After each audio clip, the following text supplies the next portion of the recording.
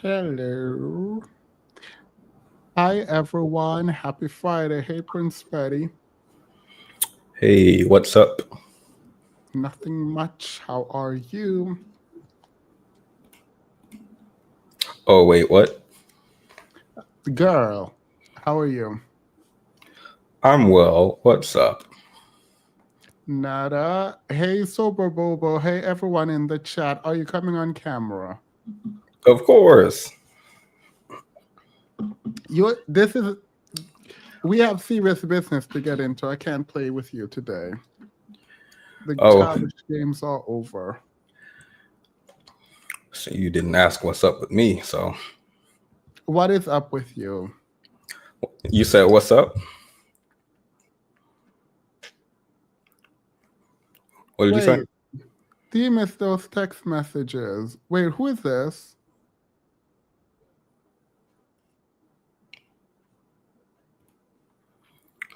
Oh, no. Did they find my text?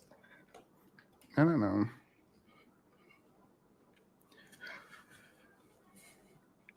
How are you? No, it's like specifically what's up. It's a Black American thing. So we greet each other sometimes, and instead of saying hi or hello, we'll be like, what's up? Oh, Sometimes we'll say that to each other and whatnot. got it. Um, have you? Oh, they meant the Halle Bailey text messages. Before we get into what we're talking about, have you been following along with the DDG Halle Bailey thing? Yeah, I saw some stuff. Oh. Any thoughts? Are you coming online? I just feel like you haven't. Camera. Sorry. I just feel like you haven't asked me what's up. I Nothing did else. ask you. How are you? How are you and what's up are different. So it feels like you're rejecting my culture. What's up? Oppression is up.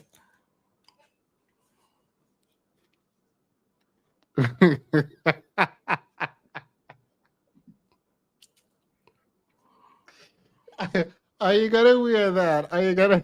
Are you, are you, are you gonna wear that? Yep. Period. It Our looks fist nice. should be up. That's what's up, Mm. brother.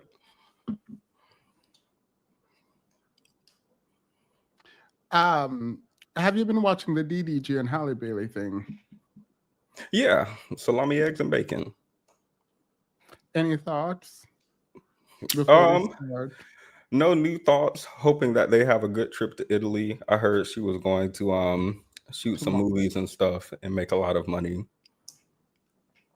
with her baby. Yeah, I tomorrow. I'm gonna. I think I'm gonna do a live stream tomorrow. On it. I feel like I'm gonna do a. Hello, my brother. Just moving up the letter board. Period. The leader. So I've seen a little bit of discourse. I know he filed some stuff that was rejected. So That's all that matters. that's all that matters. Yeah. Do you want That to talk whatever about the he stuff that filed was got rejected? rejected. One small thing. It is strange to me. For me, it is strange for me to see someone go 3 years back to highlight text messages to say that a woman is unstable and therefore incapable of taking care of the child, but only doing it now in response to her filing. And it is in like I think it's kind of insane to watch people in the media point out, oh, he's afraid for his son. He's afraid for his son. He's trying to protect his son. It's like, is he though? Because y'all are liars. Yeah, I feel like y'all are liars, and you know you're liars. So like, I don't know how to engage. I don't know how to engage with people who are just straight up lying to us and to themselves. I'm reserving my full commentary until I read everything. But from what I did read, it didn't match the discourse I was seeing because it looked like um, if you think she's mentally unstable 3 years ago, um, and she's telling you in the text to take the baby, for example, and you don't, and this is your evidence to the judge today. If you are repeating exactly word for word what I just said, I'm gonna have a problem because that meant you did not hear a word I just said. Look, maybe the hat's tight. Wait, were you literally gonna repeat word for word what I just said? Say, how would you bring it up now? When you could have brought it up 3 years ago if you care about No. the safety of your child. No, that's not what I was going to say. All right. I was going to say this feels like not good evidence that you want custody. Like someone was wanting to give you your child and you said no. You're bringing this up 3 days before she's flying out. This seems retaliatory, not like a legitimate plea for custody. And even if it's not retaliatory, actually, is that different from what I was saying? You did say that. I did hear you say, but even if this isn't retaliatory, my thoughts were that he filed this, and I thought it was going to get rejected. I didn't think he filed it in retaliation. I actually thought he filed it because he knew that it would get headlines. I didn't know if there was going to be any legitimate evidence in it once I looked through it or anything like that. I just thought he wanted the headlines, like when Shannon Sharp came out and said, "Oh, she's an OnlyFans model and she wanted it, and look at all of these nasty messages she sent." I think he wanted more to do something publicly to slander her image and say, "Look at how crazy she is," more than he actually wanted evidence in the courtroom. So I'm with you. I agree. I do Grand Rising Kings, Kofi Thoughts, and Incense Dream. And period. Kofi. How do you say it? Kofi or Kofi? Is it Kofi? Yeah, it's Kofi. All right. So I will do a live stream tomorrow on I think on DDG and Holly Bailey. I really want to get into that. Any final thoughts on that before we get into how we can help men and the fact that men are in need and crying out? I did a PowerPoint, but it got corrupted, and I should have kept updating the Google Doc, but I started doing a PowerPoint, and anyway, any final thoughts here? Nope. All right. Well, good luck, Holly. Go overseas and dip it in Zoet. And DDG can go, I don't know what he can go do, but like whatever he was doing, he can continue doing it. whatever he was doing, he can go back to doing it because anybody got time. Is he defending himself or does he have a team? Do you know? Is he defending himself or does he have a team? What do you mean a team? He has a team of lawyers. Okay, yeah. Given to him by Aiden Ross, apparently. Oh, Your Honor, look at her reaction to my abuse. Clearly, this woman is unfit to be a parent. It's a wild defense, I feel like. It is a wild defense. In a court of law. It is a wild defense, but not only is it wild, it is the way, for me, every time something like this happens, I'm very taken aback. I'm usually taken aback by the way that the audience and the public generally consume and like engages with it.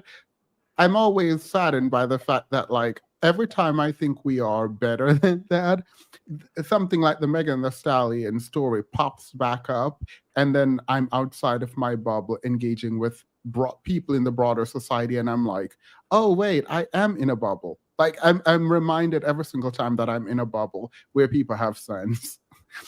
Because outside in the real world, they don't have sense. And I know they're wrong. I know they don't have sense because they don't come back and they can't defend their argument when challenged. For example, Megan Thee Stallion. When someone says, oh, Megan lied on Tory, Kelsey's the one who shot Megan and Megan is lying on Tory, I'm like, all right, either you're saying Megan do not know who shot her, which is your best argument, or you are saying that Megan knew that a woman, her friend, shot her. They were fighting, and she decided to send the person who was trying to protect her, because that's the argument. Tory Lanez was trying to protect her, and so he sent the protector to prison.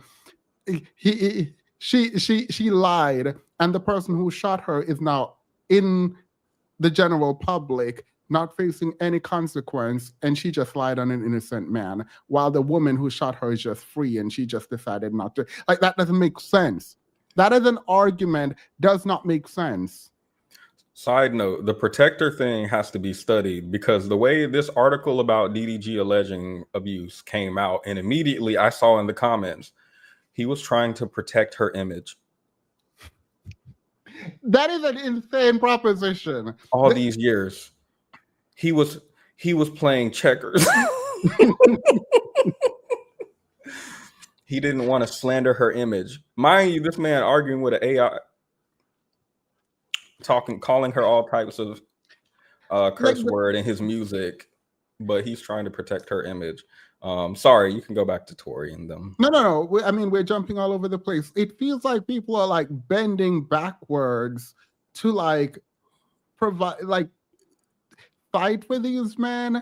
And I think this brings us squarely into bell hooks. I think this brings us squarely. Your title diabolical. I think this brings us squarely into discussing bell hooks. So let's hit the intro, come back, and let's talk about bell hooks and the will to change and Black men and men generally, and the fact that apparently feminists aren't doing enough to help men, because feminists were too preoccupied with themselves. And bell hooks believe that the problem with feminism is that it didn't focus enough on men. And this, by the way, this book, The Will to Change, is why men consistently cite bell hooks, men who read. But let's do it.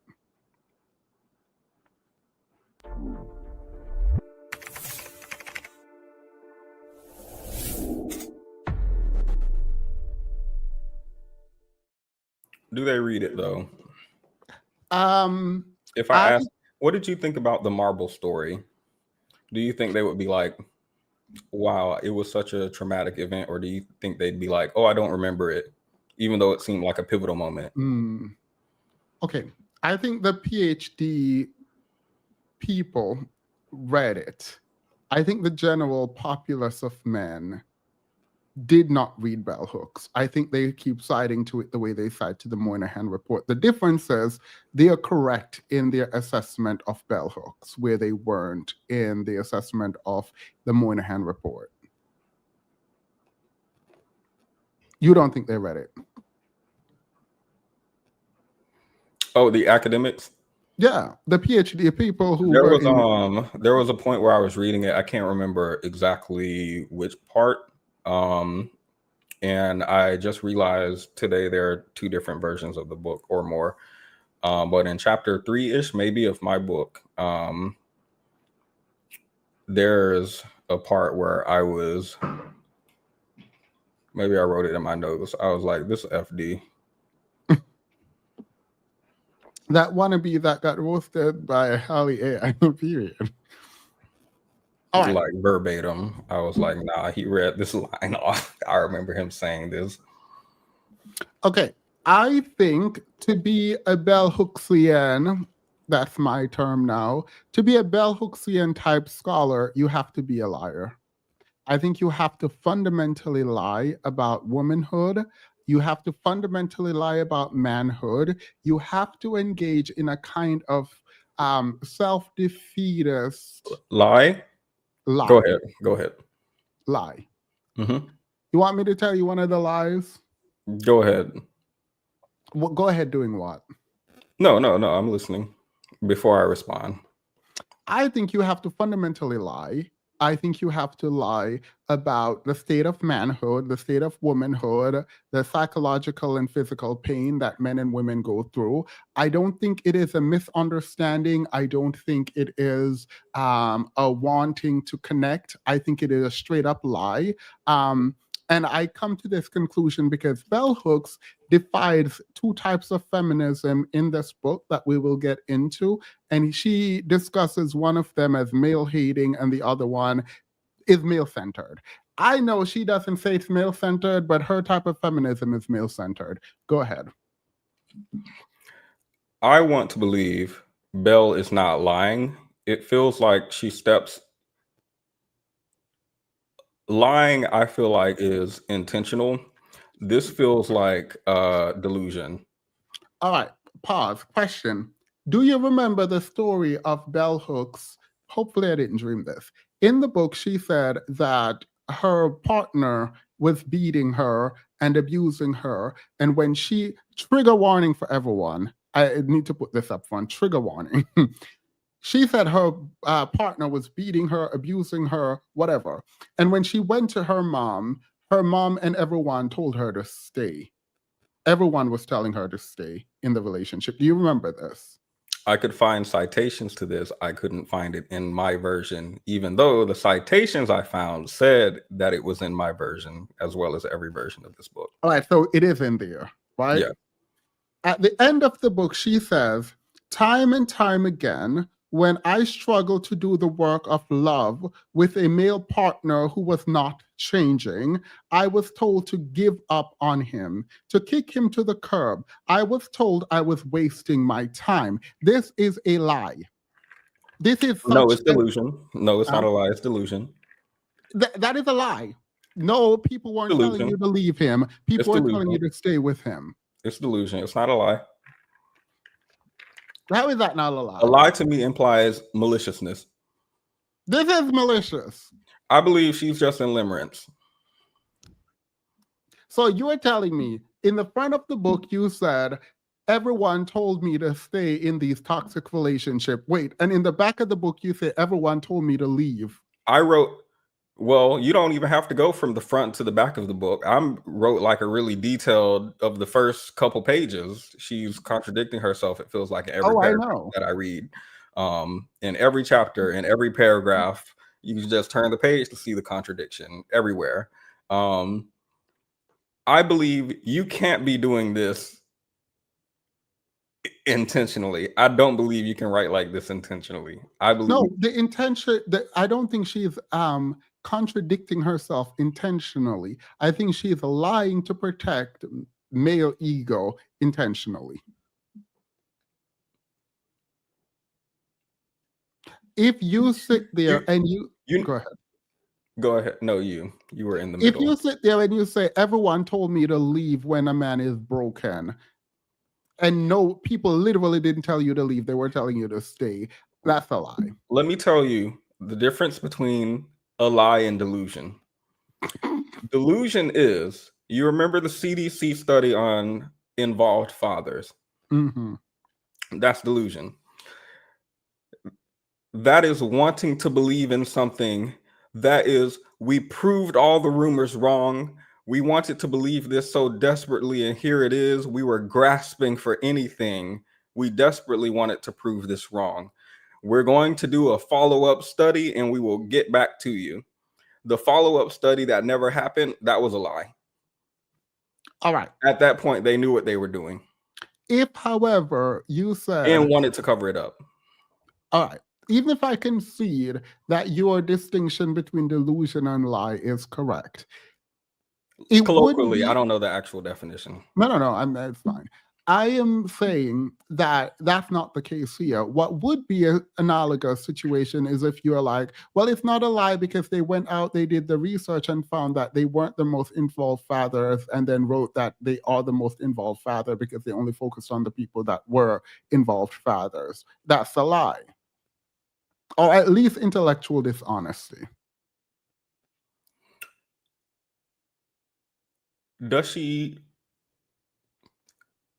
Do you feel that there was a lack of citation? Yes. Empirical rigor, yes. And an over-reliance on anecdote. Yes, she overly relied on anecdote, and then she contradicted her anecdote with her own anecdotes, which is insane to do. I believe, had there been more research and data in this book and we got the same result that we got, I believe this would be intentional lying. But because it was anecdotal, I believe So she you're leaned saying heavily I into can. theory. Mhm. Sorry, I cut you off. I didn't mean to. I apologize. Go ahead. I believe she like over relied on theory. And because of that, she can get away, in my mind, with delusion. Her first statement is every female wants to be loved by a male. Okay, also, one of my critiques was I believe she is taking her own personal experiences and she's generalizing for every woman. Let me see the exact line that I wrote. Because it was a bar. It was actually a bar. It was actually a bar. I wrote something that someone said to me when I was a child. You skipped ahead. I thought we were going to go from chapter to chapter. Oh, And we we're were going to gonna... go from this is we can go back to the first chapter. We can go chapter by chapter. No, this is important. I have to find this. I have to find this one line because it was important. I don't know how to search a Word document. I'm quite embarrassed. While you are searching your Word document, let me say this. I don't think this was well-meaning. I don't think this is well-intentioned. I think this is projection. That's projection. I think this book I do. is a way for her to address the feminists who called her male-centered and male-identified. Agree. I think Bell Hooks got mad because one of the things that she does in this book is she drags feminism for filth. But not all feminism, right? A reformist feminist, she drags. But what's the other one she called? Transformative feminism. Let me find this. This is very annoying to me because if you have a problem, take your problem out on the people you have a problem with, but don't write a book talking about how feminists should do the deep work to get men to become softer and kinder while you're telling them that men don't read. That's what she said. She also said that men aren't engaged in the work and men won't provide space for other men to talk and engage. So the implication there is that women need to do it, while also saying men don't listen to women, men don't like women, men don't love women, men want to dominate women, and that men are broken. And the reason men attack women is because they're broken. And if you can learn to forgive these men, you can learn to love these men, and you can love these men back to wholeness. Absolutely not. Absolutely not. Nope, nope, nope, nope. She called them man-hating feminists. That's the phrase I was looking for. Man-hating feminists. Did you find it yet? Did you control find? Yeah. So let me see. Belle starts by saying every female wants to be loved by a male. She includes gay, straight, bi, celibate women. She says hetero women want the love of a male partner, emotionally starved female. She used the word female a lot. Are seeking, she uses male too, so whatever. But are seeking male love. And Belle, I fear this is a self-read. I fear. I remember reading this Facebook post growing up, right? I remember this very vividly. Speaking of Facebook, I got this puzzle. I can't wait. Get to the book. What are you doing? This is called Bold and Brash. Okay, more like belong in the trash. Got it. Got it. But this post, I remember this very vividly. This man wrote something like, "Don't act like we wasn't all boo-booing in the shower and stumping it down the drain growing up." And he said it so confidently, as if we were all going to chime in and say, "Oh my God, yes, that's how we were all just hiding that and afraid to say it out loud." I think that's how Belle talks about feminists and feminism. Bell Hooks is male identified, centers men, wants desperately love for men and to be like to have her feelings reciprocated, and she assumes that all women feel this way.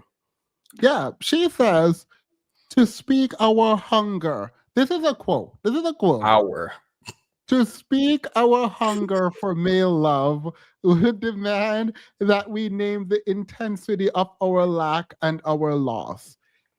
The male bashing that was so intense when contemporary feminists first surfaced more than 30 years ago was in part the rage cover up of the shame women felt, not because men refused to share their power, but because we could not seduce or entice men to share their emotion, to love us.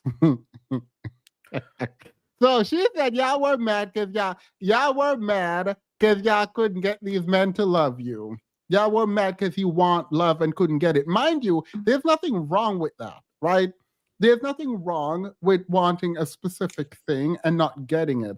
What she's saying, though, is that all the abuse you feel, the subjugation you feel, the lack of rights, you did not have access to your rights that you did not have access to. She's boiling that down to your rage is because of lack of love.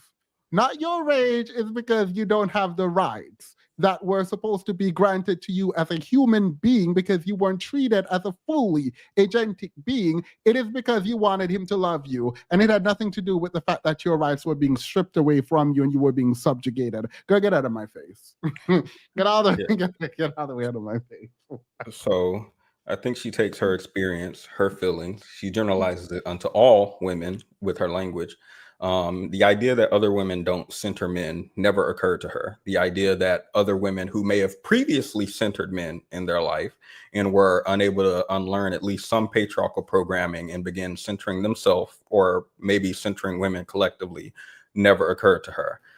She speaks as if females are scared to speak out about their love of men and their fear have fear of being mocked or pitied or shamed for their their thirst for men. Like the language she uses, I mean, it's not descriptive, but it is thirsty. She's lusting, I feel. And Wait. You know that thirst you just said? I have to read another part because you just said the word thirsty. And I have a note here, but I won't tell you what my and note it bothers is. me how we are all women. We just won't admit that we all thirst and lust for. Go ahead. Oh, sorry. Yeah, no, that's it. But that quest is really satisfied. Usually, rage, grief, and unrelenting disappointment lead women and men to close off the parts of themselves that was hoping to be touched and healed by male love. I'm not sure if it's in this book. Does she talk about because I read some other of her work. Does she talk about her husband and like their sex life in this book? Not in detail. Okay, I read some other stuff and I feel like this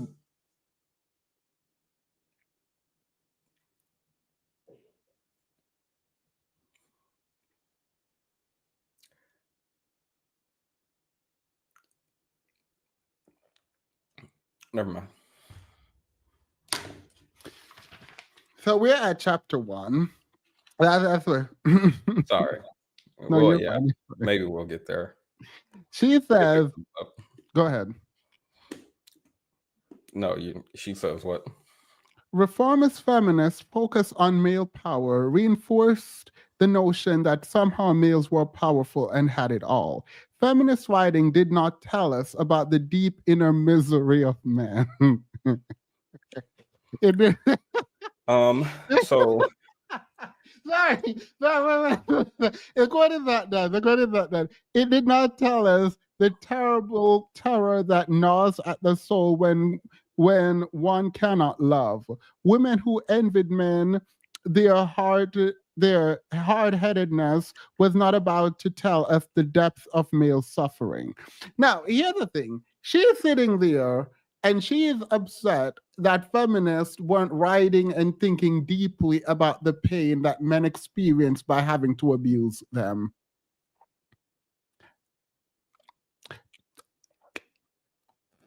The feminists who are writing about women's subjugation, abuse, and lack of political, social, and economic power didn't write enough about the abuser's mental state for you and their inner suffering for you.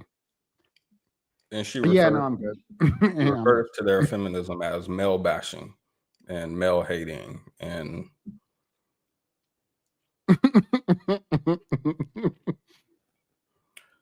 I didn't say it earlier, but when she says male bashing, I'm thinking feminists who historically have fought for like women's liberation, right?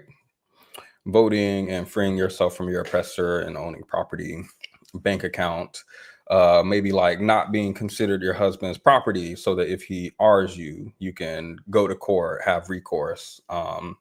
And in contemporary times, maybe equal wages. I'm not sure what time period she's thinking about specifically when she's detailing all of this, but gender-based violence, it looks like, our culture, other things. And she reduces this rage that women rightfully have at their oppressors as male bashing. Yeah. Am I listening to the manosphere? Right. At this point is my thought. Does No, Bell? Mhm. that is profoundly the problem. Like, I think the reason men hold so dearly to bell hooks and cite her so easily without explanation is because she speaks to the kinds of anger they have and perpetuate within the manosphere. I actually do believe there, I shouldn't say that. I think if the manosphere men really want to go in, they would start reading bell hooks. I can say that because I know they're not about to read. And they would, if they did, they would have arguments for their disdain. And I think what upsets me, does Bell Hooks, I have not read all her work. Does she believe that Black people who complain about, I don't know, a system of white supremacy, for example, and that they live in, and the white people who are all too happy to uphold it or have no interest or urgency in changing it, do she call the Black people who complain about this like white people bashers?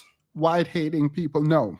No, no, no, no. That's the only time in this book, actually, I forgot what chapter, but I'll get there, where she juxtaposes, well, she explains first that the white patriarchal power is bad and we can fight it and all of that. And it is interesting because she can see white supremacy and the issue without telling Black people that they need to cuddle and care for people who are racist. But she cannot do the same thing as it relates to patriarchy. And I find that very interesting. That's a note that I have somewhere at the back of the book, though.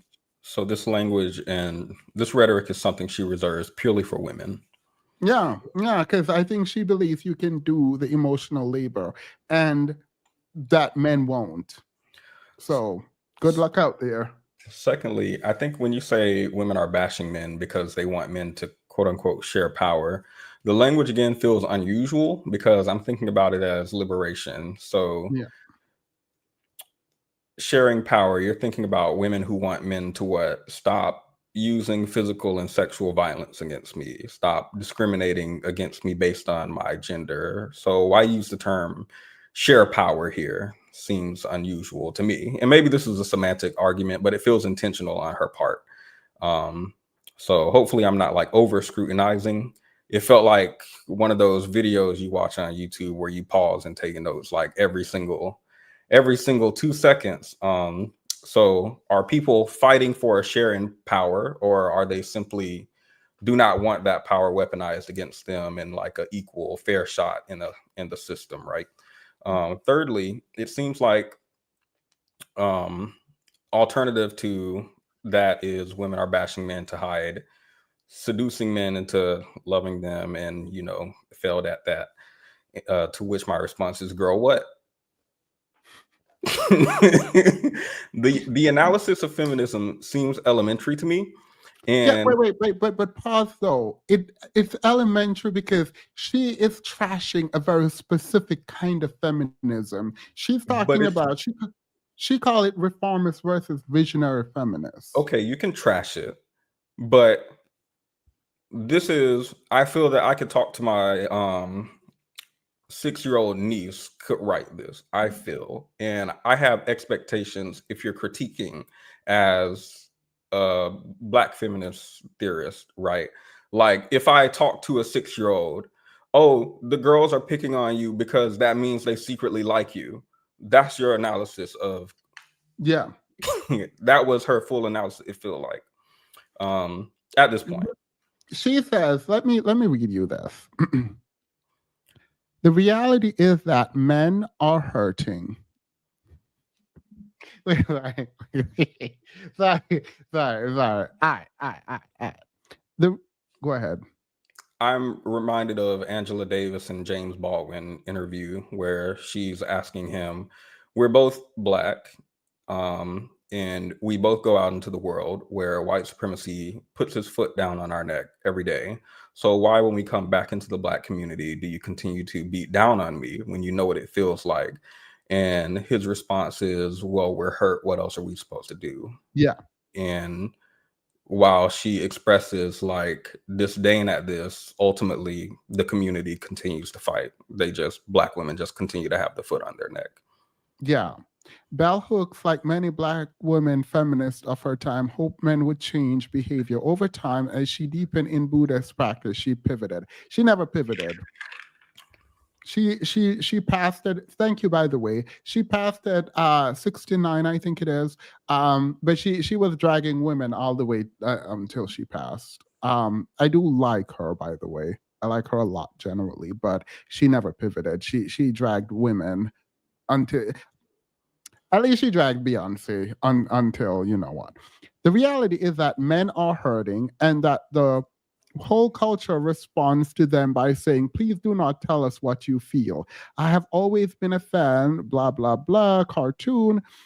He never talks about his feelings. And the women who can see the future says, at 2 p.m. all over the world, men will begin to talk about their feelings, and women all over the world will be sorry. I think I wrote about that too. I was like, I could put this into Chat GPT and have Myron Gaines' voice read this out and tell me this ain't it. Put that sad music behind it that they be playing on the Manosphere TikToks and tell me this ain't just. Yeah. Women don't realize how much men hold inside every day. She says, we construct a culture where male pain can have no voice, where male hurt cannot be named or healed. Who is Who we? is we? Who is we? Who is we? Because I wrote, who is we? I remember, who is we? Who's like that analysis?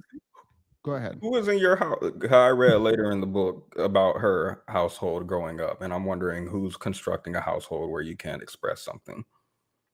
She said when men work to get in touch with feelings, no one really wanted to reward them. Reward them with what? Oh, wait. Reward them with what? How are we gonna reward them? Why we should reward them for feeling things? Sex. I remember this because she was. I don't know if this is the same chapter or not, but I do know in one of the chapters she was talking about how women don't want to deal with male pain if it interferes with female desire. Yeah. And I was wondering, okay, when was this? And then I wrote some rude stuff about her and her father and her partner, which I won't say out loud actually. But what I will say is she says that they're not rewarded for getting in touch with their feelings. And men who express their feelings are labeled attention seekers and trying to steal the stage and blah, blah, blah, and some stuff like that. And I wrote out what my guess is. And this is my guess of what she's saying when she says they're not being rewarded. And the feminists are saying these men are just seeking attention when they try to express their feelings. All right, let me set the stage. The feminists are all on TikTok, right? They're in a big live stream, like 9 of them. They're all discussing why they would choose the bear over the man.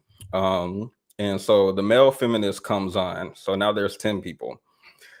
Oh my God, girls, when you choose the bear over the man, um, it makes good men like me, good feminist men, upset, and it turns us away from feminism.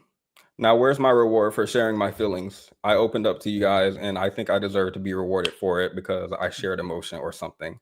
I'm not in the room for the conversations that Bell Hooks described, but if her work's anything to go by, I think she sees women having conversation about their grievances with men. She perceives this as male bashing. The quote unquote good men, the male feminists come in the room, and instead of like being reasonable people and saying something like, oh, it's completely reasonable for you to mistrust men when there's nothing historically or in present time that men have done to warrant your trust collectively. So while I consider myself an exception to your critique, I don't dismiss it. Instead of saying that he feels butthurt that they would dare critique men at all, he chimes in with a not all men, and Bell Hooks side with him. Okay, I don't agree because Bell Hooks told a story right after this, and Bell Hooks said, I know that y'all other women don't want to listen to men because when I brought my partner to therapy with me and he started to talk, I shut down and said, I don't care.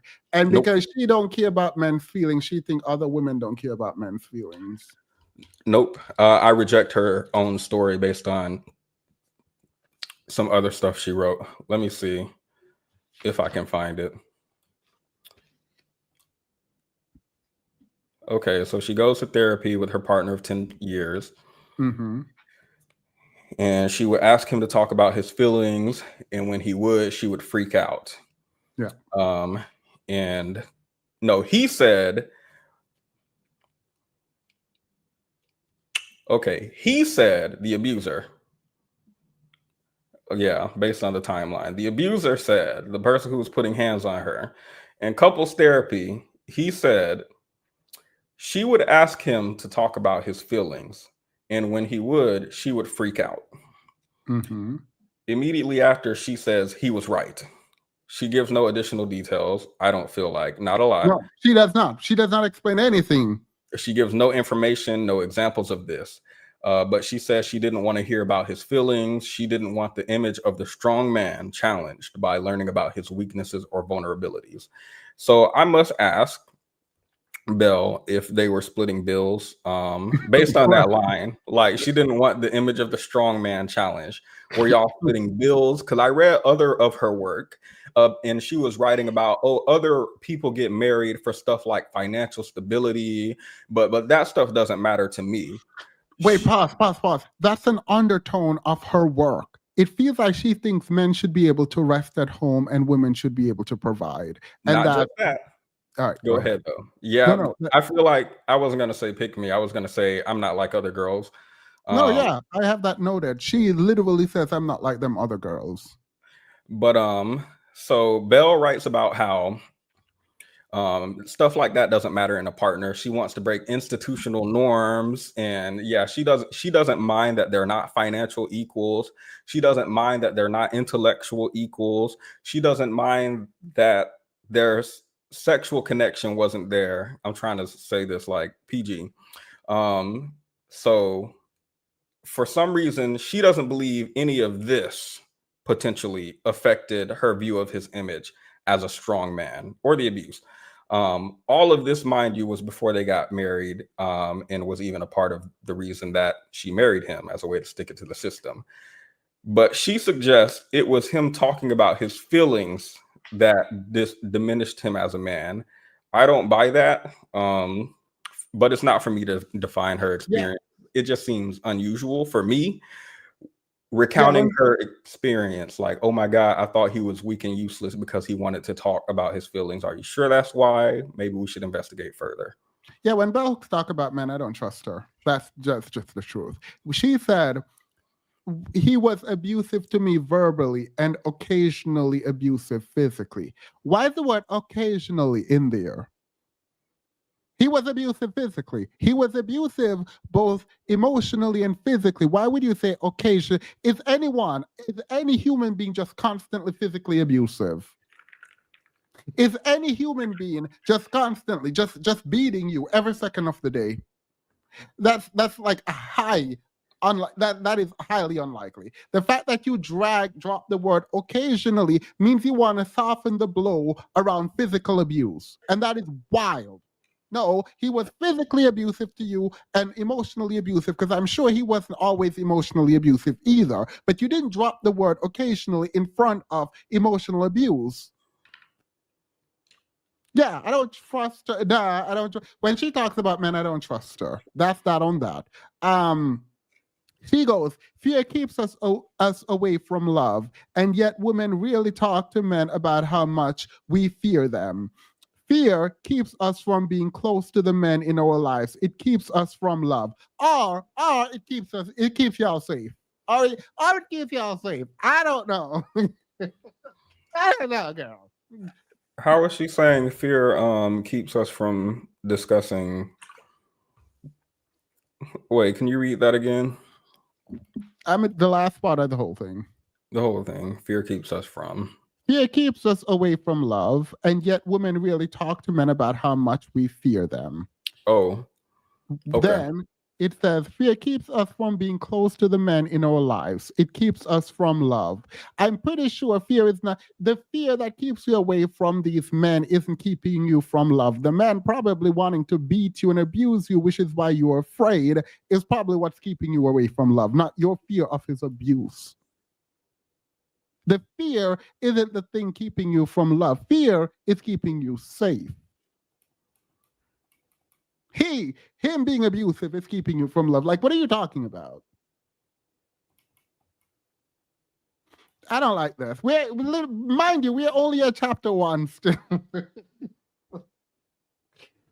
We're still only at chapter 1. Page by page, we're only at chapter 1. Men who love, often hide their emotional awareness from other men for fear of being attacked and shame. But you want women to not be fearful and go forward to the men to love them, while men also fear other men because they're going to get attacked and dragged. But you think women should go to men and not be fearful of the abusive men.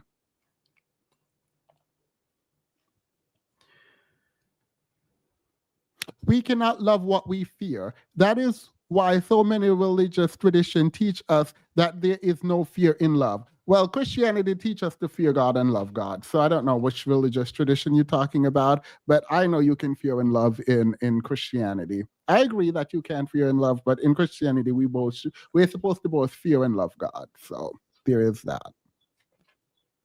Sorry, you want to respond to anything? Oh, I saw that line and I was like, oh, she's religious, I feel like, based on that line. Well, otherwise, why would you say religious? She said, men I have met while traveling and lecturing is that men want to know love and they want to know how to love. I think they were just trying to get you in bed. Like, this reminds me, I read a poem about this girl, and she was talking about how she got swindled into bed by a Black activist, and he was a smooth talker. I want to know how to love. You want to know what she said after that paragraph? No. That I had to close the book off for. Go ahead. Like, I had to shut the book for a second. She says, women, most of whom are not and may never be feminists, use their anger to avoid being truly committed to helping to create a world where male of all ages can know love. Women.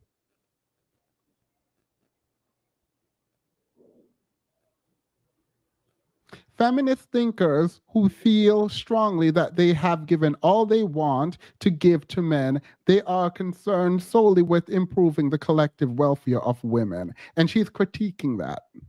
She is mad that feminists are concerned with uplifting women and not writing enough and caring enough about taking care of men.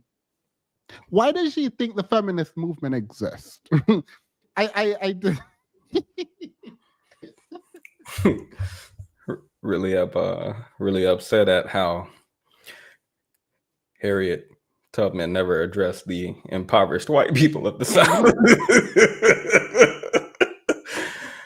Really upset me, when somebody got to think about them.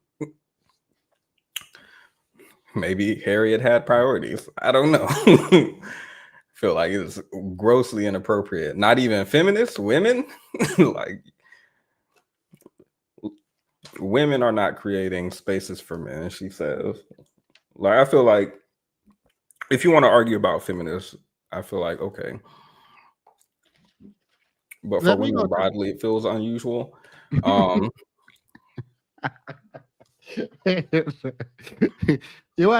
me go to the back of the chapter and then move forward. She said, we cannot do for boys and men what they must do for themselves. Right? Anyway, we need to go ahead. Yeah. No, that's exactly what we cannot. Please remember this. Actually, don't remember. I'm just going to go back to the other part of the book right now. She said, we cannot do for boys and men what they cannot do for themselves. Meanwhile, she says, to create loving men, we must love males. I thought y'all couldn't create them. I thought men had to do it for themselves, but now you are telling us to create loving men, we must love men.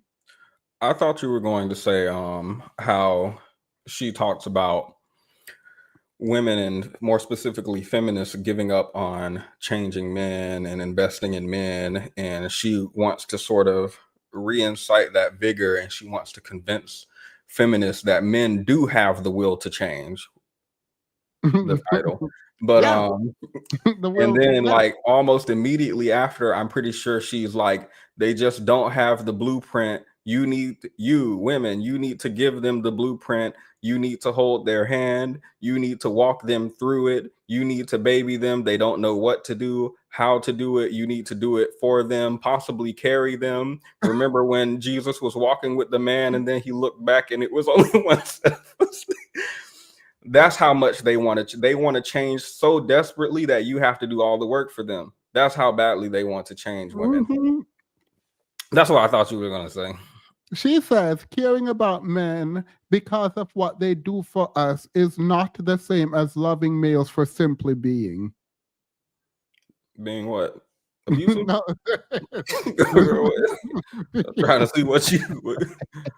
I think they do love them. I think it's the stuff that they're complaining about. If you go and listen to them instead of like walk in the room and where are the men? Why aren't y'all? Where are all the men in this feminist meeting? If you walked in and you listen, you might learn why they're upset with men, and it doesn't have to do with them being inherently men. I don't think generally, although there might be specific sects of feminists who think it's implicit to malehood. Okay, so that's what I was hoping your response was, because I actually believe that we can love people for merely being. That you exist means you have value, right? Once you're not harming people, we can appreciate your existence, right? But that's not what she meant. She actually meant men. She then goes on to say, when we love maleness, we extend our love whether males are performing or not. So she's specifically talking about men and maleness. That is it. When we love maleness, we extend our love whether males are performing or not. They do that too. She talked about it in the book. And performing what? I don't know. Performing non-abusive. Like, I'm confused at... I don't know what she wants exactly, because even at the beginning of the book, she talks about how... I'm pretty sure I wrote it down. Like at the beginning, she's talking about how feminists are tired. It's not as if they have not tried. They come to the meetings. I don't know where they have the meetings at. I don't know where y'all get together. But they come to the meetings and they talk about, let me see.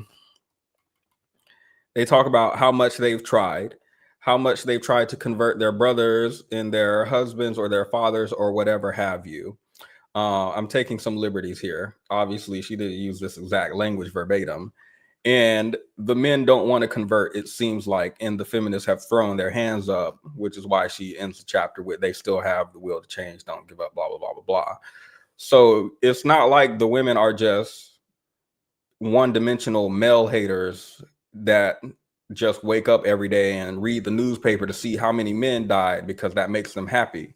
In fact, it seems like a lot of the women are probably like Belle.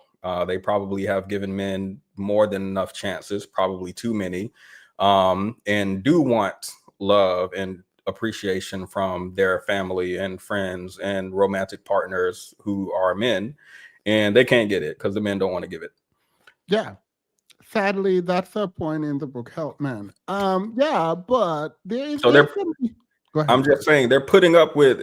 At first, I'm thinking it feels like she wants them to accept abuse.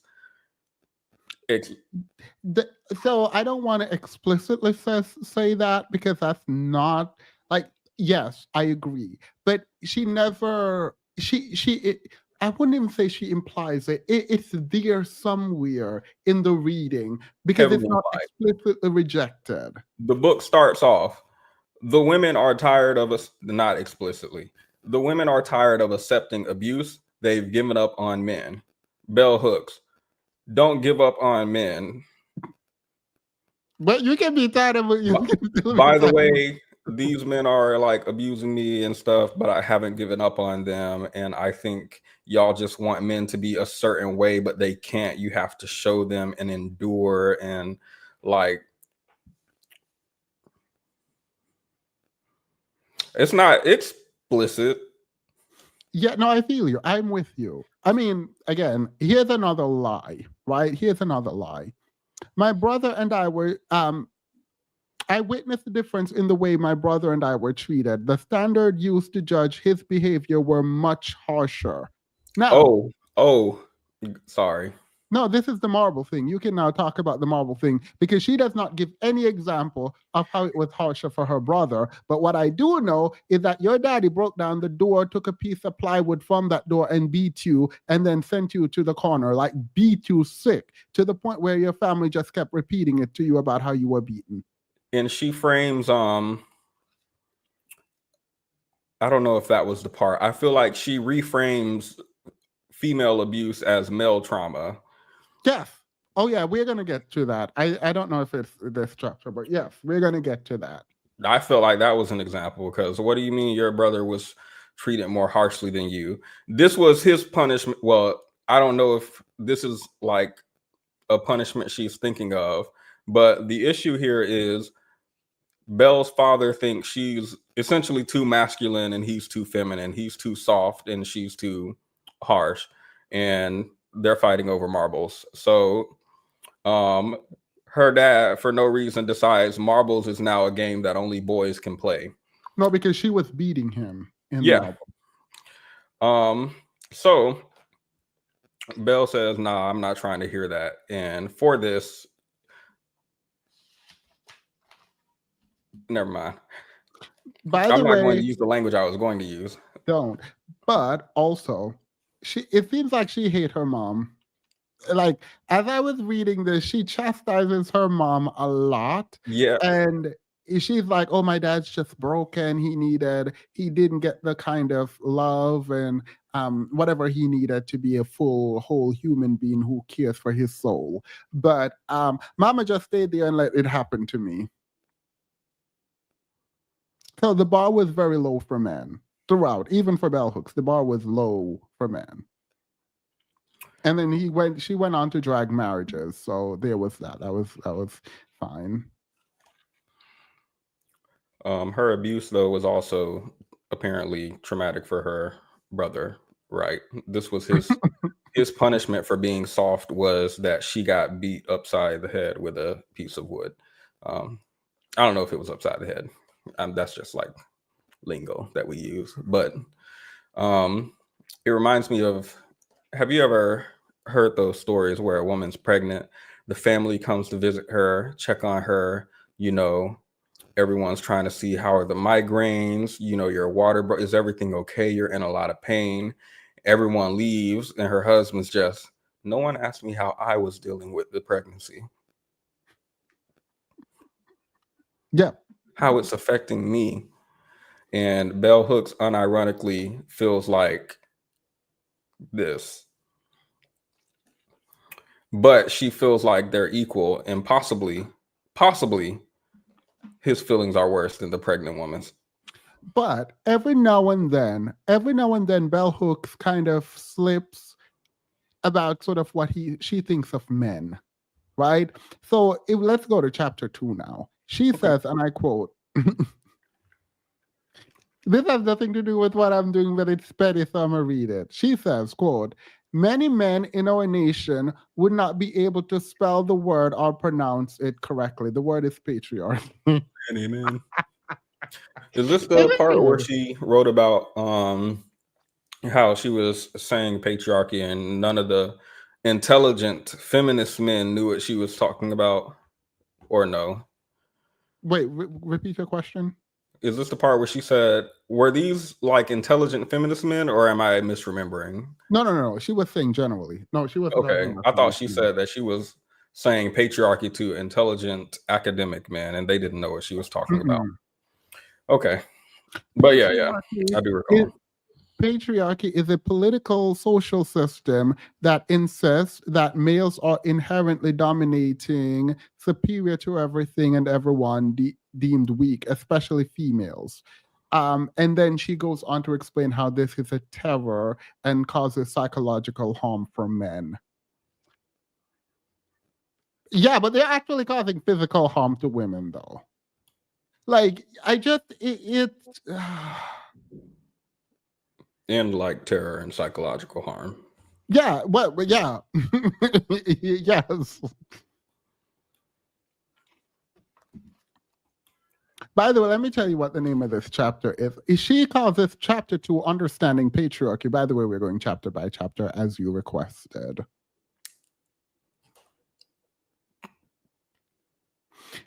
She says women are reinforcing patriarchy and that they are equal collaborators in the perpetuating of patriarchy. I'm not saying she's lying or she's wrong, but in her anecdote, which she used, she says, our stay at home mom, mind you, the word stay at home mom is not necessary at all for anything that she's explaining.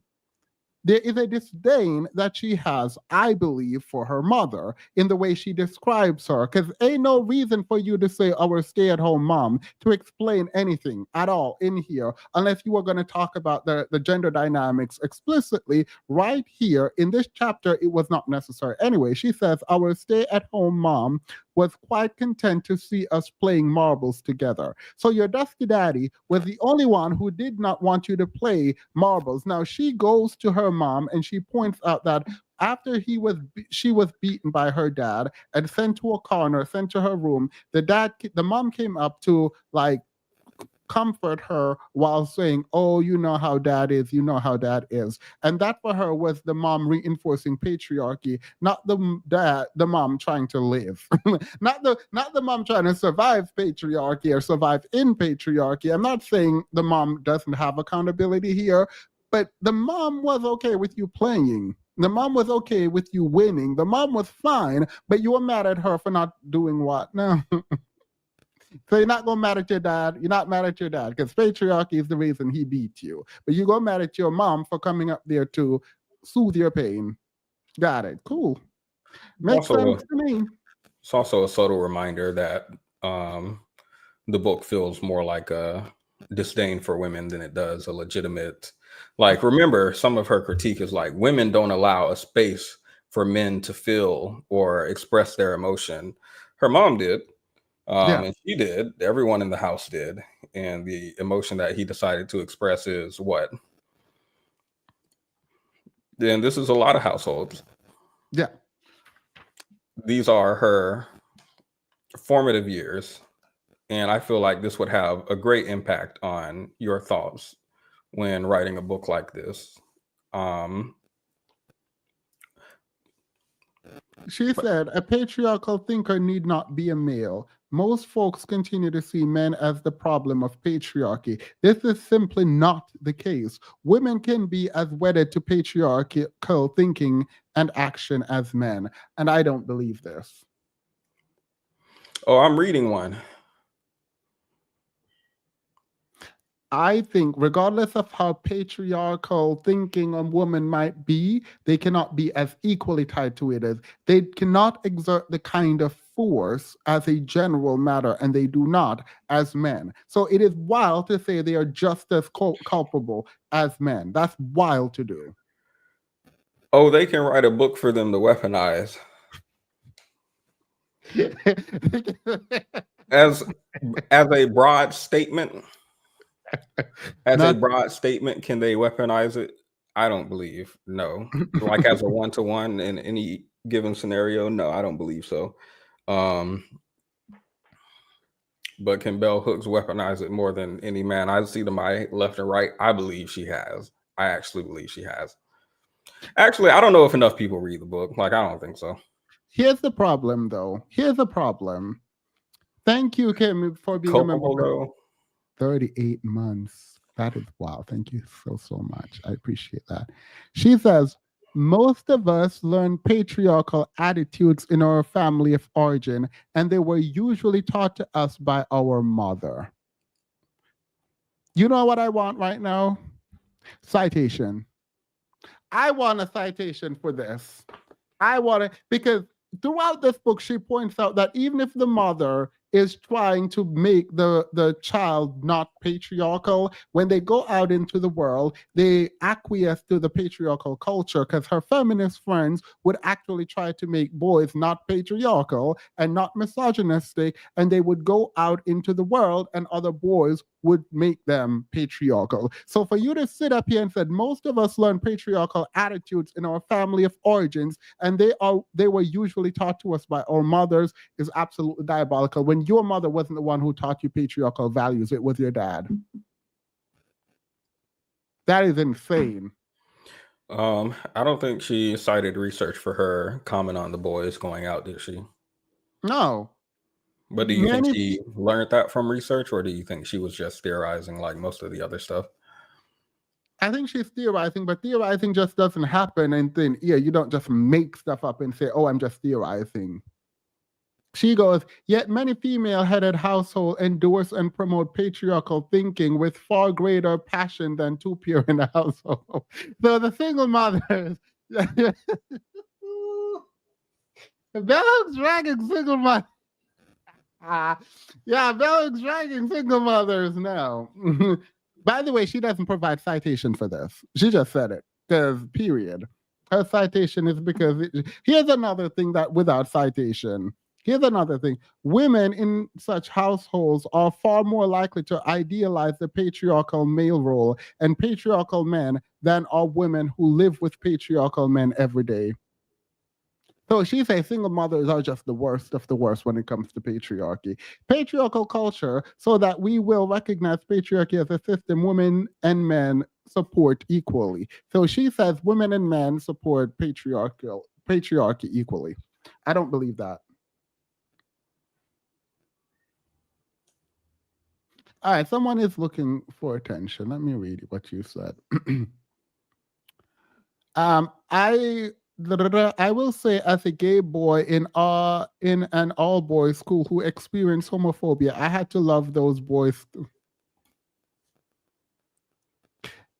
So I have an image when you say love those boys through. No, thank you.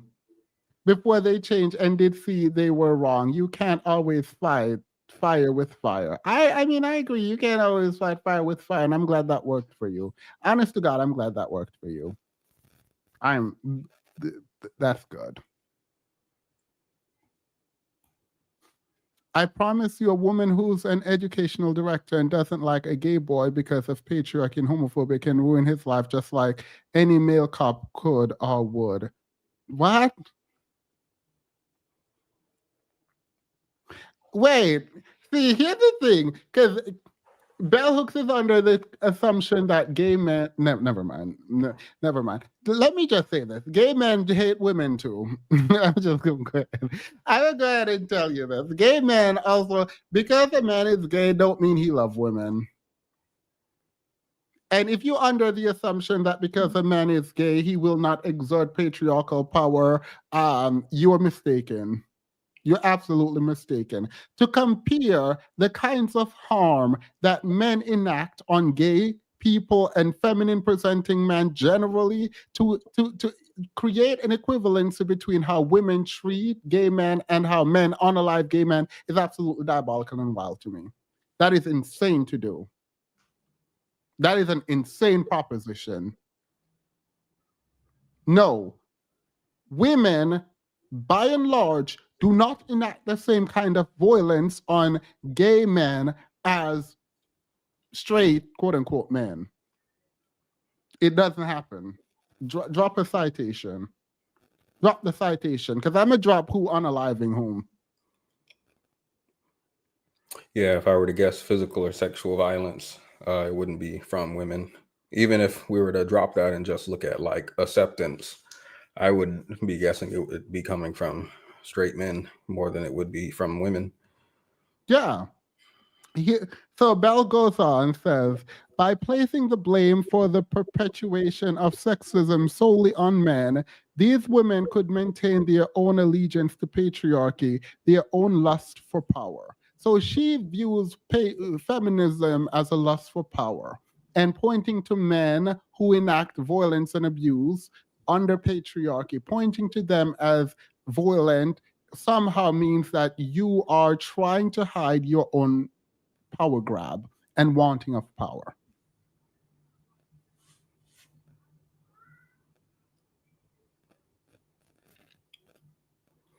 Like it's hard to take her serious. I wish she was still alive so I could invite her to an interview, maybe ask questions about this book specifically, and maybe about some other stuff too.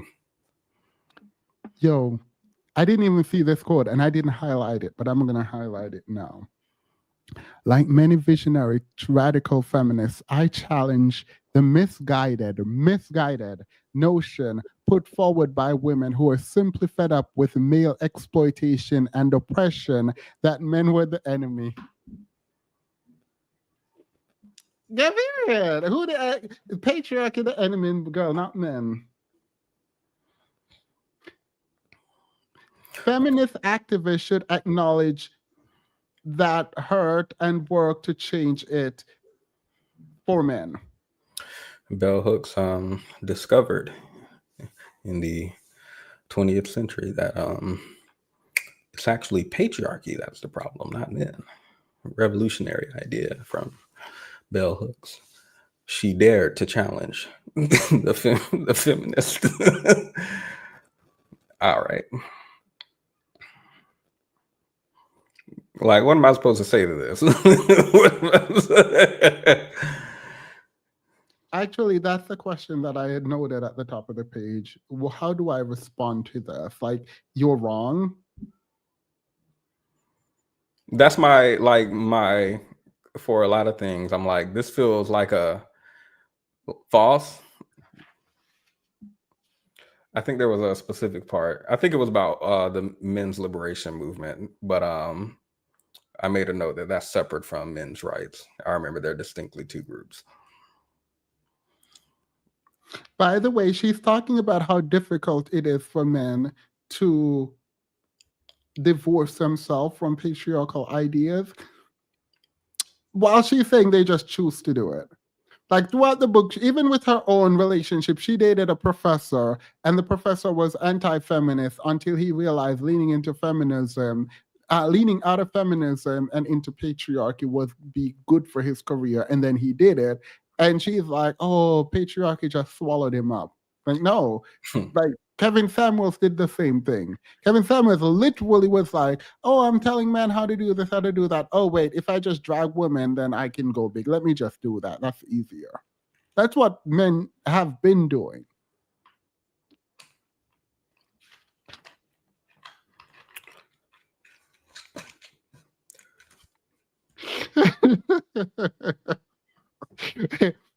Until we can collectively acknowledge the damage patriarchy causes and the suffering it creates, we cannot address male pain. We cannot demand for men the right to be whole, to be givers and sustainers of life. And that's where she messed up, thinking men are givers and sustainers of life. Give me a second. I think that. Yeah, no. Men control trees, women control fruit. Revolutionary phrase I came up with a year or two ago.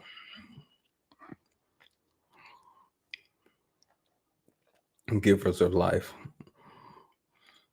We'll go and whip it out and put that life into some dirt and see what grows. Nothing.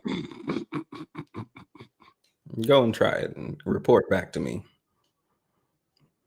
I'll spend all my life waiting for that report back.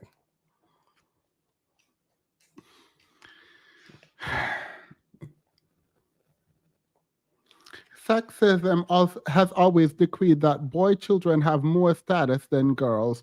Sexism has always decreed that boy children have more status than girls' status, and even the rewards of privilege are not the same as being loved. Okay. Do girls have more love than boys? Do girls get more love than boys, bell hooks?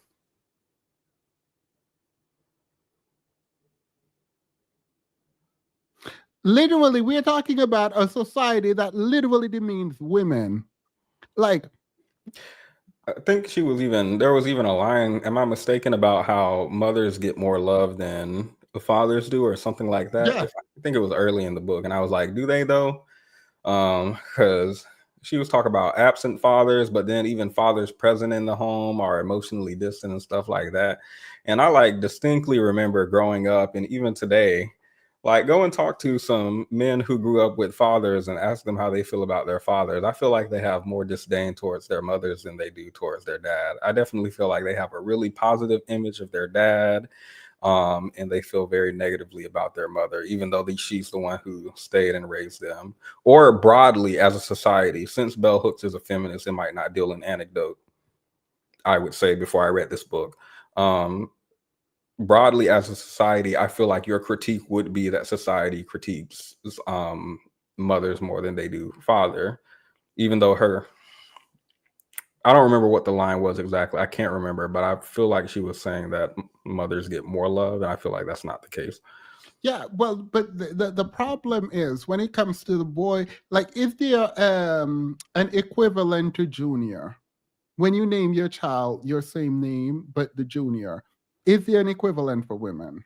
Oh yeah, the mother takes the father's last name. Yeah, that's the equivalent, right? No, he said that only makes it worse. Oh, okay. My Like bad. baked into our societal system. Like we're not talking about China and the abortion of like women, female fetus, or like women generally, or like not wanting and prioritizing, not wanting girls and prioritizing having boys. Even in America, like go ahead. No, please continue. No, I but was I was gonna ask, have you ever seen a single father, instead of having the child have his last name, put the last name of the mom on the birth certificate? Have you ever seen that ever in society? I've never seen the type of male worship in society for yeah, Bell Hooks to be speaking in this manner.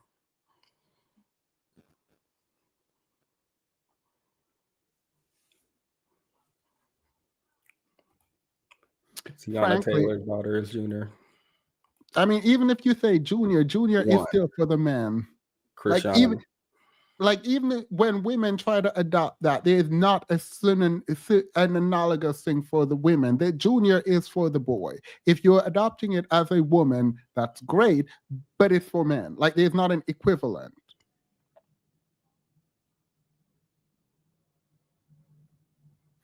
Frankly, it is difficult to understand why these men who know so much about the way patriarchy thinking damages boys are unable to call the problem by its name, and by so doing free themselves to envision a world where the feelings of boys can really matter. What Bell fundamentally misunderstands is that men do not care about patriarchy. To the extent they get to subjugate women, that is all they care about.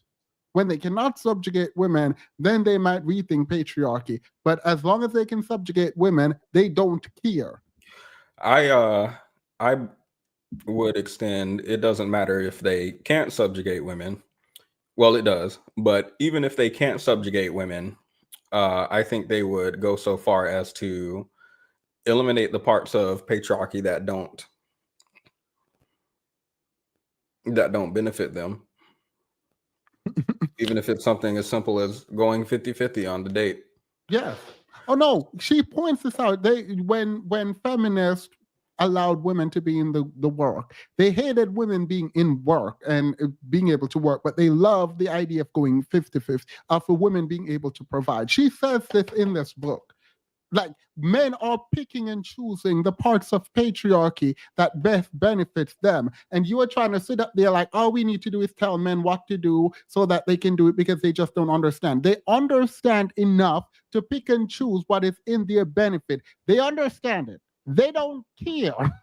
They want to subjugate women. What part of that do you not understand? You literally point out that they were like, oh, we're with feminists about sexual liberation because we get access, or we thought we would get access. We didn't know that women would become more picky around who gets access and when, and that when they sleep with you, they wouldn't just like, oh, choose you to marry. They can say, oh, wait, I don't like you now anymore, and I can move on. That they didn't, but men were pro the sexual revolution when they thought it would give them more access to women. What they didn't realize, it gave women choices in ways that women didn't have choices before. That's the first thing. The second thing is they were okay with women paying half. They didn't realize that by women getting money and being able to pay half, it means that women could probably pay the whole thing and then need you to do more for them in terms of emotional labor because they don't need your finances. That is the problem. Men are okay negotiating patriarchy so long as they are the beneficiary of that negotiation. Bell Hooks is lying. She knows she's lying, and ain't nobody got time for it. One of the tremendous failing of feminist theory and practice has been the lack of concentrated study of boyhood. Well, just because you don't open the literature doesn't mean it doesn't exist. Just because you don't research for your writing doesn't mean that there's no research out there. In fact, I would say that a lot of research is male centric and tends to not prioritize women at all in like every sector, medical, social, economic. Yeah. So, which Belle, if she were like, I don't know, a feminist, I feel would know. But Belle is like, men's rights. It's gotta be. I don't know what I don't know. When is somebody gonna do a study on men's feelings? Well, oh, she would love this. What was that Psychology Today? She would love this year. Let me see what came out. Love the video through the algorithm with a like. Can you all like the video, please? Thank you very much. This is important for men. Men are center stage now. This is for men. All right. One of the tremendous failing of the feminist theory and practice has been the lack of concentrated study of boyhood, one that offers guidelines and strategies for alternative masculinity and ways of thinking about maleness. So women should tell, mind you, she says men don't listen to women, right? Men don't listen to women, but women should expend a ton of resources to tell men how to be men, as if they're going to listen. You know, an issue I take with this approach to feminism generally, not just with bell hooks, is it feels like there's a good bit of research around men needing positive male influences to turn out well-adjusted, right? And it's also popular thought in feminist spaces that there need to be more positive male role models so that we have some sort of pushback to the big thing that is the manosphere and the red pill in the conservative space, which is, according to that, I forgot it with all the big bubbles, but it's like overwhelming compared to the blue. You said she is not lying, right? Yes.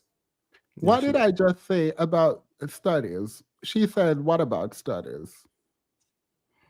There need to be more. Concentrated towards men. And what was your response? She needs to read. Because what? There are.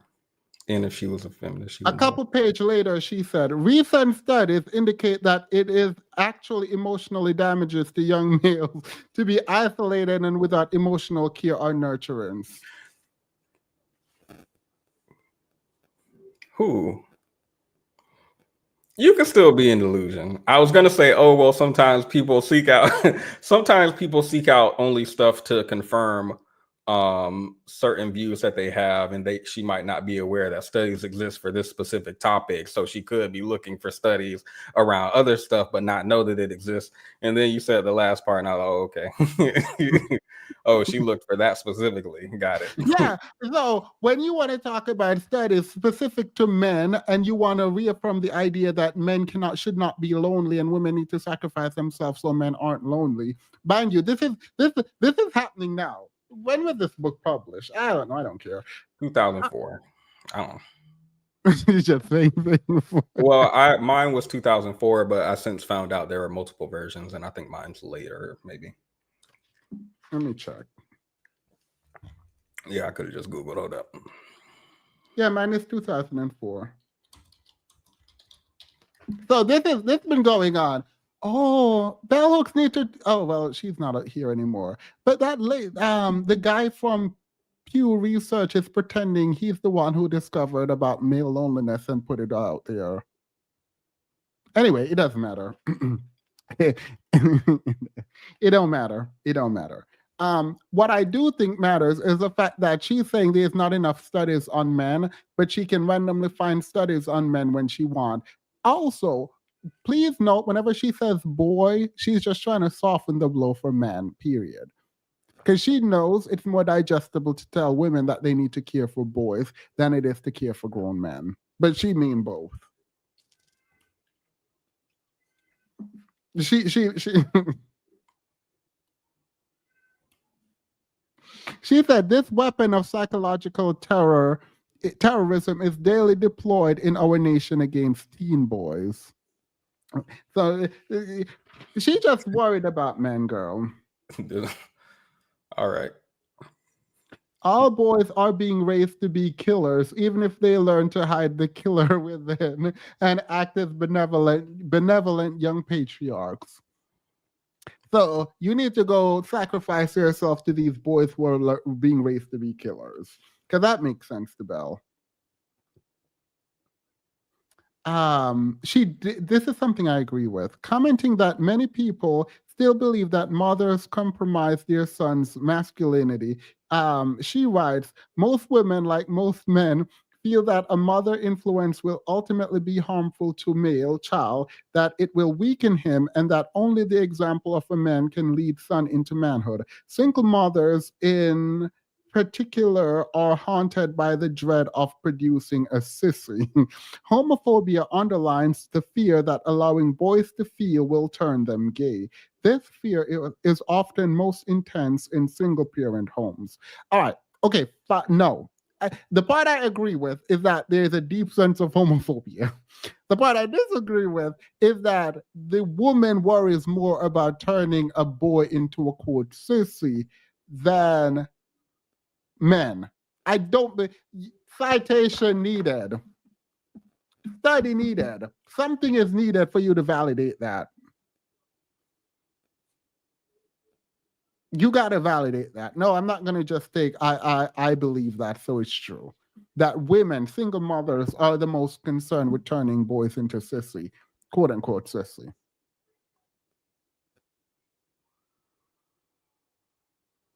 You agree? No, I think they're trying to get him in school. Maybe into varsity sports, college, stuff like that. Patriarchal fathers cannot love their sons because rules of patriarchy dictates that they stand in competition with their sons, ready to prove that they are the real man, the one in charge. I don't know where she got this from. It's just the rules. I have them posted on my fridge, actually. 3 rules. That's number 2. I mean, this sounds Freudian, but not really. Like, I don't know where she got this from. That the fathers are in competition with mothers aren't in competition with daughters, but fathers are in competition with son. I ain't never heard that in my life. Never seen it, never heard it, don't know of it.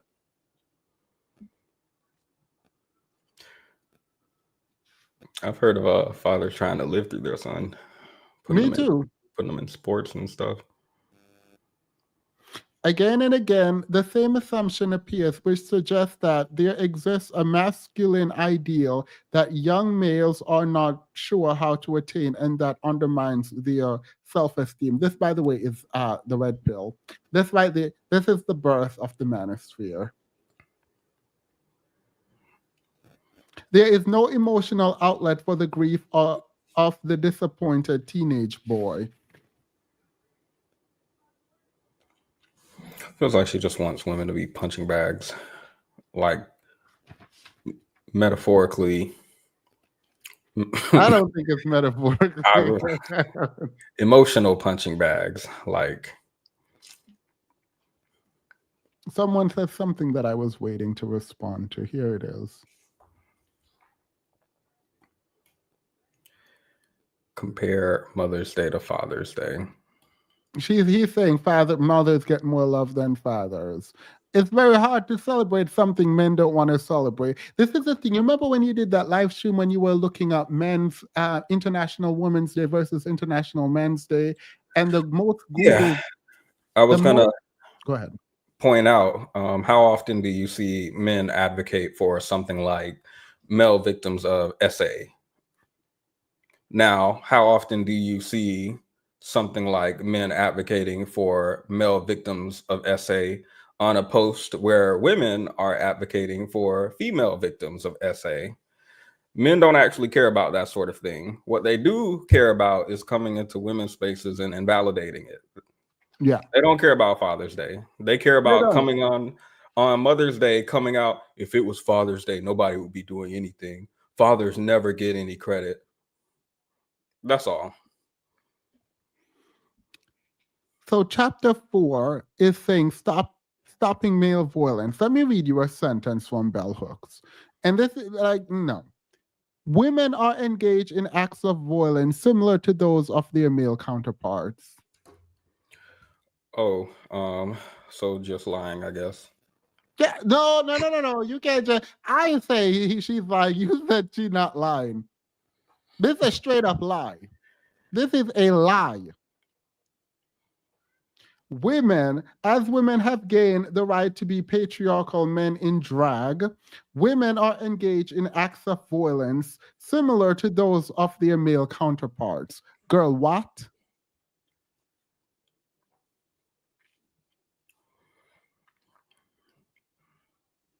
Yeah, it's creeped all the way up to, I think women are now what, like 2% of all violent crime?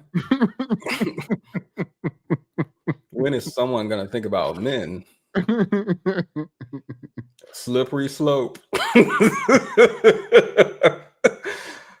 Soon it's going to be 3, then 11, then 90 if we don't do something. All because of feminists and their lack of caring about masculinity.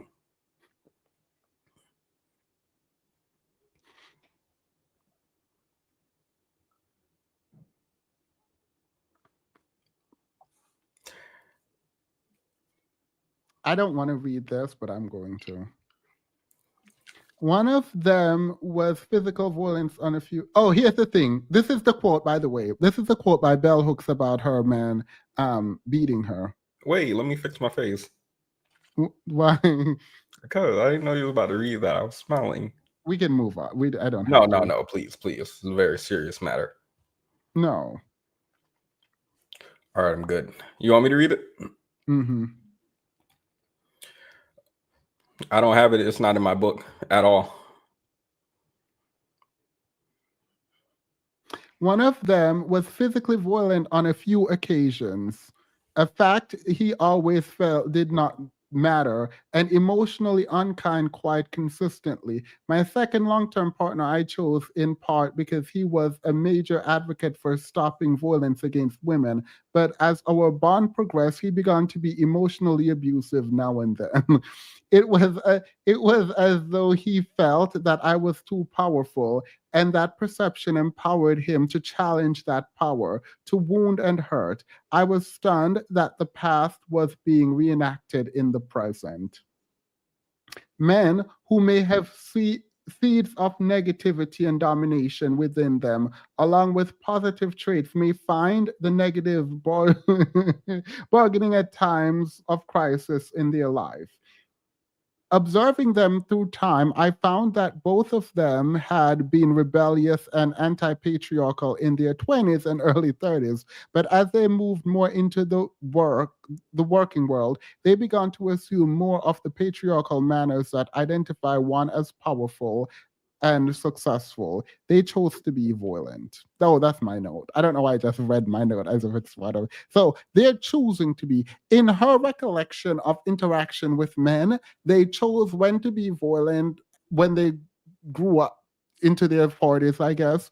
And then they chose not to be violent when they were in their 30s and 20s. It is weird to me that you are saying, oh my God, they just can't control it. It's patriarchy. Nah, they chose to do it. I was thinking throughout the book that it reads, which is why a large part of it I said I don't think was lying, I felt was delusion. It reads kind of like what I feel like is how an abuse victim writes about their abuser.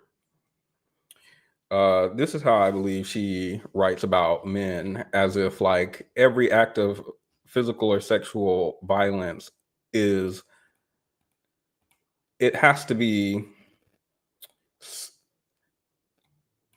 he just had a rough day, or like the world is hard and he has to put on a face for them and hide. I think there was a part where she like overtly said they have to put on this mask and they have to be this, and like maybe a coping mechanism or something like that. I can't remember what I wrote exactly. Just a long block of text. Is Vitamin in here? Level Up Single Mom. Are you here? Level Up Single Mom, your platform has 24 hours to respond to what I'm about to read. This is for Level Up Single Mom. Level Up Single Mom, are you here? Ready? You have 24 hours, actually. Contrary to popular myth, single mothers are often the most brutal when it comes to coercing their sons to conform to patriarchal standards. Single mothers are the most brutal. The word brutal is being used to compare single mother to every other person in terms of reinforcing patriarchy in men. That is wild. That actually, I'm not going to say anything. The level of single mom you have 24 hours. You got 24 hours. I mean, she wrote about her father brutalizing her, and the most memorable part about that was her feeling like her mother failed her. Yeah. A great many women stand by and be a witness to their sons' brutalization at the hands of fathers, boyfriends, brothers, and so on, because they feel by doing so they show their allegiance to patriarchy. Mind you, it could just be that they are afraid and they can't do anything about it because the man tends to be stronger than them, but whatever. No wonder then that male rage is often most directed at women in intimate relationships. Girl, what? She's saying that the reason that men beat women is because women sat aside while other men beat them while they were younger.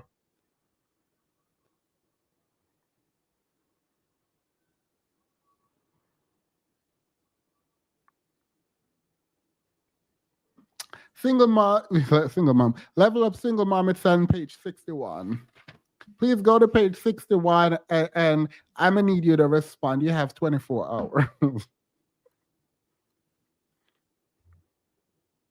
Many teenage boys have violent contempt and rage for a patriarchal mom because they understand that in the world outside the home, sexism renders her powerless. He is pissed that she has power over him at home.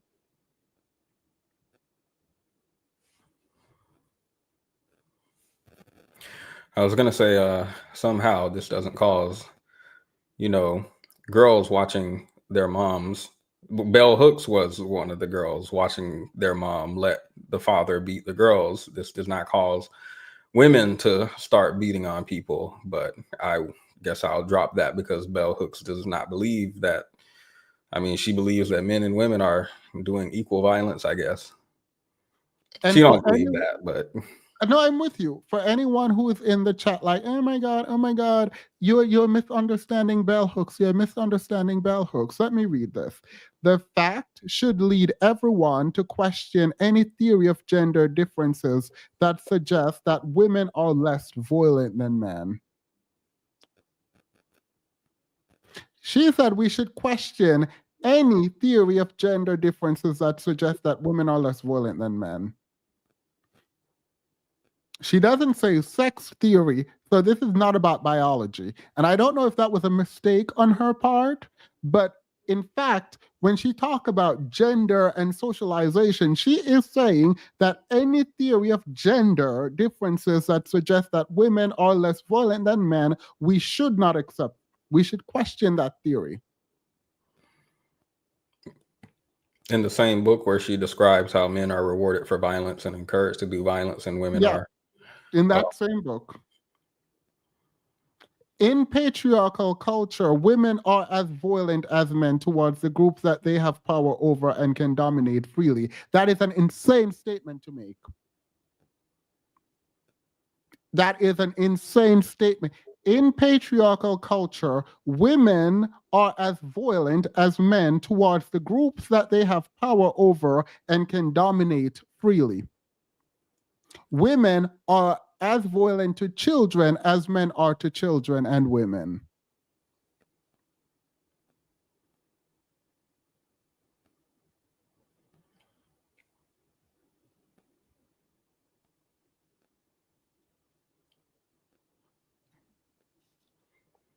Maternal sadism must be studied. However, if we are to understand the roots of adult male violence towards women, to understand the roots of male violence towards women, we have to understand maternal sadism.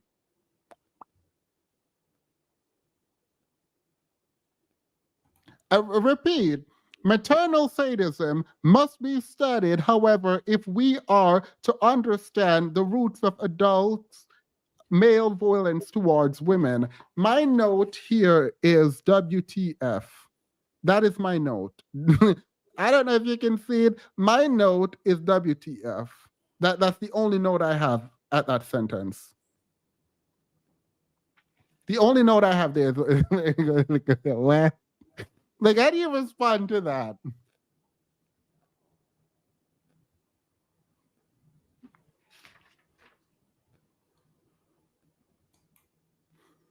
Unable to allow themselves to love for fear that the loved one will be abandoned, the love will abandon them. If the first woman they passionately loved, the mother, was not true to her bond of love, then how can they trust that their partner will be true to love? So the reason men can't love is because their mothers didn't love them.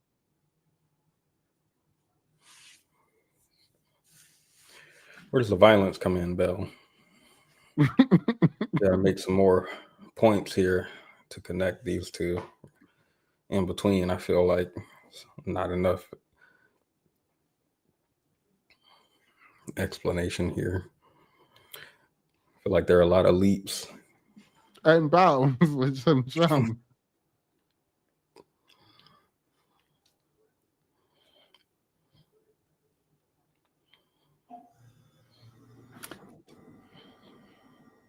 By the way, she said of men, they simply do not get that love and abuse cannot go. That men do not understand that love and abuse cannot go together. She does not believe men know that love and abuse cannot go together. She infantilizes them a lot. I think she also says that feminists are not admitting this. A lot of this she speaks about how she says it almost in a conspiracy theorist way, like how they talk about stuff. Feminists don't want to admit this, but men are longing for love. They're just like children who are longing for love, and they are living a lie that patriarchy wants them to live. They're lying to themselves. This is why they're violent, because they want to be delivered from it. And that requires them to put their hands on people, I guess. She didn't say that. That's just like my comment. They're in a rage because they have to act this way, she says. And this is the part where I said this reads like an abuse victim explaining her abuser's behavior, or a woman who's in denial about her man cheating. One of my old friends, I think I told you this before, we parted ways, but they told me this. This is no lie. I'm about to tell you exactly what she said to me. She said, he treats me bad and cheats on me because he is self-sabotaging himself. He's not used to a good woman, and he has internal turmoil. So he's trying to get me to leave him because he's not ready to be loved. So he's trying to sabotage us because he doesn't love himself. The context, she found out, because she was telling me, he had a wife while they were talking, and he lied about it. He also lied about having kids. He also lied about when she found that out, he lied about the number of kids he had. When she found out about the wife, he lied about still living with the wife, lied about being in the process of going through a divorce. And they worked at the same job at a factory power plant thing, which is like messy. And it turns out he was lying about when she wasn't working there on her off days. Apparently he was bragging to the other men about his sexual conquest with her. So he's like messy, blah, blah, blah. My theory, and stay with me here, because this is going to sound crazy, is that he lied to her to get in her pants. And when she caught him in that lie, and he saw that he could continue to get what he wanted with no consequences, really, he kept doing it. That's my theory. Her theory, he's a good man, but he's scared to fall in love because his ex broke his heart and he's afraid of heartbreak again. So he's closed his heart off, and he sabotaged his own relationship with her before she had a chance to break his heart. That is what my friend, believe it or not, is bell hooks. Not literally, but like metaphorically. You are, yeah. I won't say I feel bad because as you were talking, I remember something in the book, and I know exactly where it is, and I feel like I want to read it, but I feel like it's kind of mean. So should I read it or not? Read the mean thing, and then we can read something soft. All right, let me read this. Give me 2 seconds. It's on one of my tabs, so I can. All right. When the seemingly mild-mannered professor I lived with moved from emotional abuse to physical violence, I felt I should be understanding and forgiving. Like me, he had been raised in a dysfunctional family. However, even though he went to therapy, even though his physical violence stopped, he never really believed that he had done anything wrong. He harbored the notion, as many men who acted violently do, that I was responsible for the bad behavior. And then bell hooks come out and write this book saying that, yes, women, y'all need to love them, men, into health and wholeness. So yes, I do understand when you say bell hooks if your friend is bell hooks. And this is dangerous too, because he's gonna go and beat the next woman after bell hooks. Yeah. Because bell hooks justified it. She was like, the reason he's beating me is because I'm powerful, successful, and he thinks that I'm powerful and successful enough so he can beat me. But if I wasn't as powerful and successful, he might not beat me. Like, girl, ain't nobody got time for that. Then he would be, I'm powerful and successful, so I beat her. Yeah. And bell hooks will be like, well, he feels like he's powerful and successful, so really that's just how the patriarchy tells him to be. And so like whatever he does and why ever he does it, bell hooks gonna find a reason for him to be doing it. I found it. You remember how I told you she said this and she said that, and can you find where she said that the man that her family told her to stay? Yep. I found it. I actually have a tab there too. Look at me. I love when past Themis does good stuff for future Themis. When I wanted to leave my first long term partner who had been continuously emotionally abusive and occasionally physically abusive. Here's the thing, too. The whole. Sorry. The fact that she goes occasionally and continuous for one is kind of wild. It is kind of wild that she did this. This is where I was talking about. When I wanted to leave my first long term partner who had been continuously emotionally abusive and occasionally physically abusive, it was other women who cautioned me about ending the relationship, letting me know that the men I was with was better than most men, that I was lucky. And then she goes to the back of this book and she said, time and time again, when I struggled to do the work of love with male partner who was not changing, I was told to give up on them, to kick them to the curb. I was told I was wasting my time. Those are inconsistent statements. One is at the back of the book and the other is on page 70. She's giving a lot of examples of how damaging exactly what she's asking feminists and women to do is to the psyche. Like what your mom and friends are telling you to do when you're being abused by a man and you need to stick with him because he's good and invest in him and work and labor and toil. This is unironically what you are telling women to do. And you have seen the direct effects of it and you don't think positively of these women. And for good reason, I believe. Yeah, but the thing is, women cannot be right in her book.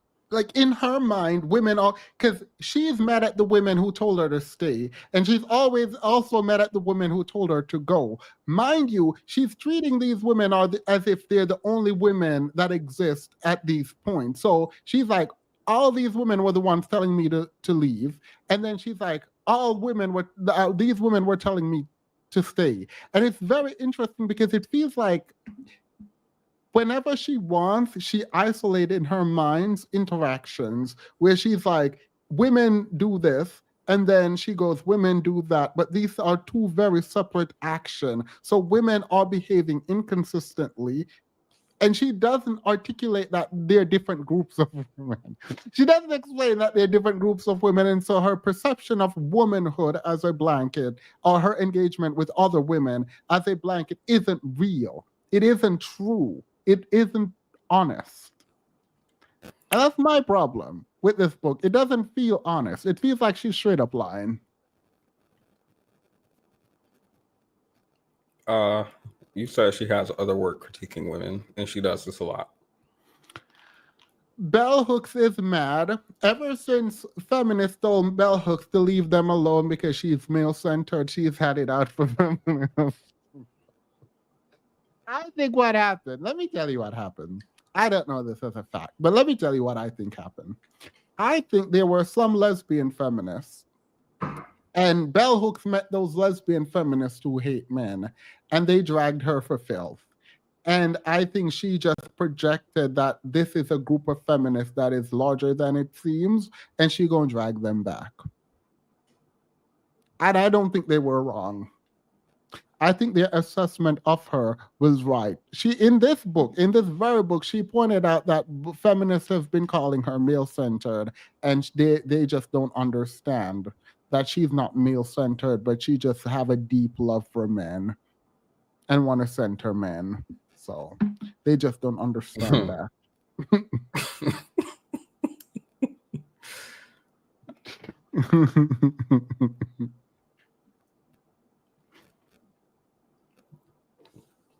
Let me see.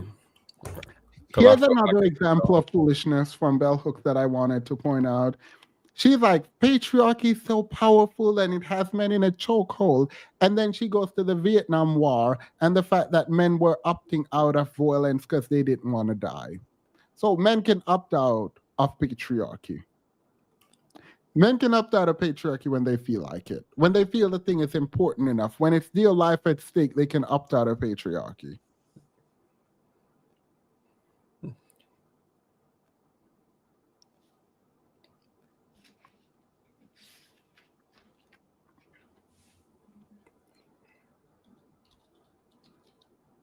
Mind you, she said you need to forgive rage because rage is the easiest way back to realm of feeling. It can serve as the perfect cover, masking feelings of fear and failure. I don't know why you need to know that, but apparently bell hooks think you need to know that these men who are attacking you, they're not attacking you because they want to hurt you. They're attacking you because of the deep wound that they have in them, and somehow you need to fix that wound. She doesn't say the part where you need to fix that wound, but you need to fix that wound.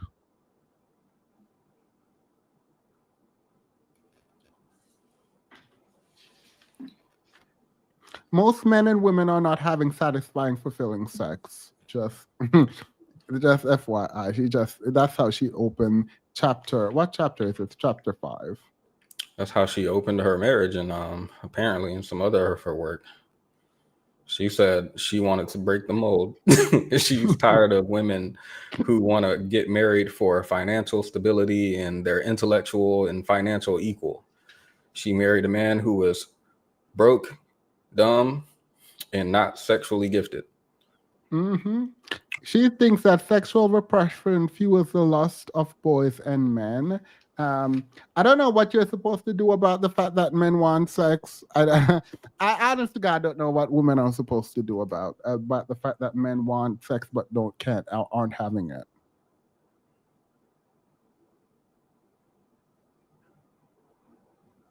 What do you think women are supposed to do, Petty, about that? I think Belle just was frustrated because the way she described her marriage and being with him for so long and him not doing it for her, and she wants men so bad and she loves men, and she doesn't say she wants men, she loves men. She says it indirectly. Remember what I said about how, we all used to stump the boo-boo down the drain?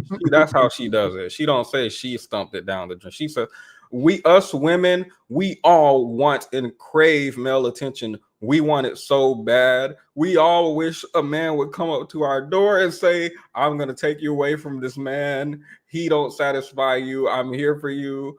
All of us women would just wish no women. You just read a direct quote, didn't you? And it said most men don't satisfy their, or something like that. I remember reading that. She could have been frustrated and desperately wanting a man. I think that's probably her thing. Maybe that's why she was writing about that so much specifically. I really do believe that. You remember how we said she want men to rest? You remember how she tell me how you interpret this quote. Work stands in the way of love for most men. Then, because the long hours they work often drain their energies, there is little or no time left for emotional labor for doing the work of love. How do you? My friend told me that her partner was always too tired or something like that. Tomorrow for sure. And then tomorrow comes and he's like, I don't know, I'm too busy. Tomorrow for sure. Yeah, probably. They're too tired, but they can go out and cheat. They're too tired or too busy. Mind you, a lot of these men are unemployed. Work stands in the way of love for most men. Then, because the long hours they work often drain their energies, there is little or no time left for emotional labor or for doing the work of love. What's the excuse for women? Aren't women working hard? Aren't women working hard? Women just chilling. What community are we talking at this point? What community is Belle at this point? If we're talking about long hours, how come women don't get the long work hour excuse to be like, no, we don't like men and we don't want to deal with them? Mind you, women are working out there and then working in the home, the second shift, which she references. Bell Hooks is very aware of the second shift. She talks about the second shift in this book, about the second dose of labor that women have to engage with when they come home. But men too tired for the work of love. Okay, she's lying.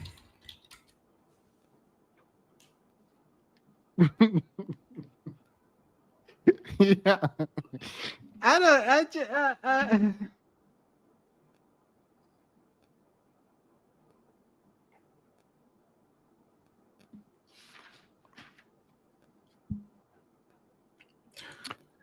Of course, they do not critique the economy that makes it necessary for all adults to work outside of the home. Instead, they pretend that feminism keeps women in the workforce. Most women work because they want to leave.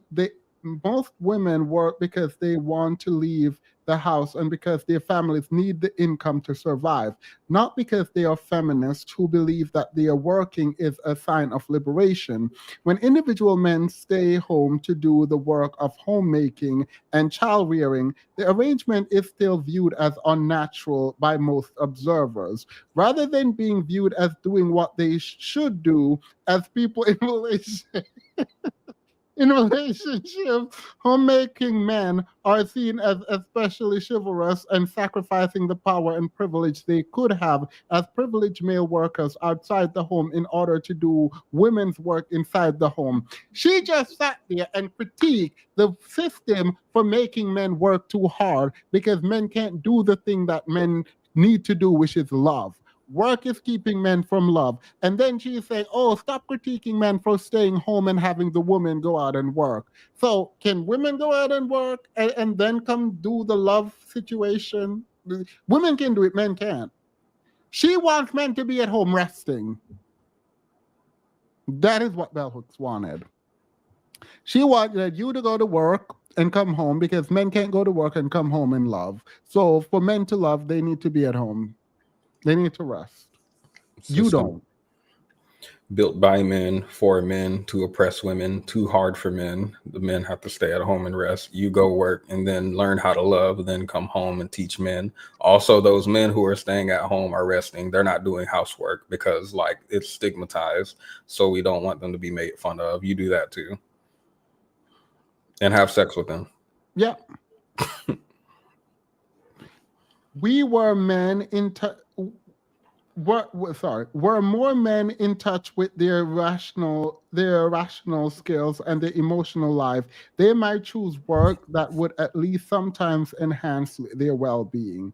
Women with class privilege have been the only group who have perpetuated the notion that men are all powerful because often the men in their families were powerful. However, black men weren't powerful, so we need to cut them a break, and they did not have access to patriarchal power. Mind you, she pointed out that these men were dominating women at home, beating women at home, tearing up, causing terror at home, but they did not have access to patriarchal power. You have absolutely lost your mind. Absolutely lost your mind. They echo the patriarchal message that if a man stops working, he loses his reason for living. That's cute. Men shouldn't have to work. Women shouldn't have to work. But guess what? Sucks to suck, girl. Sucks to suck. Yeah, if that research I looked at is anything to indicate, apparently the wife and children lose their reason for living too. If he do, when she talk about no power, he decide everybody done.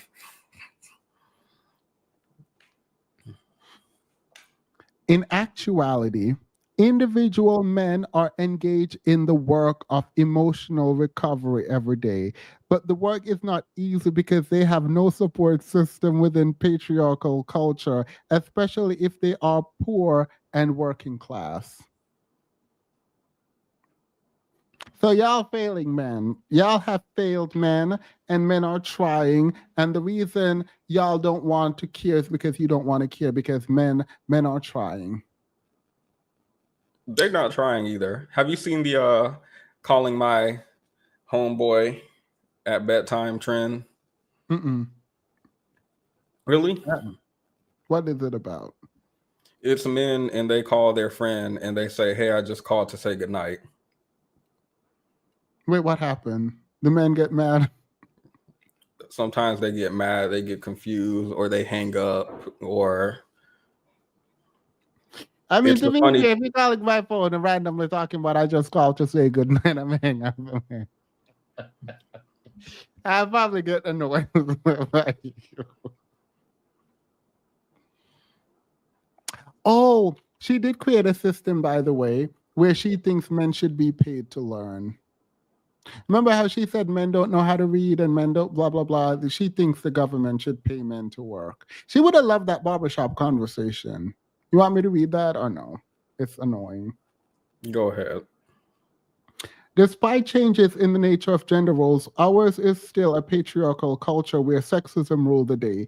If it were not so, men could see periods of unemployment as timeouts where they could do the work of self actualization, where they could do the work of healing.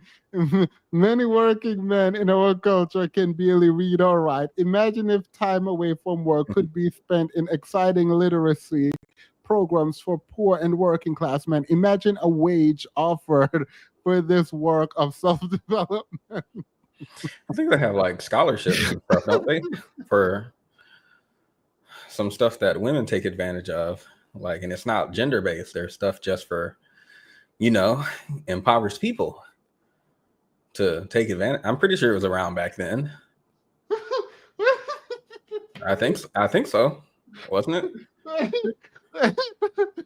Yeah, that stuff was when I was applying, it was there. Who gonna pay the bills when he unemployed? So is it like she's not talking about like, well, no, she is, because she's talking about literacy rates and stuff like that. So it sounds like just school. So like a special school, like a special education, if you will, where the men can go to learn at their own pace and whatnot.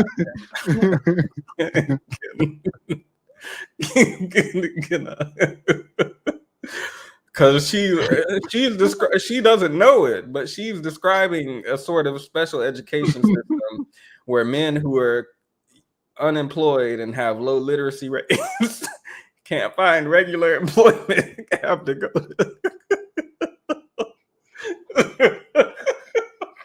She said we should debunk the patriarchal myth of work. What does that mean? What does that mean? Oh my God. What does it mean? She supports universal income for men only.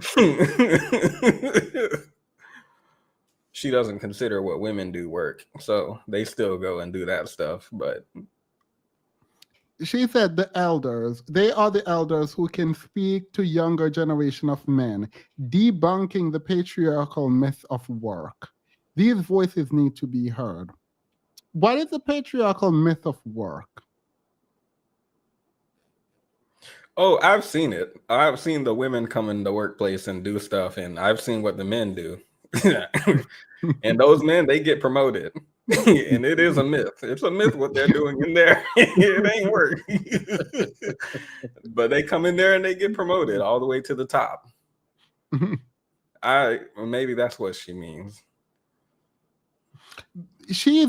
I didn't realize until I started talking about this and posting on the Discord that she's actually a really big advocate for women to go work and men to rest. Like, she's an advocate of inversing gender roles. And I'm not, look, how you live is how you live, but this need to say men need this and you need to do this for men is kind of insane to me.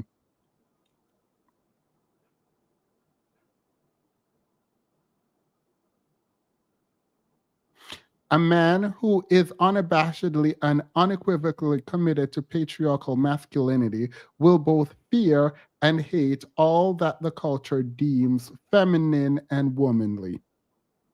But women should help those men change. How? Well, they respect masculinity and not femininity. So if women start going to school and getting more money, I'm sure the men will start respecting them and their independence and education. Maybe she was thinking that back then. I don't know. She's like, officer, arrest patriarchy. It gave me a black eye. Mind you, she's the same person who is about to write this. She wrote this. Most men have clearly been willing to resist patriarchy when it interferes with individual desire, but they have not been willing to embrace feminism as a moment that would challenge change and ultimately end patriarchy because they benefit from it. These men aren't patriarchs, they are alaka. If they were patriarchs, they would think that they need to provide and protect. They don't want to provide.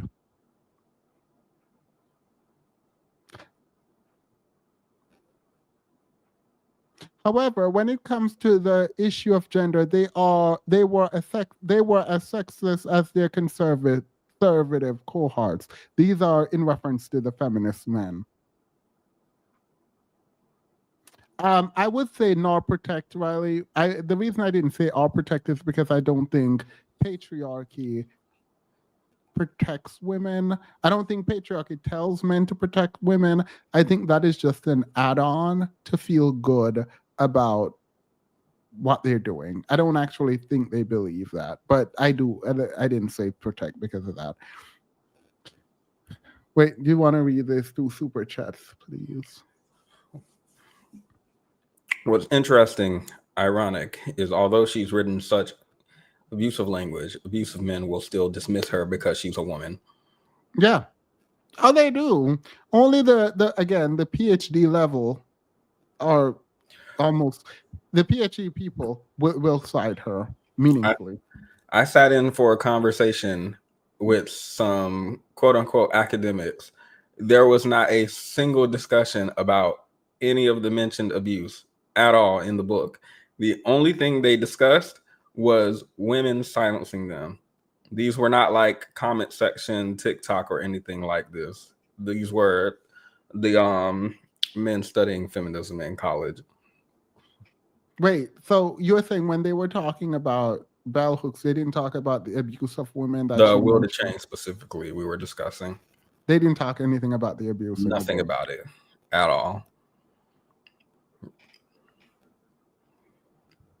Dearest Belle, your man wasn't ish because he wasn't. Most likely his dad's fault.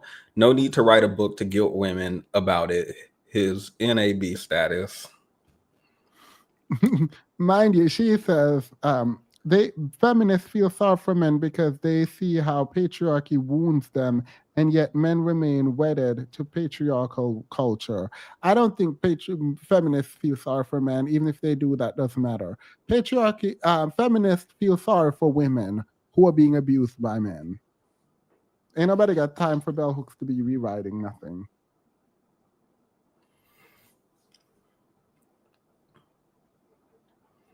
They also felt like the book was accusatory towards them still. Yeah, because anything that is not full-throatedly cuddling them, which this book is literally like just, oh, I love men, I love men, I love men, I want men, I want men, I love men, I love men, we need to do men. Like, there are critiques of like, oh, men abuse women. She has to honestly own the fact that men abuse women. But outside of that, it's all I love men, we want men, we protect men, we here for men, we here for men, we love. Like, that's what this book is about. And how bad feminists. This is a feminist she critiqued. The feminist name is Minnie Bruce Pratt. I don't know her, but it's fine. The quote is, she said, feminist writer Minnie Bruce Pratt states the position clearly. How are men, quote, how are men going to change? The meeting between two people where one opposes the other is the point of change, but I do not want the personal contact. I don't want to do it. When people talk about not giving men our energies, I agree with that. They have to deliver themselves. This is the quote. And she's mad at this person. She says, these attitudes coupled with the negative attitudes of most men towards feminist thinking meant that there was never a collective affirming call for boys and men to join feminist movement so they would be liberated from patriarchy. So she just ignored the fact that this woman is talking about abuse of men, destroying her life, these women coming together and saying we need a safe space to build and live and create a different world for ourselves. She's like, no, none of that. We need to include men. we We need to include men because we need to deliver men from patriarchy. We need to deliver the men abusing us from patriarchy.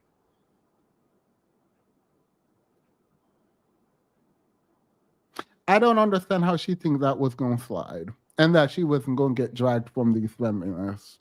What do you think of her thoughts on Roe v. Wade? I think, not I think, she's articulated that pro stance. Because it feels like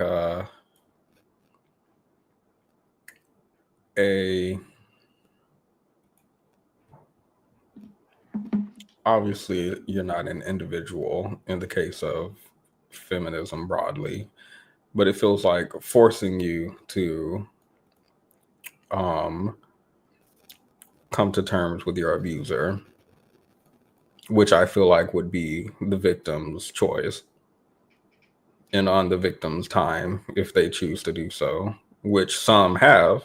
Bell Hooks has chosen to do, and some haven't. But who are you to decide that that's for them? And who are you to like force them into that? And who are you to invalidate that experience? Yeah.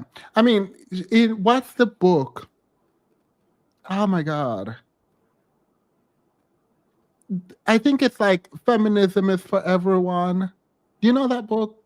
Feminism is Forever. I don't remember the name. I think the book is Feminism is for Everyone. She does talk about reproductive rights being in the domain of like women. Part of patriarchy is controlling women's bodies, including reproduction. And so, like, she's obviously against the control of women's bodies, I think. That's that based on my reading of Bell Hooks. Yeah. I assume she just says that and then writes the opposite thing on the next page, or I didn't read it, so. Oh, by the way, she's blaming women, feminism, not patriarchy, for men not changing.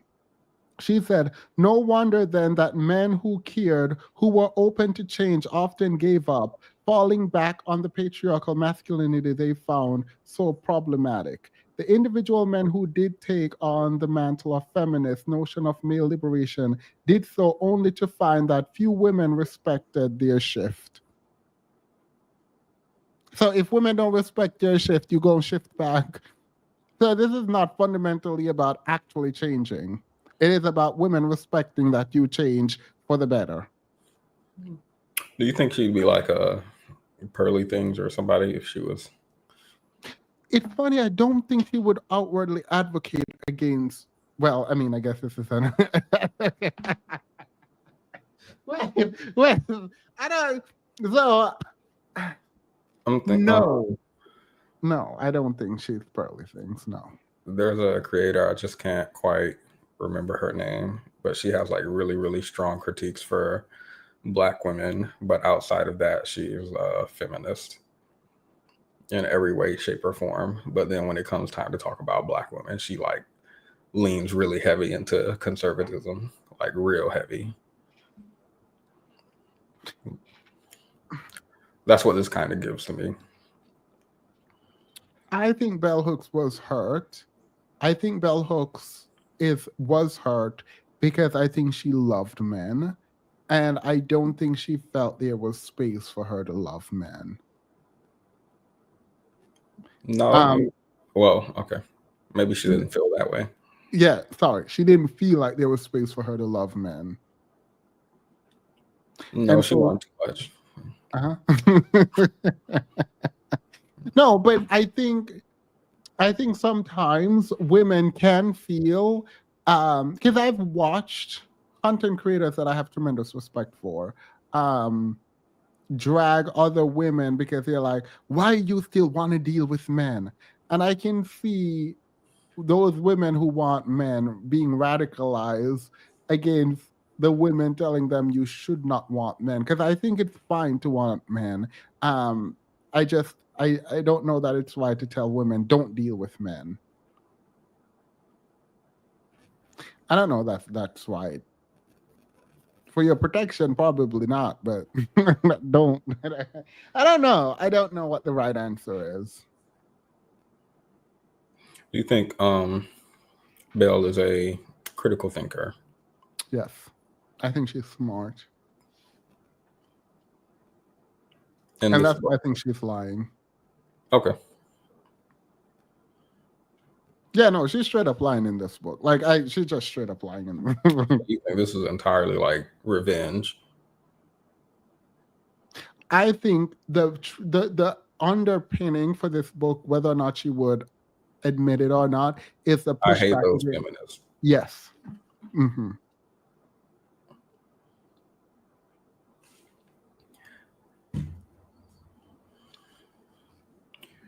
Lots of women survive leading happy, fulfilling lives because we do not embrace an identity which weds us to violence. Men must have the same choice. They do have the same choice. Men can choose to not be violent. What do you mean like women can be happy and live fulfilling life because they're not wedded to violence. And men should be able to do that. They can. We can. What do you mean? I would previously say I don't think men read the book, but I think even if I think the men who read the book wouldn't care. No. Wait, why did you say that?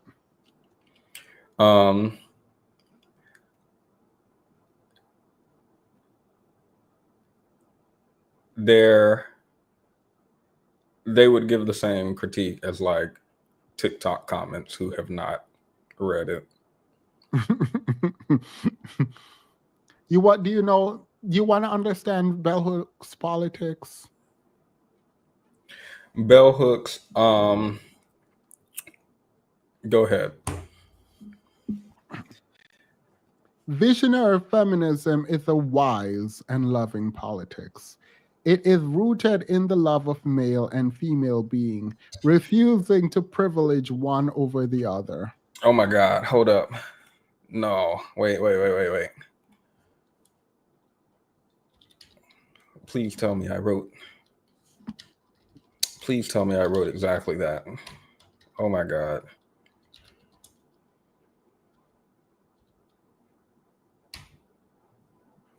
But then while you're looking for that, but then she drags men. By the way, I don't know that she knows she's dragging men. She said one of the primary reasons She's the not feminists. Go ahead.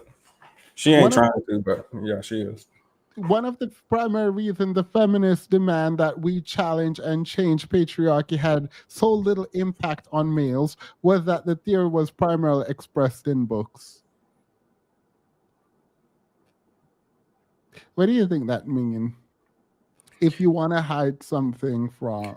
Well, when we have to talk about paying men to go to a special education class because they're not working, and I want y'all to think about like that whole segment that we had like 15 minutes ago where Belle was like, oh, the literacy rates for these men is bad and they're not qualifying for jobs. So we need to have a special education for them and we can give them money. Like, I want y'all to think about the type of person in your mind. Don't let me paint the image for you. You paint it yourself.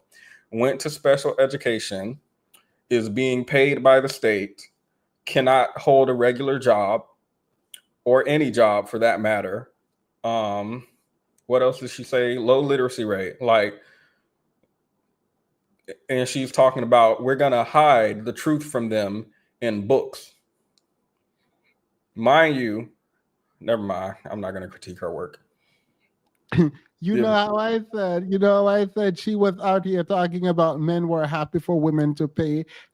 So if men are happy for women to pay, it means they're not tied to patriarchy. That's ultimately what that means. So Bell Hooks lying when he's like, it's so hard for them to like unwind themselves from patriarchy.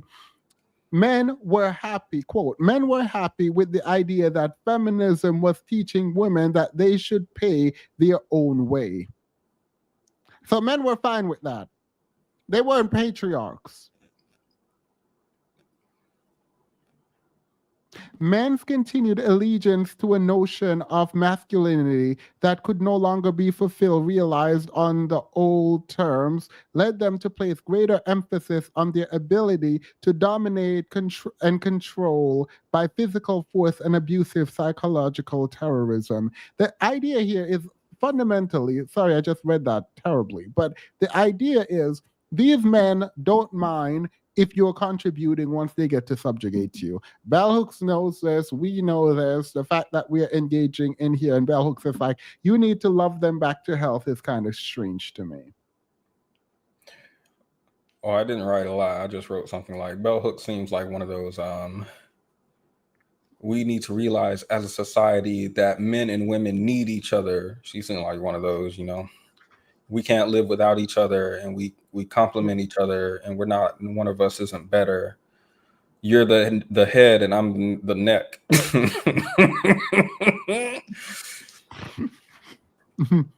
When a psychologist asked a young male viewer what they would do if they had the power of the Hulk, they said they would smash their mommies. So, just putting that out there. One of the way patriarchal white males use mass media to wage the war against feminism was to consistently portray the violent woman-hating men on abhorrent and as abhorrent and abnormal. And then she goes into a long diatribe dragging for filth white patriarchy, because apparently black men just don't know. And because we wrote it in books, that's why black men didn't change. But if we just love black men enough, they will change, and they are not patriarchal in that way. In the final analysis, a woman is blamed for the man's violence against women. Another case of she made me do it. And he goes on dragging them like women should not be blamed. Women should not be blamed. You're blaming women. This white man killed someone. And then they were talking about how the white man who did the killing was such a good man and such a great man, and we need to look, and he was sick and he was sick and he was sick. What we need to understand is that he was bad, and they couldn't accept that he was bad. Why can't you do that same analysis generally? Because no, she can drag a white man. Bell Hooks gonna drag a white man. Bell Hooks don't mind dragging white man and racism. She does not. She don't. Is this the fabled coined term that I've heard so often? What do you mean? The fabled coined term? I don't know what you're talking about. The coined term? Why? I don't know. I am feel slow now. Oh, I don't want to get trademarked. Oh. She said that I have endeavored to create images of men that demonstrate their beauty and integrity of spirit.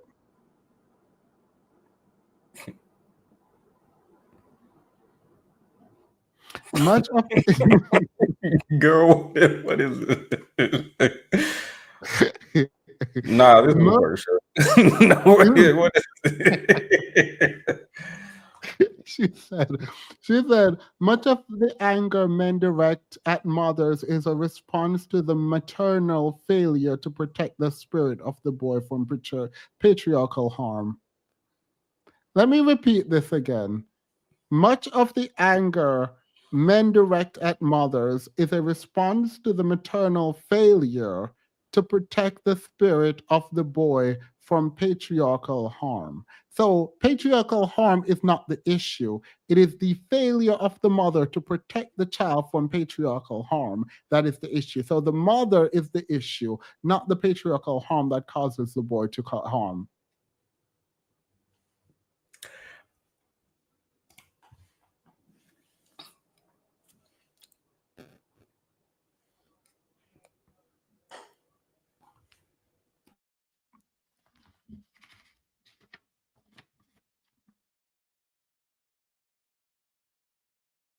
She also said men are found to be suffering just the same as women. men would be found to be suffering as much as women. Absolutely not. Absolutely not. No. No. Men are not suffering just as much as women. Women are suffering more because of the harm being pushed on them by men. Like in a patriarchy, to say that men and women are suffering equally in a patriarchy is like diabolical. So For mom, go ahead. so she's supposed to fight the Hulk, I guess. Wait. For these men, domination of women and children may be the only opportunity to assert a patriarchal presence. These men suffer. These are two separate sentences, side by side. For these men, domination of women and children may be the only opportunity to assert a patriarchal presence. These men suffer. What? Not the patriarchal presence these men suffer. No, the patriarchal presence, period. And then a new sentence, these men suffer. So these men are suffering. A separate sentence from the fact that they're dominating women to exert some sense of patriarchal presence. They pretend, they act as though they have power and privilege when they feel powerless. They are not that powerless if they're exerting dominance and physical power over someone. They have power. They might not have economic power. They might not have political power, but continue and say black men are who you're talking about. And if they're dominating women in the home and dominating children in the home, they have power in the home. What do you mean they don't have power? They're not powerless. These men inflicting harm on women at home aren't powerless. What do you mean? They're powerless in a system, but they're not powerless at home. Don't just use powerless. Say say that they are marginalized, weak, and nothing a B word, but they still have patriarchal power at home. Powerless against white men, maybe. Powerless against white women. Powerless against the system. Powerless against a job. Powerless against school. Powerless against the prison industrial complex. But definitely not powerless at home. In those books.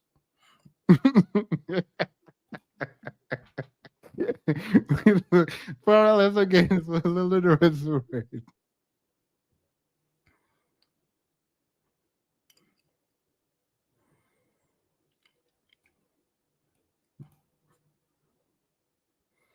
That's why the first Underground Railroad failed.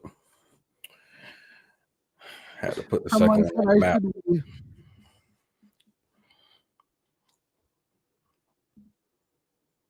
Can you read that and respond to it? I have loved men and to stop trying to beat me on multiple occasions. It's not impossible.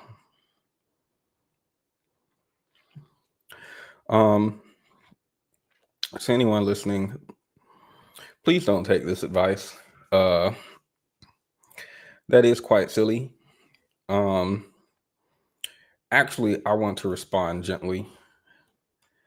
First, I want to ask if you're still in the chat, are you still with that man? Oh, you said men. So like multiple.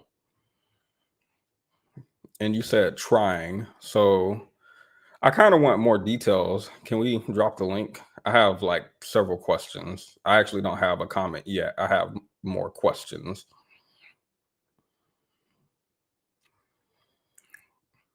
Mr. Whittingham. Can you screenshot it so I can save it so we can drop the link after the review? We're almost done with the review. I just don't want to. I have questions too. Okay.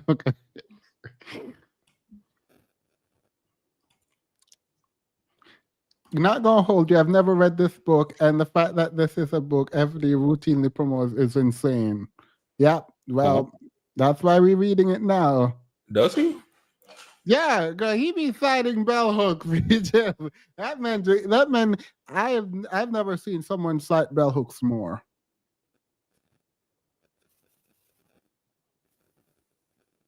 As their pain intensifies, so does their need to do violence, to coercively dominate and abuse others. For many men, the moment of violent connection might be the only intimacy, the only attainable closeness, the only space where their agony is released. They obscure the reality that many victimize from the location of victimization. The violence they do to others is usually a mirroring of the violence enacted upon and within themselves. I don't know what I'm supposed to do with this. Oh, that's like one of those things like my friend made up, remember? Oh, he like internalized it. When he beats me, it's like really he's beating himself. You know, when your parents, that came straight out of the Black parents, actually, Black parents playbook. When I whoop you, it's like I'm whooping myself. Okay. Many radical feminists have been so enraged by male domination that they cannot acknowledge the possibility of male suffering or forgive. What about the ones who are like upset at women and who can't acknowledge like male domination and the effects on women, and why feminists might be upset at men possibly, and why that She has an upset? answer for that. What happens to those men? She said, there needs to be more feminist work that specifically addresses males. I thought she said men don't read. I guess the feminists need to start their podcasts. This is like, you know who Bell Hooks is? Why is there no International Men's Day? Mm-hmm. Mind you, she goes to the color purple and she invokes Mr. and she treats this transformation of Mr. as a good example of what should happen in society. And I almost lost my ish. Remember, in the color purple, Mr. stops beating Celie. Mr. stopped abusing Celie after Celie left and said Yeah, anything I like was gonna that. say he didn't stop, did he? I thought she just like left Left. and he could no longer beat her because she was no longer there. And he got old, so he literally physically couldn't abuse people. There was no introspection, there was nothing.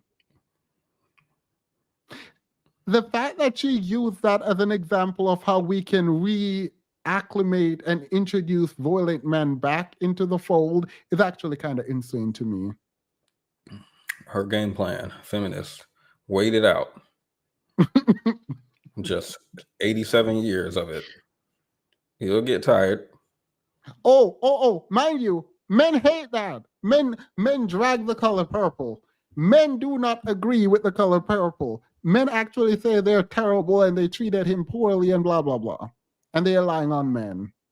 Men have not even started to acknowledge the harm.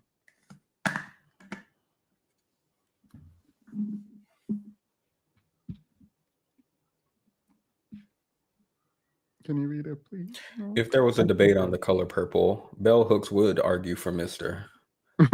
I literally started writing this before you even said it, Themis. What?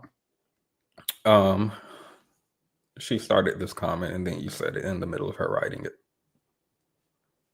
Wait, what comment? If there was a debate on the color purple, Bell Hooks would argue for Mr. Yeah, I mean, she did. She did. What do you mean would? Would she argued for it. What do you mean? She's saying this is how we should treat. She said this is a template for how we should treat abusive men. Production says while she was writing this comment, you were going through that line. Oh, I thought you were saying that. No, you were reading. She was. You were reading hers. Yeah.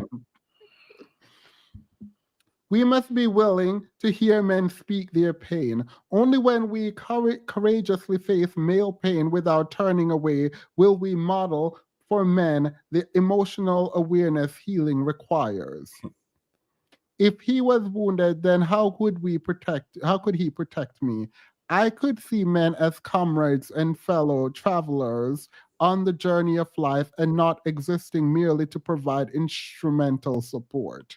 Men of all ages who want to talk about feelings usually learn not to go to other men. All right, cool. Who should they go to?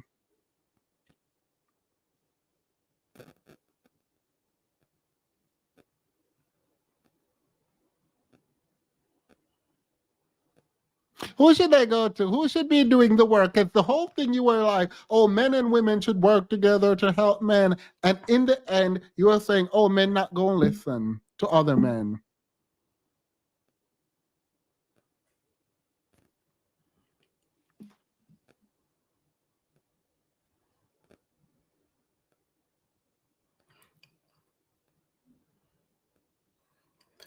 So they're not going to listen to women. They're not going to listen to men. And they're emotionally stunted and violent. And they're going to take it out on someone. She has an answer for pedophilia. You want to hear her response to pedophilia and why pedophilia exists? All right, let's go. Oh, single mothers. Well, mothers, but yeah. The fear of subjugation is often triggered by the reality that boys parented by patriarchal women are controlled via their longing for maternal closeness.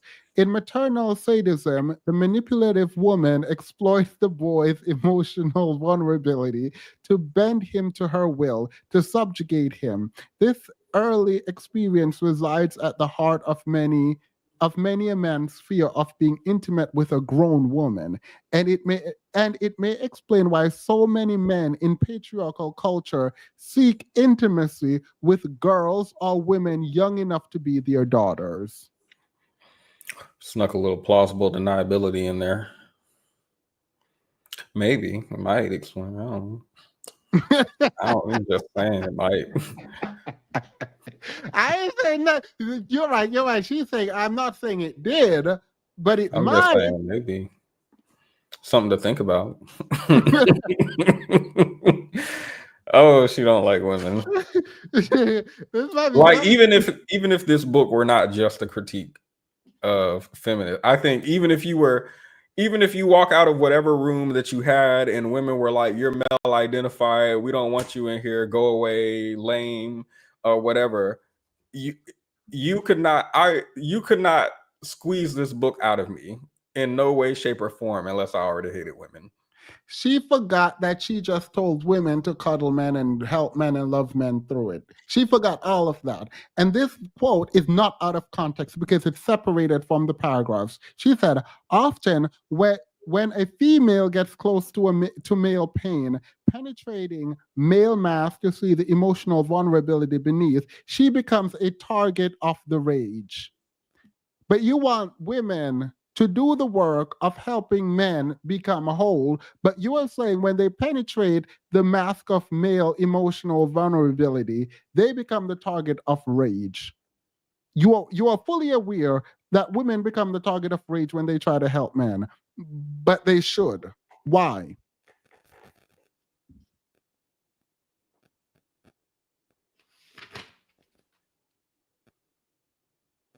Men need to hear the why, the answer to why is happening now. Men need to hear that their souls matter and that the care of their soul is the primary task of their being. So that's why. That's why you need to sacrifice your life. So that men realize they matter.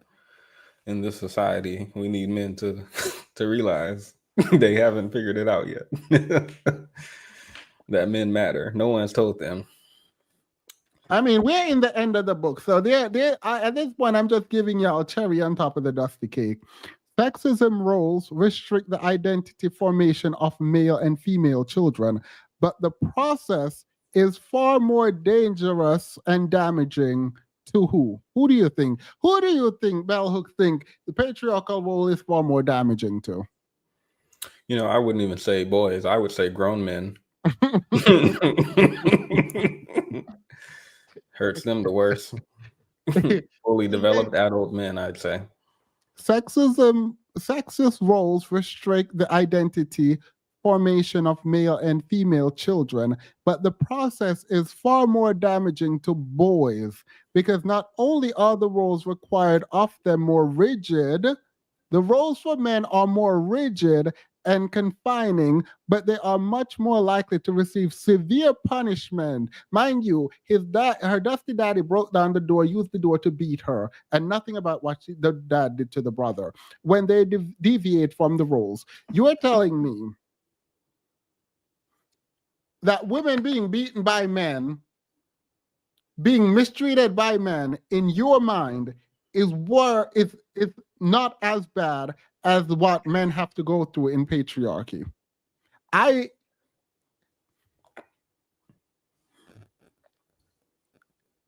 Do you believe you are a patriarchal man? Do you believe you're a feminist or a patriarchal man? Both. So you intentionally lean into patriarchy? Yes. When you deviate from patriarchy, what happens? When, like in the workplace or in a relationship? Generally, or in life. When I deviate, nothing. Cool. For women, I don't understand. When women try to go out and do anything that's not quote unquote feminine, the backlash is generally swift. The idea that she believed that the patriarchal roles are more damaging to boys is kind of weird to me.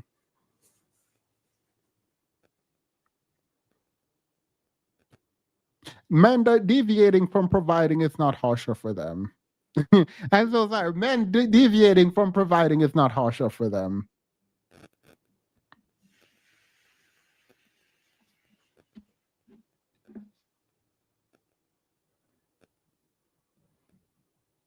She goes into whole this compartmentalism thing as if everyone don't compartmentalize.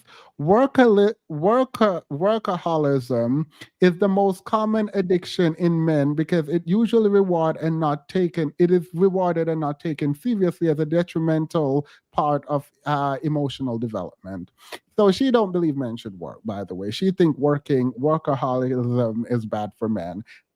I mean, sure, I agree. It's also bad for women. I feel like women be doing more at work too. It's just an anecdote. It's not data. So one dimension of feminist movement that did have a profound impact on men was its insistence that women had the right to critique men both collectively and individually. She have a problem with this. Collectively, men responded with a feeling of depression, and women were being killed.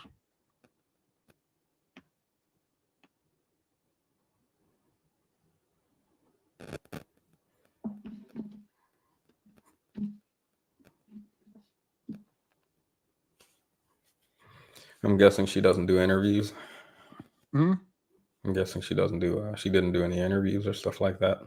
She did. She was getting praised by. I think her interviewers were very taken by her, and people loved her. And I think Bell Hooks was smart, and I would have gone to see her. I didn't get to see her while she was alive, but I would. She said girls are allowed to mourn changes. Males have no ritual of mourning as boys or men. So that's why they're beating.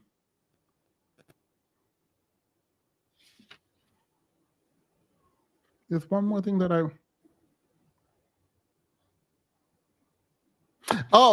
this is where I found out that she mad at feminists for real. When individuals, including myself, wrote about the necessity of affirming men and identifying them as comrades in struggle, we were often labeled as male identified.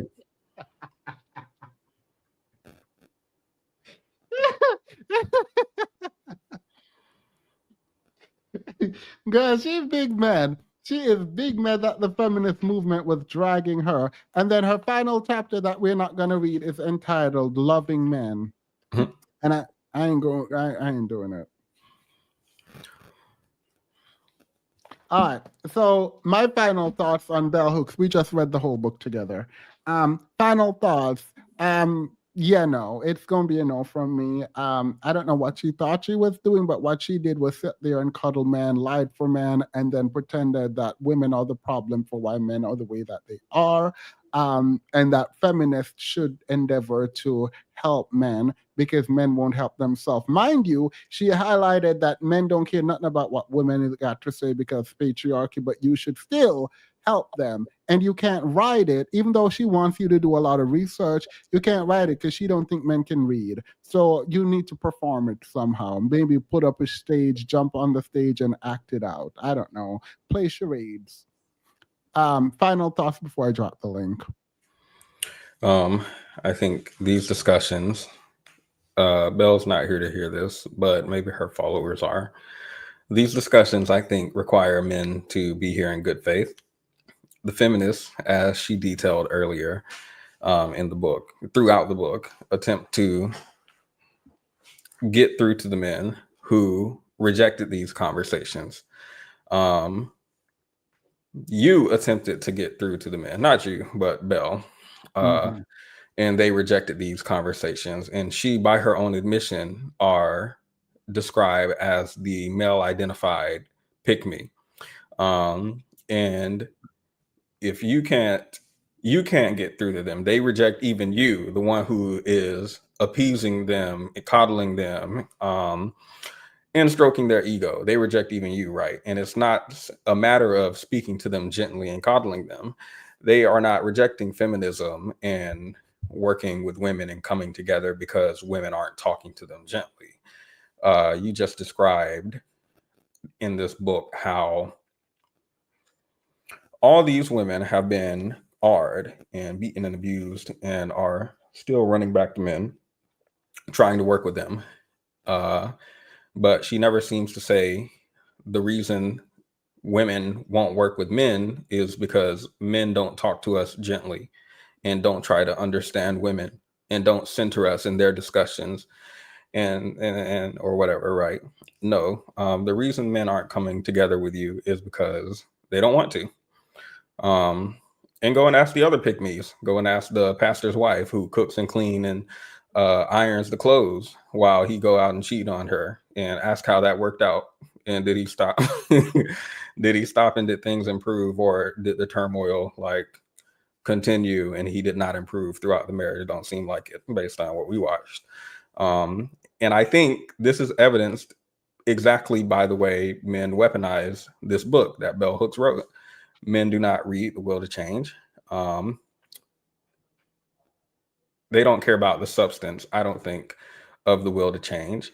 And to the extent that they do, I think men will sit here in a room full of feminists, not here, I don't know what y'all are, but never having opened the book and sit here and lie straight to a bunch of women's faces and say, I read a book called The Will to Change by Bell Hooks. She's considered one of the great feminist writers.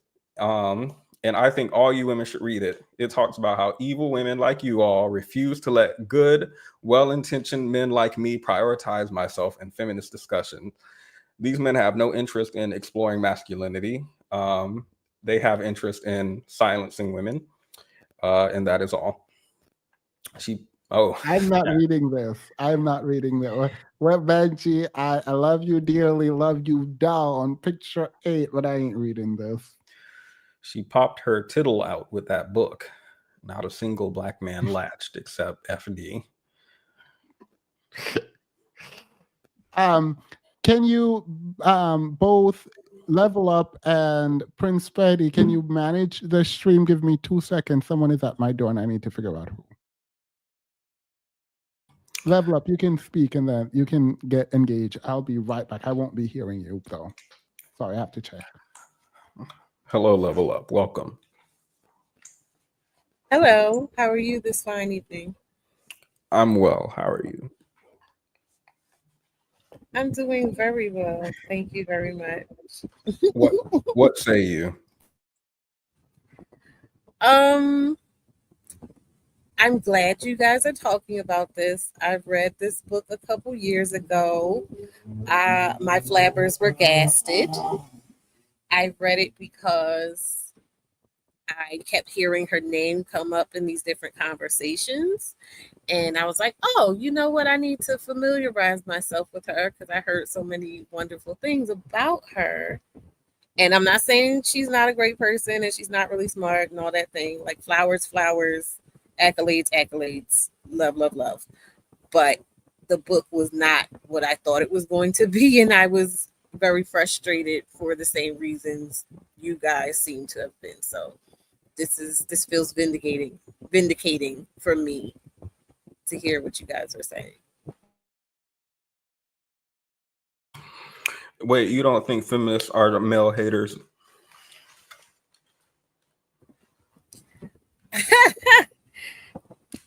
I think that lady really loved her some black men. That's what I think. Understood. Joseph, you were saying that you really appreciate Bell Hook's work. And I think you said you knew her in person.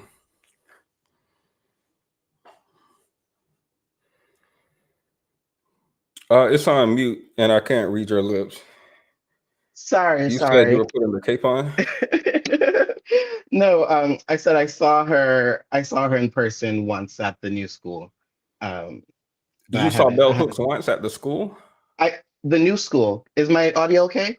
Oh yeah, we can hear you. Okay, yeah. I went to the new school and she spoke at the new school. So in the chat I was speaking, someone was speaking about having also seen her there. What's the new school? The new school, university. It's a part of the old school. It's a very like left-wing liberal institution. Oh, you're a left wing. For social research. It's a social research university. Understood. You were saying that you loved men into not beating you anymore, or something like that. Yeah. So to clarify, what I said that I have loved men into not beating, or say like I think you were saying there was some caveat. I forgot the specific verbiage that I used that you were saying, or to stop beating or something that of me. And I was specifically speaking about growing up. I grew up in or just to reflect, I went to an all boys school when I was growing up. So I have a lot of experience in like just kind of unadulterated male behavior, and that being directed to me, especially as an early presenting like queer boy. And when I was young, the obvious, the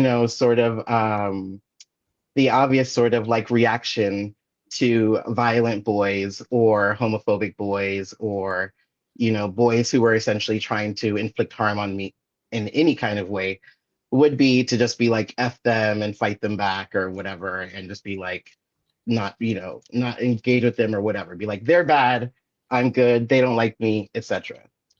But going to an all boys school, that's not very useful over time because you have to be there for years at a time. And so you are kind of put in this situation where you don't have a choice but to find some way to have good relations with them in an everyday sense, because I was living there and lodging there like a boarding school, not just going to school every day. So you're sleeping in the same quarters, everything, with these violent, sometimes hateful, beating men, etc. And Wait, go ahead. Real quick, because I didn't go to a school like this growing up. Is this like a Christian school or something like that? Because I didn't go to or is this like elementary or middle or something? I went to a boarding school in like between like a boarding school in between like middle school and early like third grade and sixth grade, between like third and seventh grade or so. Okay, I missed that part. Yeah. So one of the things that I had the benefits of in this all boys school is that we would have these like group therapy-ish kind of sessions, like once a month or whatever, because there would always be some boy who was there who hated being there, was missing his parents, whatever the case may be. But the way boys express themselves is they're never going to say, oh, I miss home. They're never going to say, oh, I wish I had my mom. They're going to just pick fights and do dumb shit like with anybody and everyone that they can. So And are the so, to so clarify, are the go ahead. group therapy, is this just like all of the boys, or is there a So dedicated professional? So these we would have group therapy sessions that were led by clinical therapists and Okay. by like behavioral psychologists. And we would have them in sort of groups of like 5 to 7 students or so. And one of the things that, I had to come to terms with at a very young age, because I was maybe between the ages of like 7 and 12 in this school, was the fact that people just come from such, like, even regardless of the poverty and difficult things that I experienced in my life when I was a young child, I was always fascinated by like just how much worse other people had it, that I couldn't even fathom. Like I could never, no matter how being homeless or things like that, I could never fathom my parents not loving me. So like imagine if you meet someone and yeah, they came from poverty, but you also see that their parents also don't even love them. And you notice that at like when they're like 7, 8, and you can see like just how they're deteriorating because nobody loves them. And the only people that they have who might love them might be a counselor at the school or a teacher or something like that. But then you start kind of placing their behavior towards you in the context of which they come from, which you learn through therapy. And sometimes maybe, you don't have therapy with them, but then you just kind of use your own imagination. And I grew up from a very Christian perspective. I always hated the kind of turn your other cheek ideology because it's like, I always wanted to fight back. And I always felt like, if you don't put people back in their place, they don't learn from things. But I have learned, and the reason why I agree with a lot of Bell Hooks' ethic is that there is a sort of like radical power of love that I do believe you can almost impose upon other people. And it's kind of fascinating sometimes when you experience people who are so committed to maybe hate or violence in a certain kind of way, and then they realize that they can't actually alter who you are through that hate, because a big part of why they're doing what they're doing is because they want you to feel the depths of the pain that they're feeling.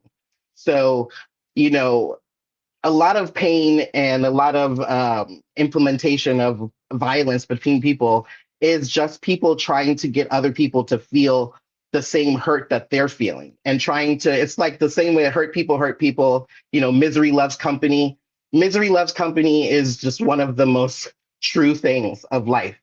And if you can kind of see that a person is actually miserable and just trying to get you to be miserable with them, and say, okay, I'm not going to have like a competition with you to try to like see who can be more miserable, but I'm actually going to one up you, and I'm going to actually try to love on you in a certain kind of way that will actually soothe some of the misery that you are actually experiencing. And that can actually, over a long term, and sometimes even a shorter term, change their behavior for the long term. And I just experienced that through so many, like in so many different scenarios, not just in that boarding school, but outside of that school in other scenarios where I didn't have the option of choosing divestment from the person who was causing me pain or whatever. Or I didn't have the option to say, like to just kind of write someone off and then go into my own world. And I do think we live in a world now where people believe that they have this option of just like divesting from all of the pain and anguish around them. And then they're often frequently disappointed because they realize that they're not, you know. So I'll leave that there.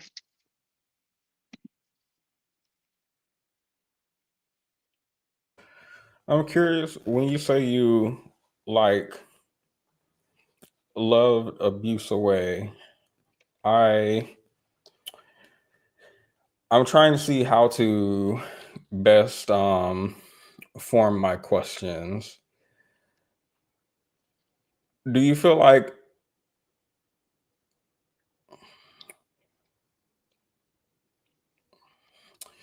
you say you agree with bell hooks because you think you can impose on people who are violent if they're like repeatedly violent to you, but they realize that you just have such a strong will and that you're unmoving and you're unchanging. And could you repeat that part to me?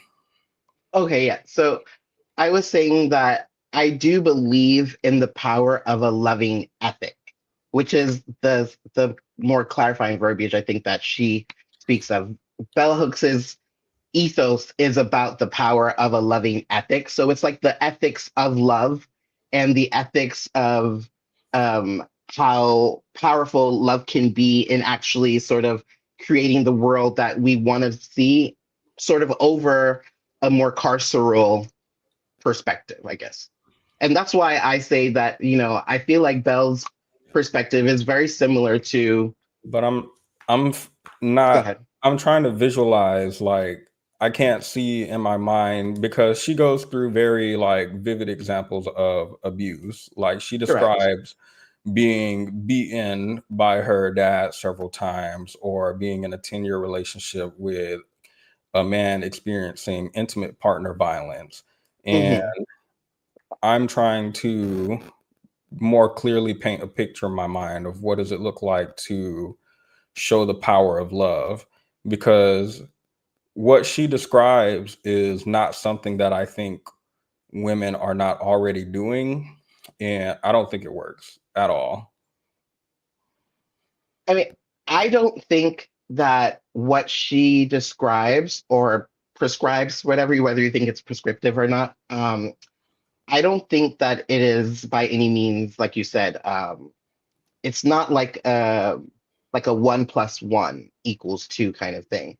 Like I don't think it's that you have a loving ethic, you present a loving ethic to someone who is maybe violent or harmful, and then just like miraculously they just like turn overnight. I think that there will be cases when that's useful, and then there are cases when it's not useful. Um, and I actually think one of the hard things is that like you don't really know when that's useful. Yeah, so this feels like I'm playing Russian roulette, like with my life, if I'm a woman. Exactly. Like this And feels like yeah, extremely dangerous and like something I should, like, if I'm, so when it comes to, I don't know, um how we treat abusers. Like if I'm a clinician or a research scientist and I want to study the brain or mindset or something of abusers, I would understand that if I'm like a professional. But if I'm like an individual woman, it feels like I'm treating the man as, this feels like I can fix him in my mind. Or am I misconstruing what you're saying? Like this feels like I'm going to pour love into this person and I'm going to be so overwhelmingly positive towards him and invest in him and show him that I don't know how much of the stream that you were here for, but it mhm. feels like a lot of what she's saying is like, if we just show these abusive men love, then they can see that they can be better or something like that. Yeah, I do think like I think one of the difficult parts about,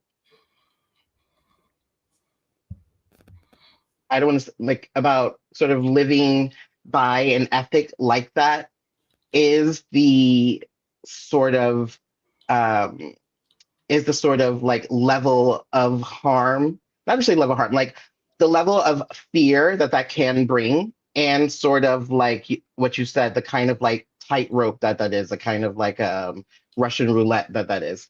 I think I think one of the things that we have to contend with as just people in society, if we want to have a better society, is that there is no, I don't believe that fear or moving from a place of fear is ever long-term effective. And I feel like personally that because even through a place of fear, you can still experience violence, etc., like that, without maybe trying to head it off, and you can still have negative experiences. So I feel like it's more worthwhile to Yeah, but spend. you can. I feel like just to finish my sentence, I feel like it's more worthwhile to spend one's life trying to make a sort of like ripple change through one's behaviors and experiences than to spend one's life in a fear-based structure trying to avoid all of the possible negative things, which will inevitably happen because you can't you can't mark your like hold yourself off from anything bad happening to you. It will happen inevitably. Well, it doesn't. I don't feel like we have to live our life entirely based around fear, but it feels like we don't have to place our life in immediate risk. And I understand the idea that um, you could be living your life.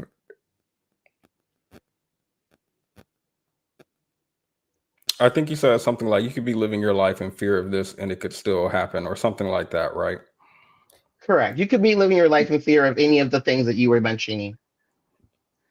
um, Without taking the risk, and something like this could still happen. But I feel like we would still,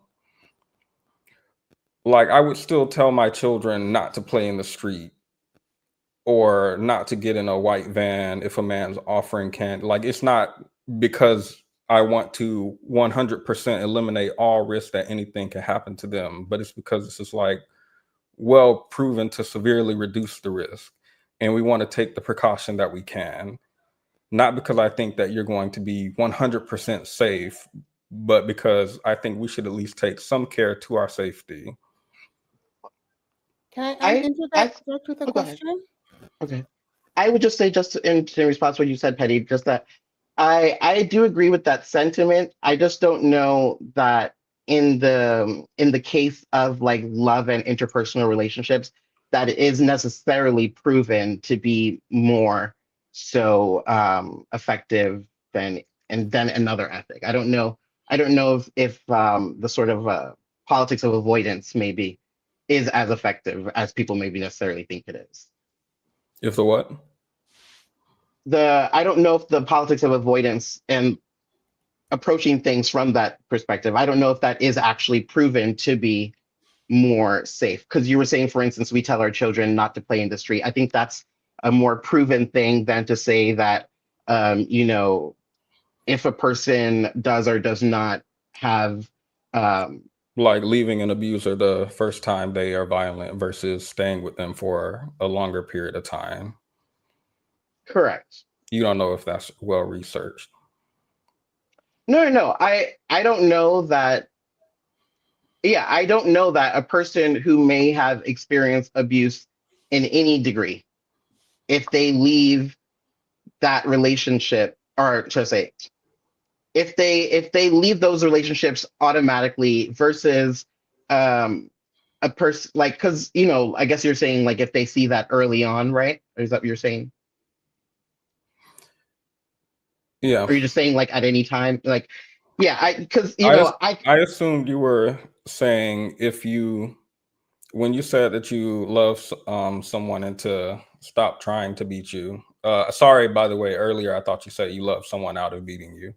yeah. But you said and to stop trying to beat you. I assumed that you saw red flag or warning sign that this person was abusive. So yes, I would say warning signs and leaving at the warning signs as opposed to trying to love them into not abusing you.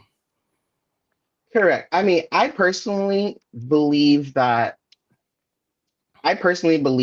all forms of violence are equal. And so in that, I do think that like, but at the same time, I do think that there are, I do think that there's like a level of common sense that one has to sort of like place within certain things, right? So it's that I would not necessarily suggest that you meet a person who shows themselves to be violent in every way from the time that you meet them, and for you to continuously, through that violence, try to change them to be nonviolent. However, I do think that you could have a scenario where you do experience a moment of violence, or a moment of not even violence, but just like a moment of abuse from someone that happens along the way. And I think actually sometimes that can even actually be maybe more corrosive, because you're faced with, a pattern of behavior that is contradictory to the momentary situation that you might be faced with. And I don't know that always, like I said, fleeing every scenario is actually, from a community base, the most restorative option. I feel like it's a bit difficult for me to pin down your thought, and that makes it hard for me to respond to you. In what way?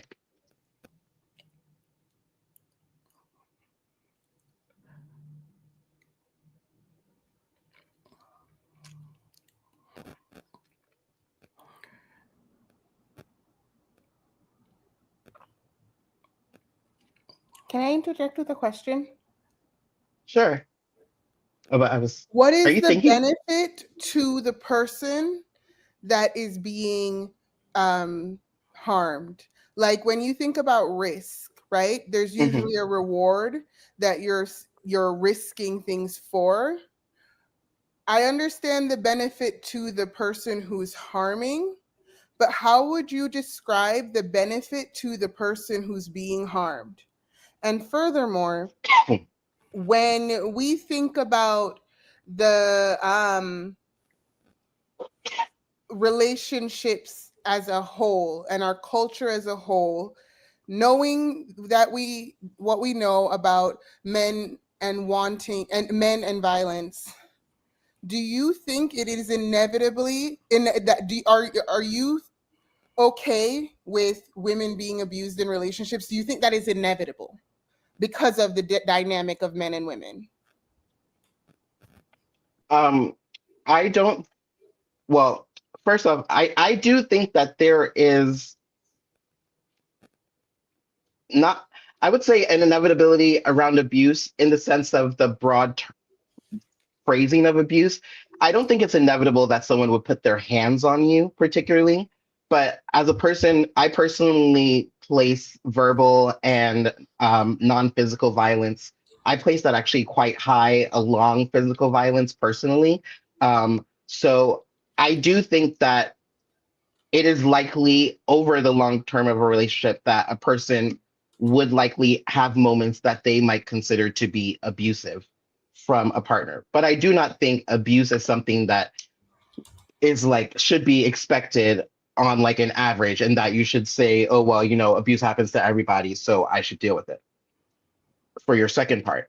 And to the first part, I do think that, again, it's more of a perspective of affirming your own ethics. And so what you would get out of that would be whatever positive changes you made with the individual, and how those would go out into the community, whether or not they stayed or not with you. Say for instance, you whatever, whether or not they stayed with you. And I don't think it's something though that a person has to do. And by no means am I saying, or even insinuating, that people like should make that their necessarily like their ethic. I'm saying that it's an ethic that I do believe in, and that I do think that works for me. But I also said in the chat, that I'm a very spiritual person. I've been told, I've been told that I have a healing spirit. I have always felt that I have a healing demeanor. And so I have a threshold for certain levels of I don't want to say violence, but I have a threshold for certain levels of, I guess you could say, abusive kind of discourse or even back and forth with other people in my fight to improve them. And that's a personal thing that I don't necessarily think that everyone is built for, but I do think that there is a threshold that I think is like too low. And so I do think it could be like elevated just a bit and not so intolerant. I think that there's a certain level of intolerance now that I think is, maybe individually actually very useful. But I do think as a group, it's kind of leaving bad seeds unattended. So, what is the benefit to you for having this level of endurance? What do you get out of that? I personally feel as though I have gotten a lot of very fulfilling like relationships with people that I didn't think that I could be in relationship with. And through such, it's given me a greater like I would say kind of like almost like hope for people and humanity as a whole. I think experience every time I experience someone's change and see how a loving ethic is actually effective on them, I'm like even more radicalized to move from that point of view because I just find sort of more carceral forms of punishment towards abuse, whether they're interpersonal or more in the community at large. I just find that a lot of them have not shown me to actually produce better individuals in the society. I haven't experienced people who were essentially banished from everyone and or ostracized and them not go off to create an even darker story.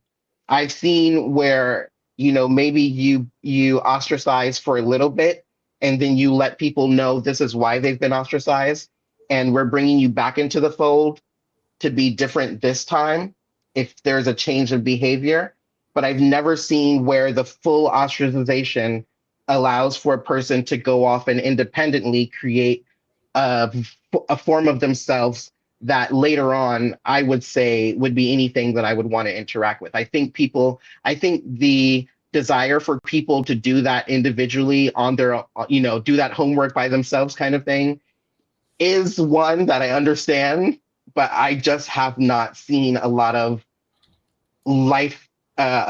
examples in real life where that's actually been effective. The annoying Iana Van Zant way, I have just seen way more examples of that method working. And it's actually very frustrating because it's a kind of way that I think most people find like very emotionally unsatisfying. Most people want to just tell, abusers and people like that to kick rocks. And I totally understand that. And I don't think that, I don't think that people should be like, I don't think I would never talk badly about someone who has that perspective, but I wouldn't agree with it as a means of actually creating positive change. Why do you think the people are telling the abuser to kick rocks? Why do I think? I think it's obvious. I think, like you said, there's fear of allowing. It's like, you don't want to allow a wolf into your home, right? You don't want, because you know what a wolf is going to do. But if you knew that you could actually domesticate a wolf and turn it into a dog, then Who's you'd be the dealing with example? Sorry? Who's the wolf in this example? Man. Okay. Yeah, like men, I don't think that men are, I think, and the reason why I say this is because I very much so was raised with the opposite way of thinking. I grew up in a house full of girls. I'm the only boy. I always assumed the best of girls and the worst of boys growing up. So, And I had so many encounters where that just was not the case. And I realized that I couldn't look at the world as black and white, like every girl was just going to be my friend because she was a girl. I was that gay kid who thought because I was gay, every woman was just going to be so nice to me because men were just so mean and homophobic. And that men were just these pieces of shit who I had to hide from because they were going to, beat me up if they saw me switching or walking down the street. And I ended up being the gay boy who was nearly all American, played every sport with all the most hood boys with scars on their faces and all kinds of things. I had a lot of my own ideas about people that I was able to overcome only because I gave them the opportunity to show me that they weren't just the wild wolves that I thought that they were. but why are you saying they fear the men in the first place? Because of history. I think history is not a bad way to live one's life by. I think if you have, as I have, or not even just through history, because I didn't have it, face to face, but I saw through television and media, etc., that men are this way, women are this way, avoid men, hang around girls, that will cause you the least amount of pain and consternation. And I personally, that was the furthest thing from the truth for me. You No, know, I'm trying to like from the women's perspective because I'm a man. So why would the women in this case be from scared of the men? Like why would they fear the men? why would women fear men? Like I'm a man, so I understand why I fear men, but I'm kind of asking from your perspective why you think women would. I think men and women fear men for the same reasons. I don't think that. I think actually that a lot of That can't be. I fear men because I think they're like taking up all of the space on the dating app, and I don't feel like that's why women fear men. are you being serious Yeah, of or course. what? Okay. Well, I don't you fear men because they take up space on the dating app? And Yeah. how does that harm you? Well, my fear isn't about harm. Well, I mean, I guess it like harms my Fear dating. and harm are Yeah, it's more about like my dating chance. It's not like an actual physical harm to me. okay. But I assume that's not why women aren't dating. Well, I'm I guess sorry. some women are dating women, but I don't think that's why. Or it could be. What could be what? Well, I'm asking why women do, and I don't think that's why. You don't think what's why? Sorry, I can understand what you're saying. You're Well, I was He's trying to saying that the men are damaging the dating pool. I was trying to understand why women had a. I understand from my perspective why I fear men, but I was trying to more so understand why you thought women might fear men. Well, the reason why I say that men and women fear men for very similar reasons is that I think men and women are socialized from a very young age to understand that there are certain types of men who will uh, elicit violence against people whose opinions that diverge from sort of the normal patriarchal way of thinking, and that both men and women can be the victims of that violence at any time, and that violence can be upheld by even law enforcement or security or the teacher, etc. So I think girls and boys see boys misbehave from the time they're in school to the time they're adults, and they see how they inflict violence upon other people and how they get away with it. And I think that they similarly fear men for many of those reasons. A lot of men that hang around, a lot of men, male groups are just one cocky guy surrounded by yes men. Most male friendship groups are not, these critical thinking things. They're just a bunch of guys who are afraid of the biggest guy in the group or the coolest guy in the group or the wealthiest guy in the group. And they're afraid of whatever, access to patriarchy that they might lose if said person thinks that they're not, thinks that they're not a good enough member of the boys. So I think men and women dislike men for the same reasons. But you don't think that fear is like justified?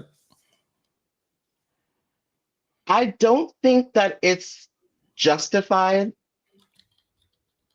So you don't in the actually sense that no. I think harming. I think it's like, as I said before, I think it's a justified fear.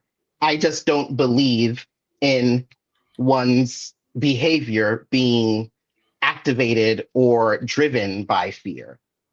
I personally don't believe in that ethic, and that's why I don't agree with it. I don't it's not unclear to me that, if you see that You don't intimate think partner like violence, if you see that intimate partner violence is of a certain rate, and you see that intimate partner violence with XYZ race of men is a certain rate, I could very well easily see I should not date XYZ race of men or whatever, because these are the statistics that are surrounded that, right?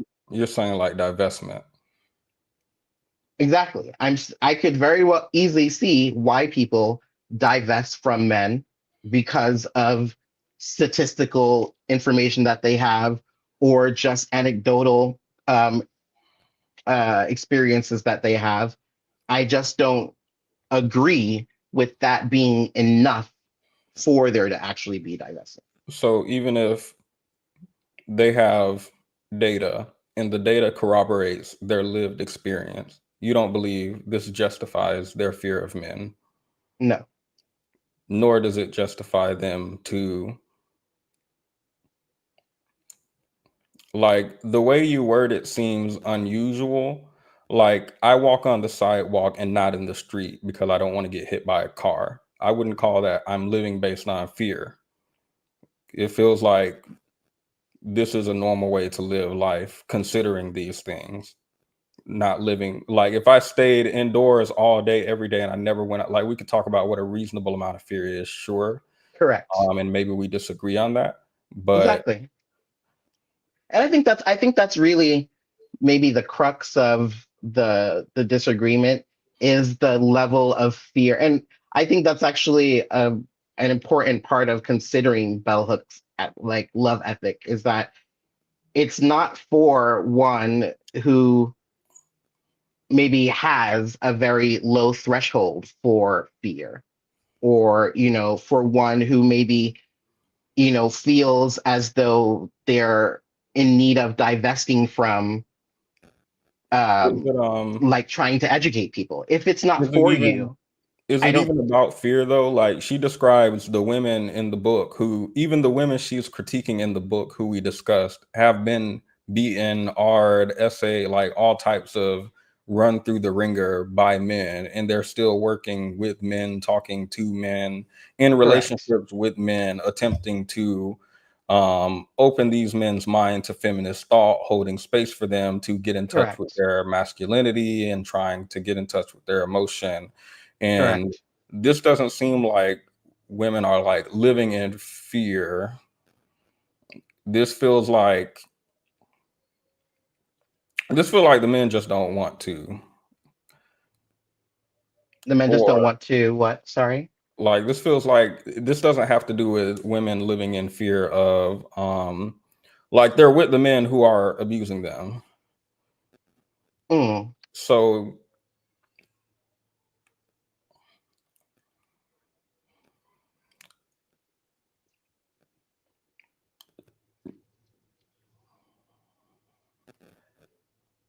they're staying with them, they're loving them and cooking and cleaning for them. Those men are not changing. I mean, I think They're I holding think that space, yeah. even at the most like radical end, where Bell Hooks is saying these feminists are like coming in there holding space for these men to change. They're not changing. They're more interested in deconstructing patriarchy where it benefits them and where it still allows them to oppress women, they do. Mhm. And that's their interest. So I do think there, and this is where things kind of, I think, diverge a little bit, is because I think there's the sort of like, um, there's like the ethos that she's speaking about, and then there are the lived experiences of individuals and how they're trying to navigate their own interpersonal relationships. And I think she is offering a sort of like offering her prescription for said relationships, which is through a loving ethic, acknowledging that she herself experienced interpersonal violence, and um, also, also basically, I see a lot of parallels between how she feels about men and the Nikki Giovanni and Baldwin conversation, when Nikki was saying, look at these men, they could give a f, they're so smug, they don't care about anybody, they're not loving, etc., etc. And Baldwin was saying, look at he was like, you have to consider the bag the cat is in. That was the term that he used. That was his quote there. And so, I know there was even a conversation on this channel about that conversation. And I think essentially, they were both in the same bag. huh? Well, they are in they're both in a bag. They're both in a bag. And inside the bag, he decided to beat her inside the bag that they both in. So and he said, the reason I'm doing it is because I'm in the bag that you're in. You also mentioned that like men are more sturdy. So I don't want to pretend that it's the same bag.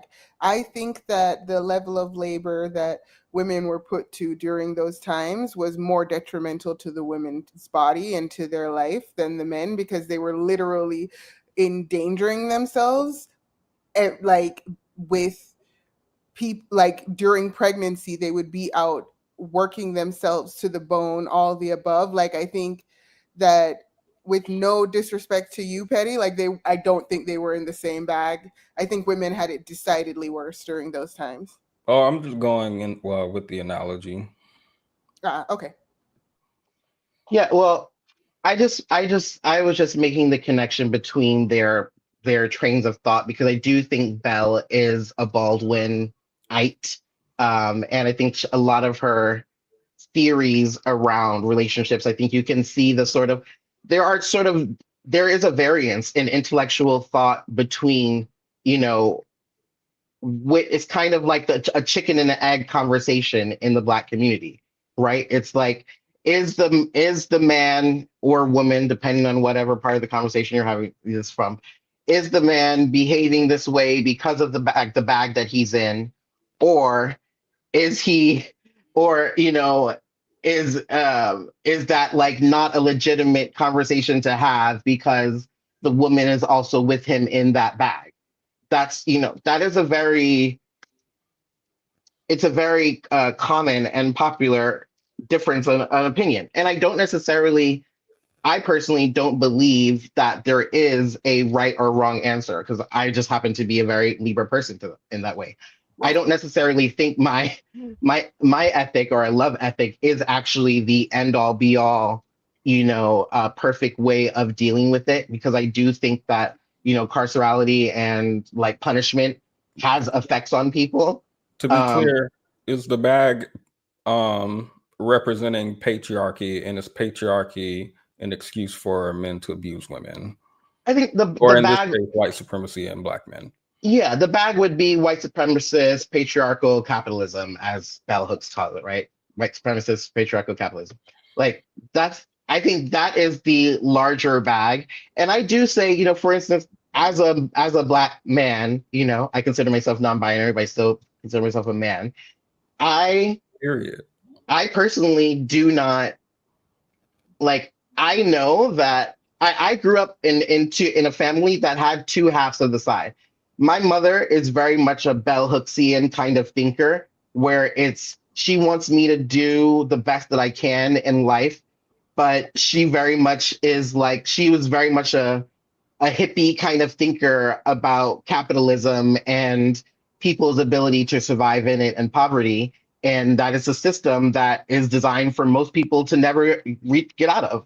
So the idea of beating myself up for not maybe attaining certain levels of providership or capitalism or whatever is something that I have personally never felt the pressure of.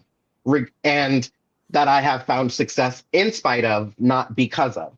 And so I know that if I were to not have found success or have, done okay for myself in life, I know that people would look at me similarly as the ancient nigga who never, did anything for themselves, et cetera, et cetera. And I just feel like there's such a fine line between like where Black men, like between the success of Black men and their behavior in a white supremacist capitalist society that is like the society informing the behavior. There's such a fine line between what's informing the behavior and what's maybe, I don't want to say innate, because innate is kind of like that gets into the world of, that I'm not getting into. I don't think anything is innate to any individual section of people.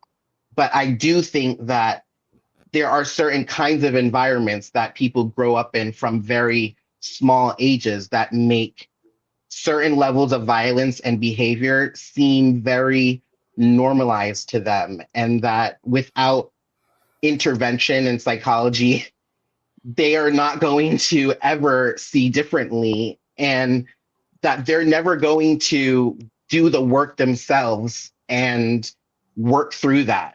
It's just never going to happen. And I that's why I possess a loving ethic. No, that's no Because But why justification would for they? abusing who- someone, of course. I'm sorry, you were breaking up. What did you say, Patty? That's no justification for abusing someone, of course. No. And that I would never say it's a justification. And I don't, I would never say it's a justification. I don't think it's a justification.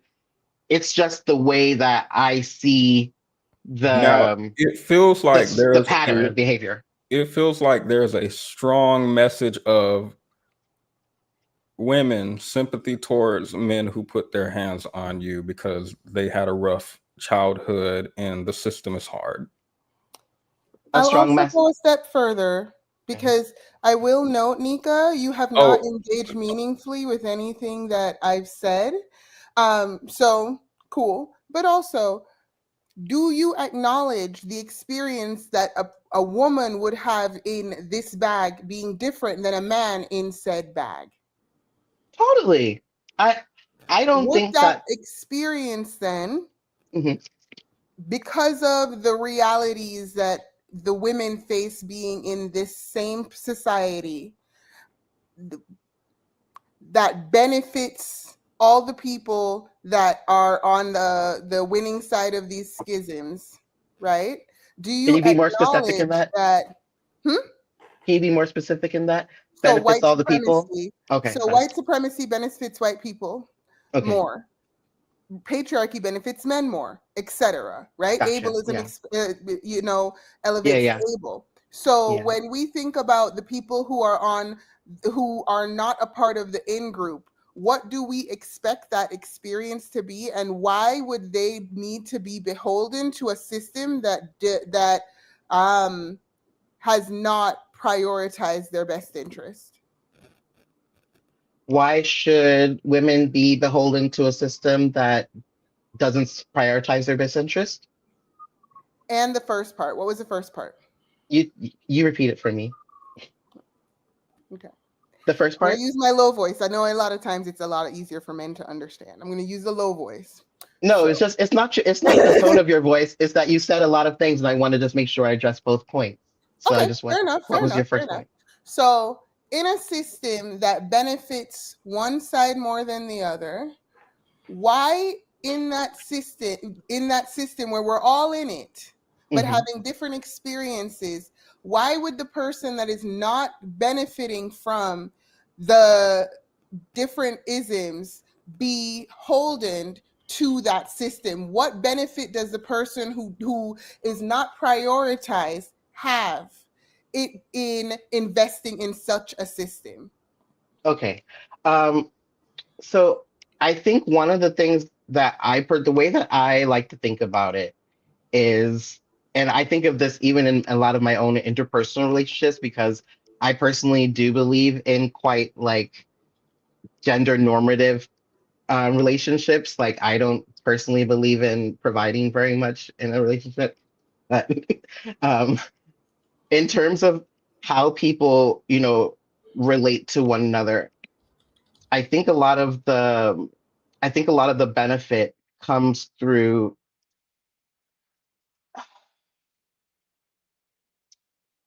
I think a lot of the way that I kind of see the benefit for an individual in that system to do that is that unless you believe that you can change the system and its functionality on a broader level, if you and unless you're committed to actually doing that, making the actual changes, I think it's more effective to try to work within a system to make incremental changes within it. I'm a kind of incremental change person over a radical change person. So I believe that if you have no choice but to exist within the system, as women do, then I don't think that then you're going to be in the system no matter how much you try to divest from it or not. So with that, I think it's best to try to form the system and mold the system to one that is more beneficial to oneself than to say like throw your hands up and maybe just critique it without trying to fundamentally work through those things within the system. Because I think when you work through those things, in the end, you begin to then start bearing the positive benefits of said system. But I don't think that you ever get to that place if you move from a place of divestment entirely. Does that make sense? Does that address what you're saying? It does, but I think that based off of my observation of this conversation, I understand your perspective, but I think it might be difficult to really understand the perspective of the person who isn't getting benefit from that system. Right? So when you don't have So priority. can I just say something? So I know it's not a woman's perspective. A queer perspective is not a woman's perspective, and that's individually different from a male perspective and a hetero cis normative perspective as well. But it is in its own way different in certain ways. And our community, the queer community, has long since worked in many different ways to try to what people consider to say like meet people where they're at. And in the queer community and the gay community, there is a lot of conversation amongst queer people as to whether or not you should, like, there are people whose family are not full-throatedly accepting of them when they come out, and they move away and never speak to their family for the rest of their life. And then there are people who come back for a couple of, holidays here and there until the family feels a little bit more okay with it, and then they work through things in that way. I can't say for any individual person that, hey, your family who has inflicted this trauma against you, maybe your parents beat you when you were a kid because you were switching. Maybe, they were verbally abusive to you. Maybe you were homeless as a kid because your parents found out that you were gay and they kicked you out of the house. all things that a man could do to a woman. He could beat her, he could kick her out of a house that was her own. He could do all kinds of things to a woman and be upheld by a patriarchal system. And as a queer person, it can be very easy to just say, well, let's just divest entirely from a system that doesn't seek to support us in any way and that is not made for us because it's made for heterosis normative people. And we could just like take our hands off. And there are many people who have that kind of approach to queer politics. And then there are people who say, you know, whether we have to take them kicking and screaming and pulling every hair out of their head to make them side with us and make them see that we're normal, see that we are not people that deserve being beat up on, see that we deserve to just be able to live in peace like everybody else. There are people who say that we're going to fight and we're going to engage those people who are harmful to us until they see that. Are we allowed? And so, yeah. Are we allowed to beat them up? You can do whatever you want to do. You know, I'm just saying that they're not these are not perspectives that have not been broadly explored. You know, radicalism versus incrementalism. Can we beat them? How can I pass the algorithm? Beyond life. Look, you can do whatever you want, but you know what? I never considered that perspective. Ladies, if a man is putting his hands on you, we did not consider beating him beyond life. I did not consider liberating him from life. This was actually a unique perspective that I didn't personally pick up from Bell Hook's work, but I think just to say, I do think that, you know, if you are speaking specifically to the point of physical violence. No, then, I agree. If he's putting his hands on you, liberate him from life. I completely agree with you. No, actually, and I asked you, and you just said, I don't care what you do, which sounded like an endorsement. 100%. Yeah, you know, if that's what makes you feel better, it does. Yeah, that's what makes you feel better. I mean, there are people who experience, you know, physical violence from their parents, and if every person murdered their parents because they experienced physical violence from them, I don't like that word. I said liberate from life.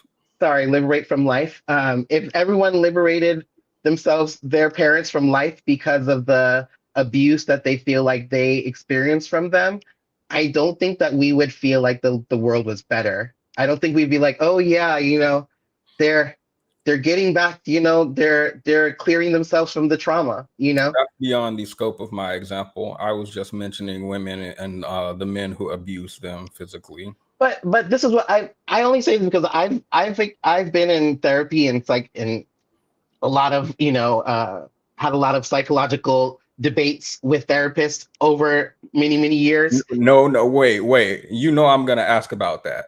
Mm-hmm. You've been with therapists, or you've been having psychological debate with them? So when you say psychological debate, are you like having discussion with therapists, or are you with your therapist and having a back and forth? Both, because I've always had a great curiosity about, because I have always been a kind of person who, like, I don't really see a lot of things in the same way that other people see them, and I've always had a lot more empathy for people than a majority of people, and I've also always had a greater desire to see people change than to see people punished. So I've always liked psychology, because if you actually believe in therapy, if you believe in those kinds of things, then you understand that, you know, there really isn't any difference between your dad beating you and your boyfriend beating you. And if you want to create spaces in your brain that make one a more sinister monster than the other, or try to believe that one is a trauma that is worth more than the other, then that's a conversation and a battle you can do on your own time. But I just don't think that you're actually going to come to that conclusion at the end of any worthwhile therapy. You know, What you think they beat you for the same reason? I think that the reason doesn't matter. And I think that if you consider the kind of body take score ideology behind abuse, then the way that your body processes and holds trauma, whether, you know, your parents are berating you, you know, because you're just not going to be good for anything on all the time for years upon years upon years, and giving you spankings for things that you just can't seem to understand. Or it's a lot of times that is the kind of person who ends up in a relationship with a guy who backhands you when you say something that he thinks is smart. And you know No. why you stay? You stay because you experienced that with your parents, and you learned that, hey, I still love my parents. I haven't gone and killed my parents because they talked and physically abused me this way. Why should I do that to a lover? Right? Then the ethics of reactionary violence and divestment and those things don't do anything for you from stopping yourself from spotting the pattern that actually says it's your love affair with Oh, abuse. it'll keep That's you. actually I why you're believe getting it'll, abused. I believe it'll keep you alive.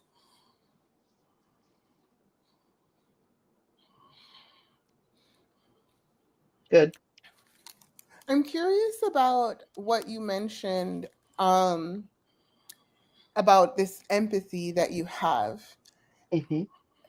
When you consider the experience that women have in this patriarchy, white supremacy, all the above, do Mhm. you think that do you think that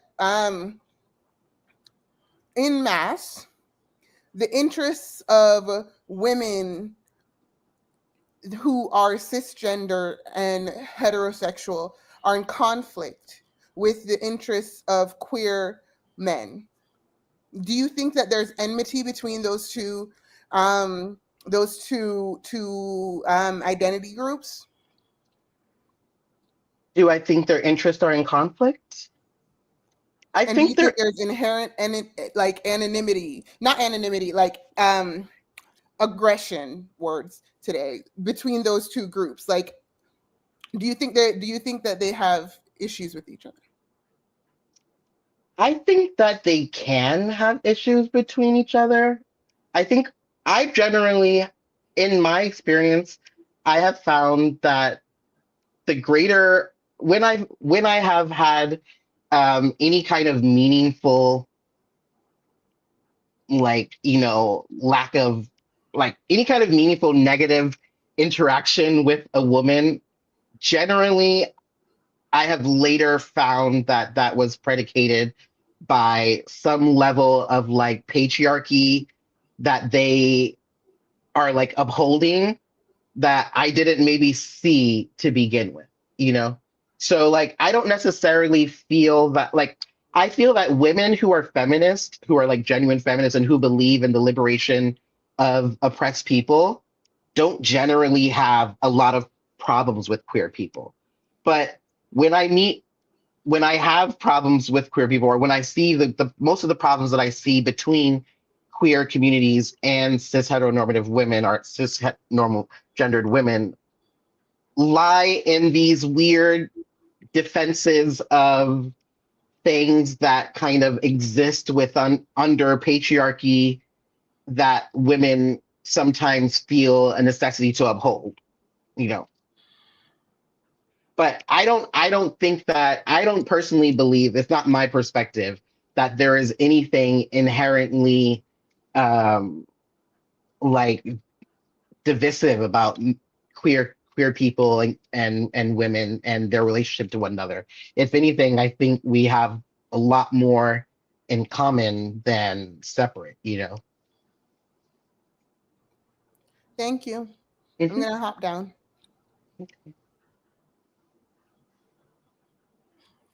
Loving You're not men. even gonna talk to me on your own show, Themis? On your own About show, what? Themis? About what would I what do you mean? No, I'm just saying. I came up here. I thought I would at least get a hello. Oh, Petty was the one who wanted to talk to you, I think.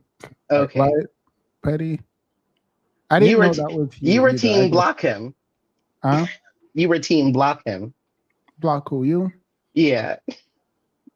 I mean, well, how are you unblocked since we're here?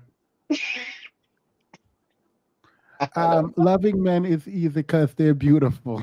Somebody said that's so hilarious. Bell hooks. Y'all, Y'all old souls can't take abuse because you're not graced by God. that's wild. um, This ethical normalization of women's abuse. Got it. Let's send all the abusers into his care. Then he will take them all with open arms.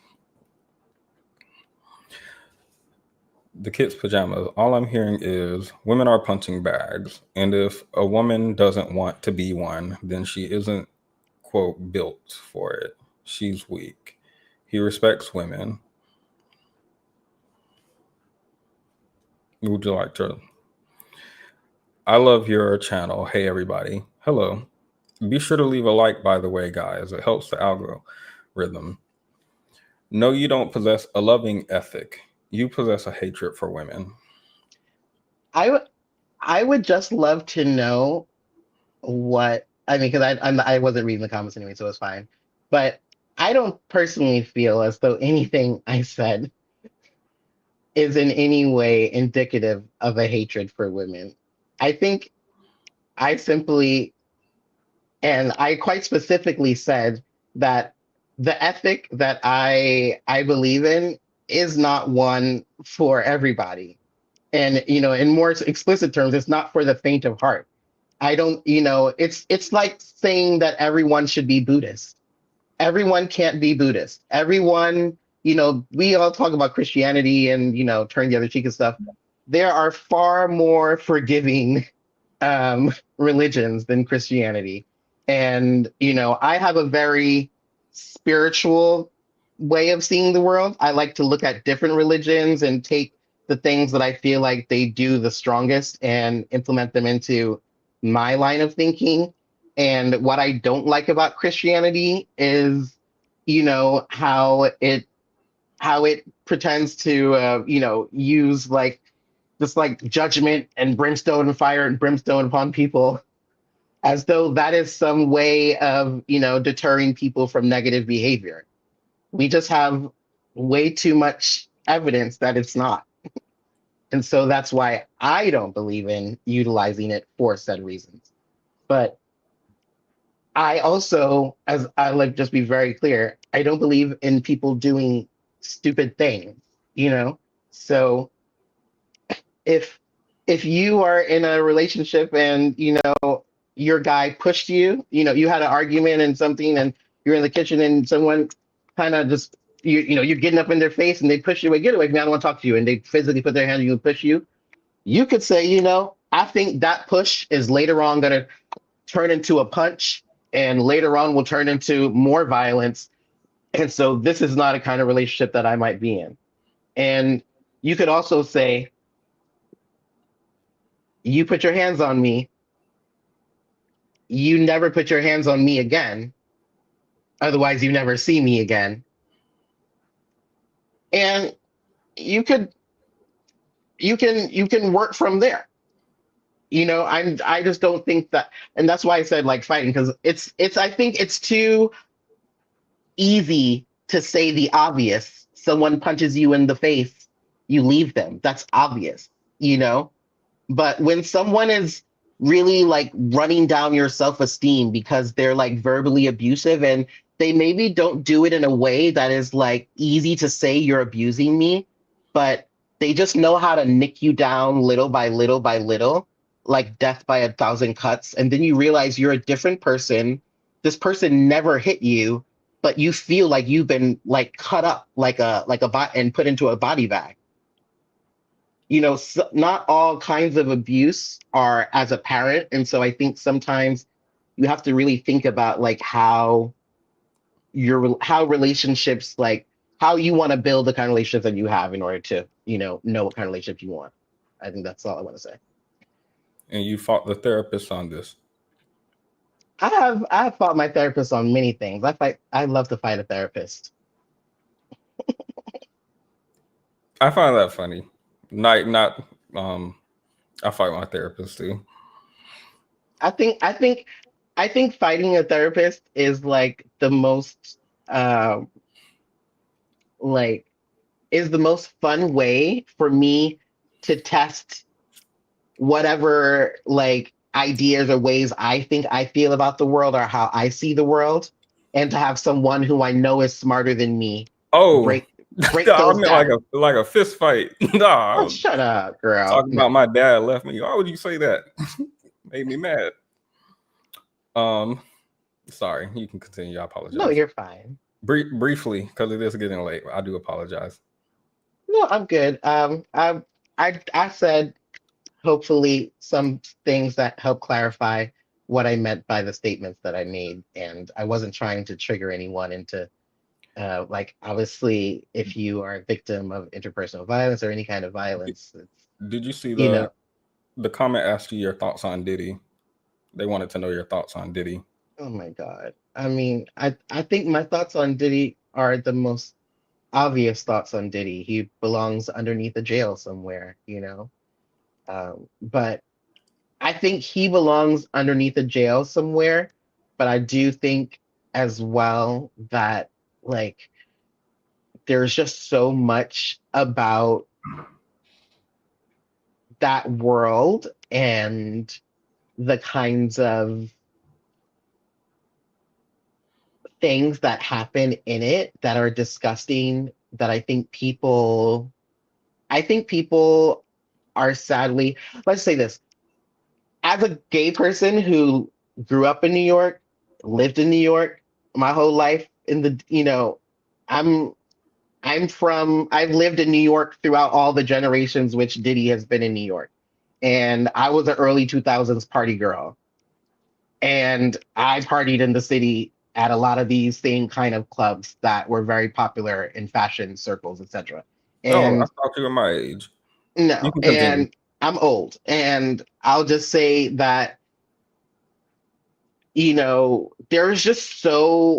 there's so much behavior that was inappropriate at that time that was simply just like tolerated because there were no cameras. Like, I really feel like people just can't understand how much how much power the omission of surveillance made people feel, right? Because like before there were cameras everywhere and post 9/11 and all that kind of stuff, the city was Gotham. You know, New York really was Gotham. There really were, the sex parties with the celebrities and drugs and crazy things happening with people very underage. Like, I went to my very first nightclub when I was like 16 in Meatpacking District with like the Hiltons and people like that. Like, that time in the city was all about being the young hot thing and meeting a Mr. Big kind of, like, we were all watching Sex in the City. We all wanted to be Carrie Bradshaw, and we all wanted to meet a sleazy guy like Big who was gonna like take us to an expensive dinner and bring us up to his penthouse apartment in the middle of Manhattan. Like, that's what 2000 to 2010 New York City was about. We And all some did of us it. live that life. No. Patty, you remember how you talk about the thing in the shower, the thing in the shower, and like shoving it down the drain and thinking everyone did that? No, like, I mean, that was the life of a very certain city girl in New York at that time, and not just girl but guy and many other between. Let's say there are celebrities that I slept with who are gay celebrities who have since had accusations against Name them. them. Name them. You No, no, don't name them. Don't name them. no, but Put them in the private chat. they have since had accusations come out against them that were very public. And when they came out, I said with my friends, not surprised. You know how he moves. You know the kind of parties that this person throws. You know how they get a little aggressive, how they get a little, oh, hey, oh no, this is a private party. Everybody inside, nobody's getting out until, like, it's a world of certain kinds of things that I just think is really inappropriate, that just has so much darkness that it's shrouded in, that I'm just very happy has passed us. I do think the kids have made the world a little bit healthier, even if it's more boring now. You know? Understood. You can put the names in the private chat though. Thank I you. ain't telling you guys, you gotta pay for that. You gotta pay for that kind No, of tea. we're not gonna tell the Feminists got it. Send me a few super chats. I'm kidding. No, I mean, like, literally, like, if I slept with 3 gay celebrities, 2 of the 3 had, like, in the big newspaper allegations. what type of allegations would you say they had and during They what had time frame? they had allegations. Well, one had allegations of sleeping with a guy who was underage. Not surprised, because when I met him, I What was time frame borderline. when did these allegations come out, would you say? I'm not telling you. I'm not giving you. I can't. They're too prominent. So You'd say, but like recently though, like this year. they're within the last 5 years. Last Around 5 to COVID 10. time. Last 5 to 10. One So was before COVID. Before COVID. Like One a was year after COVID. before. And look, and I'll give you this hint too. And here's the tea. Both of them were black. Ain't it crazy? Not one white man I slept with ever got into the newspaper. The random rich No, black guys. No, they weren't married. No, they're like known homosexuals. They're not like out and about, but they're what do known. I care about? What? No, these are like extremely famous people, unfortunately. One of them is really sadly unfortunate. They're okay. Well, okay then. Now I don't care no more. Oh, you don't care because they're famous? No, you said they're no home. No, I mean, like, they're not like in the gay scene. People know that they are gay, but they're not like, oh, this person, gay activist. Like, no, they're just like black celebrities. They've had allegations. And it's like, when you ask me about what Cassie, it's like men of a certain wealth class move and behave in a certain kind of way, especially in big cities. Are you saying they have abuse allegations? You have proof, but you will not come out against them. Oh, I'm saying, like, they had all of their allegations were litigated and everything like that, finished and sealed. They're not surprises. I just don't want to go online. I don't want to. I'm not a clout chaser, because that's what, like, real girls who mess with celebrities, we don't talk about, because that would make me like a bird. I would never talk about.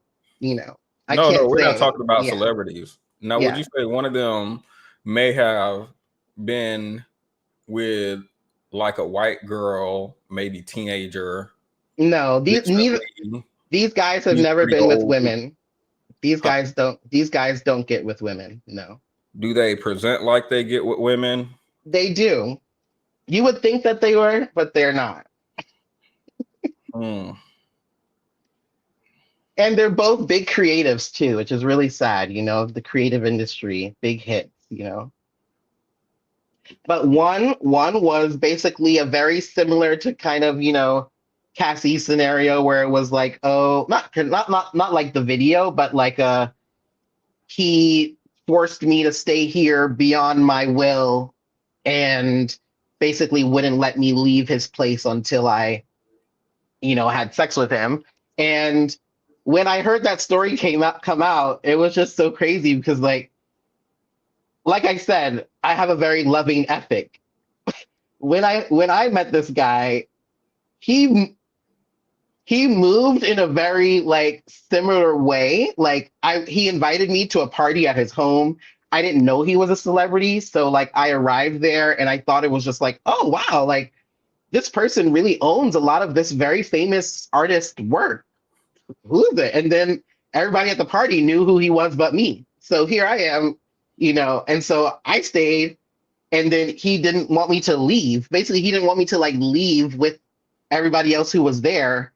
And in a And then you similar, were like, I'm gonna tell your wife, sir. And he was like, keep my well, wife's name. he didn't have a wife. He didn't have a wife. Otherwise, okay. that would be easier.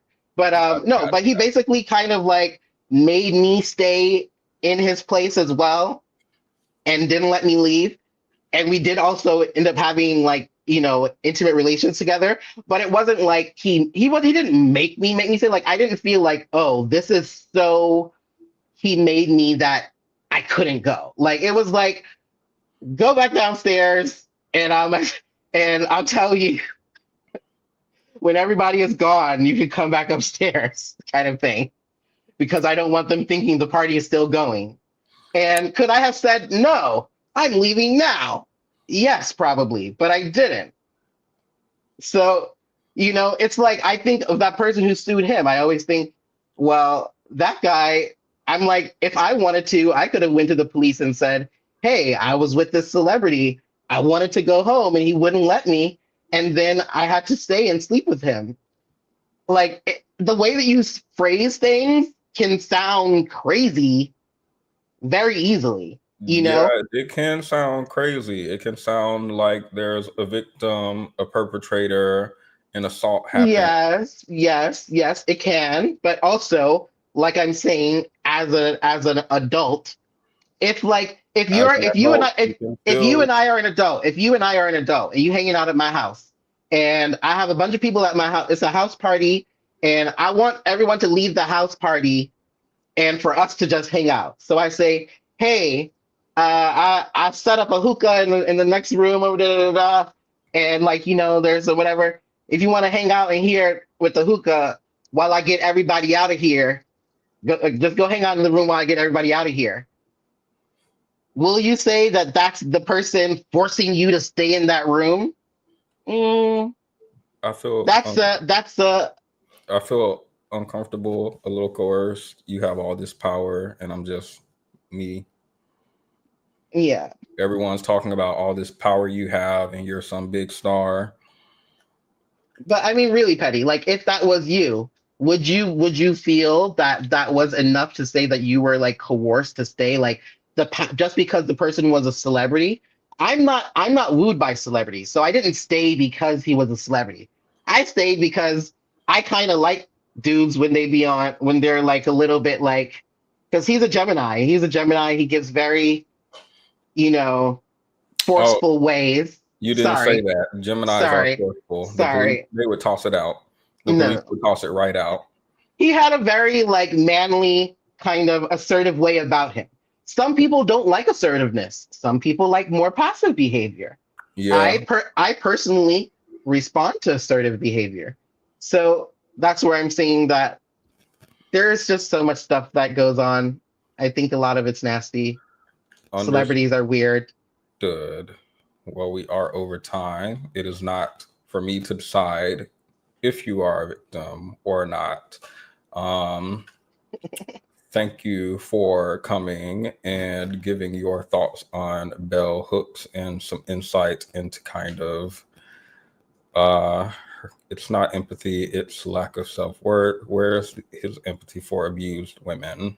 I would love to know where you saw a lack of empathy. If you could give me one single sentence that I stated that sounded like any kind of lack of empathy, I'd be really interested. When I said women should kill their abuser, and it felt like you got upset instead of being like, yeah. Petty, I actually don't think it's funny to play around about physical abuse. So if No, I that didn't, I if, was not no, playing at no, all. also, okay. So yeah, I can't tell by your deadpan And delivery sometimes I feel you could because have provided I feel you could have provided sympathy, because I feel like it is well known that when women do something like that, they tend to be treated poorly by the justice system. But we're more worried about their abuser being given sympathy. Huh? I feel like when women react to abuse, they're treated poorly compared to the actual abuser. Like Okay. the news cycle currently has been You're back to saying back. you're Like, I saying feel you like feel that would have like been what I said earlier would have been like a good opportunity. I feel like you're saying you feel like, but it's not a feeling. That's just a reality. That's a fact. It's not, you don't have to feel like women are, not believed or that they're punished for reacting. That's oh just the well, yes, truth. I agree. It is concrete. Yeah, it's not a feeling, it's the truth. And I agree with you because I pointed that out when I was mentioning interpersonal violence and We people sped past responding it. to that. We sped Yeah. right past it. We spent a Yeah. lot of time on empathy for abusers. Yeah. So That's where I feel like people feel there was a lack of empathy for abused women. well, I mean, you asked me to come up and explain how I have empathy for abusers. So it would be kind of weird if you asked me to explain how I have empathy for abusers, and I answered by saying how I have empathy for women. I think it's inherent that I have empathy for women. That's why I didn't spend my time answering questions about my perspective in talking glowingly about how I much would. I respect women. I I would. I I would answer a question that I'm asked and not a question that I'm not asked in an answer. You can frame your conversation through that lens. You can absolutely frame your conversation through that lens. You could do both. It doesn't have to be one or the other. I think that there's a desire from this generation to have people do both of everything at all times, Like and it ain't that's no way why you, it is no that's way why you don't there is no understand way things. no there is no way you came up It's here to called a give this. perspective. There It's is called a no way. perspective. There is no way you came up It's here not, to oh, give that's your this perspective. You could do both. conversation. No, I reject the notion that you came up here with this conversation about nuance for abuse, and then your response to this is, "Oh, how can I do that? I'm just here to answer a question about abuse." No, no, no, no. Words matter, Petty. Petty, Men. words matter. I really They like you. do. I really like you, but words matter. And when you start speaking emotionally, then you start actually missing facts about things. So when I speak specifically about how I feel that people who are abused should never and don't have any obligation to actually stay with abusers, I mean that. When I say that it is an ethic that is being articulated by Bell Hooks as to her perspective, that a loving ethic is one that she feels is more prescriptive to dealing with men's problems, then that is my perspective on that. To conflate the two for the fun and the whatever it does for you individually, It does. it's fine. It's fine. But I just want to make sure that I make it very clear verbatim that none of said things were ever said in such a way. So, however, you're misinterpreting intentionally is not going to work in this thing because I came drinking water this time and I'm Yeah, not high. And I'm not high. yeah. So, My apologies. I misconstrued yeah, yeah, there you the go. violence for like it was the Gemini or something. Yeah, yeah, Devotee here.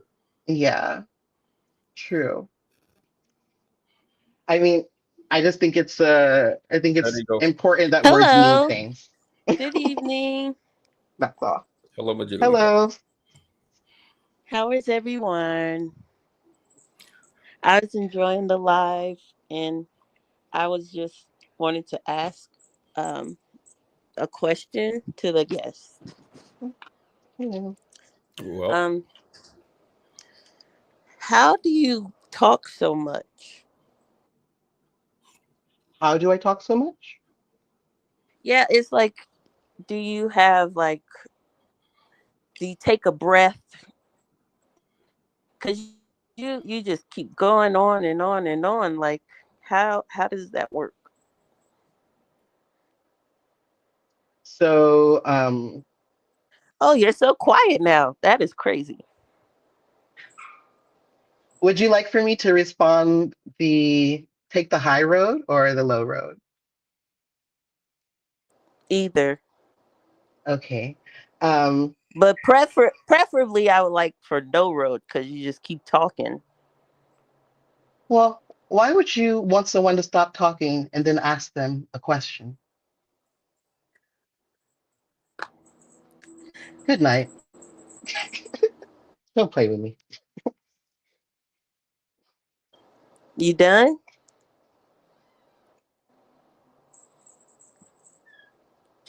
Oh, there you go. Now we can wrap it up because he's done.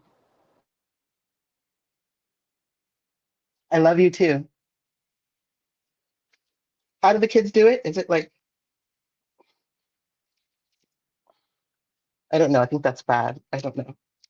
I don't know how to do it. But I love you too. I love you too. Love and light.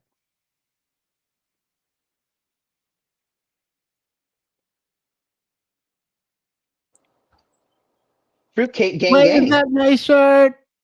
Can I stand up? Stand up. I didn't know that there was merch. Wait, no, I Look at said stand that. up. No, Why That's not? cute. it's faded. I just want to see it on standing. I've never seen it. I don't have merch. But No one's ever seen me stand before. I feel like it'll give my Themis, height away. Themis, I have to tell you that I initially followed your channel all those years back only because I loved your graphic that you have of yourself, because I do a lot of Illustrator work myself. And I was like, whoever did this little like emoji this is a really good graphic. And so I liked Is your this little Nika head there. Bubbles? You said No, what? Okay. Want to be Hello. going and going? Hello. Not anyone to Good talk to? evening. Hold on. Good evening. Hello, everyone. How are you guys doing? Hey. Hey. So, I feel like we have some business to attend to. Is it okay if we wrap this up? All right. Let's I- go in the after show. I appreciate that. I'll come in the Discord.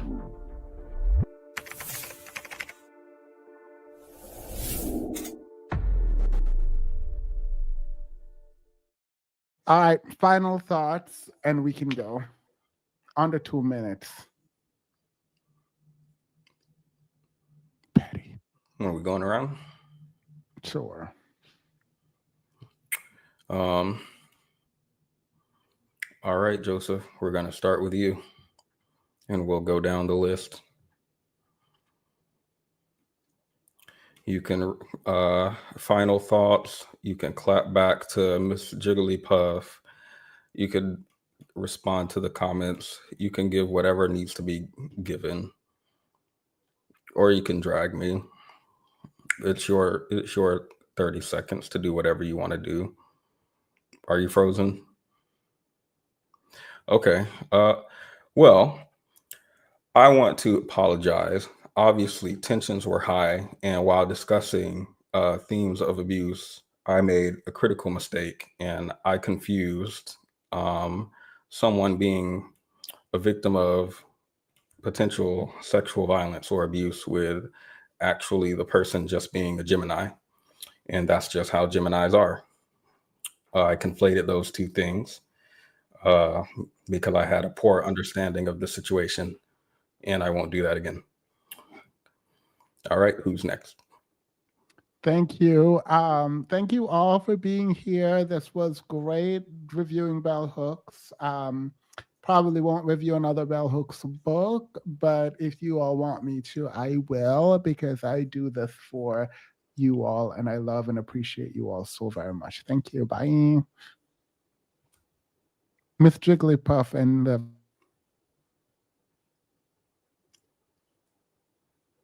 I just want to say, I hope everyone has a wonderful night. I hope you all weren't too disturbed by anything that was going on, that you had other things to do when it got a bit challenging. Gentlemen. Well, it's good to see you, Petty. You're a cutie pie. And oh, Themis is back. Oh God, Petty. And oh yeah, Petty, are you going live on your channel? Because some people seem to have the expectation that you will be. So I wanted to make sure that was understood. Right now, Why you look? Okay, and I'm that's going why live next your week, ass. and I'm inviting a friend on. We're going to talk about some traumatic stuff. If you guys want to come, Wow. Okay. Y'all definitely want to be there for that. You know, definitely. I will. oh, when you- she gave me some more. She gave me some unrelated info that I want to do too. Apparently, one of these. wait. She don't watch this channel, right? Hmm? She don't No. watch this. Okay, girl, go ahead. Apparently, one of these pastors on YouTube was in her DMs. One of these supposed faithful pastors. And now I want to do a series where women DM pastors on Instagram because I feel like they are unfaithful. That's like unrelated. I just happened to find that out. No, but the story she's about to tell, I'm going to review it. Please don't be long-winded, because keep it under 2 hours so I can review it. Thank you very much. Okay. All right. Thank you, Prince Petty. I really appreciated this. And when you do your video, let me know. I will repost it because I'm going to be there seated. And also I will be reviewing it. So those two things. All right. Bye. Thank you, Level Up. You're welcome. Good night, everyone. All right, we're going in the Discord because we have mess to get into. Bye. Wait, don't leave.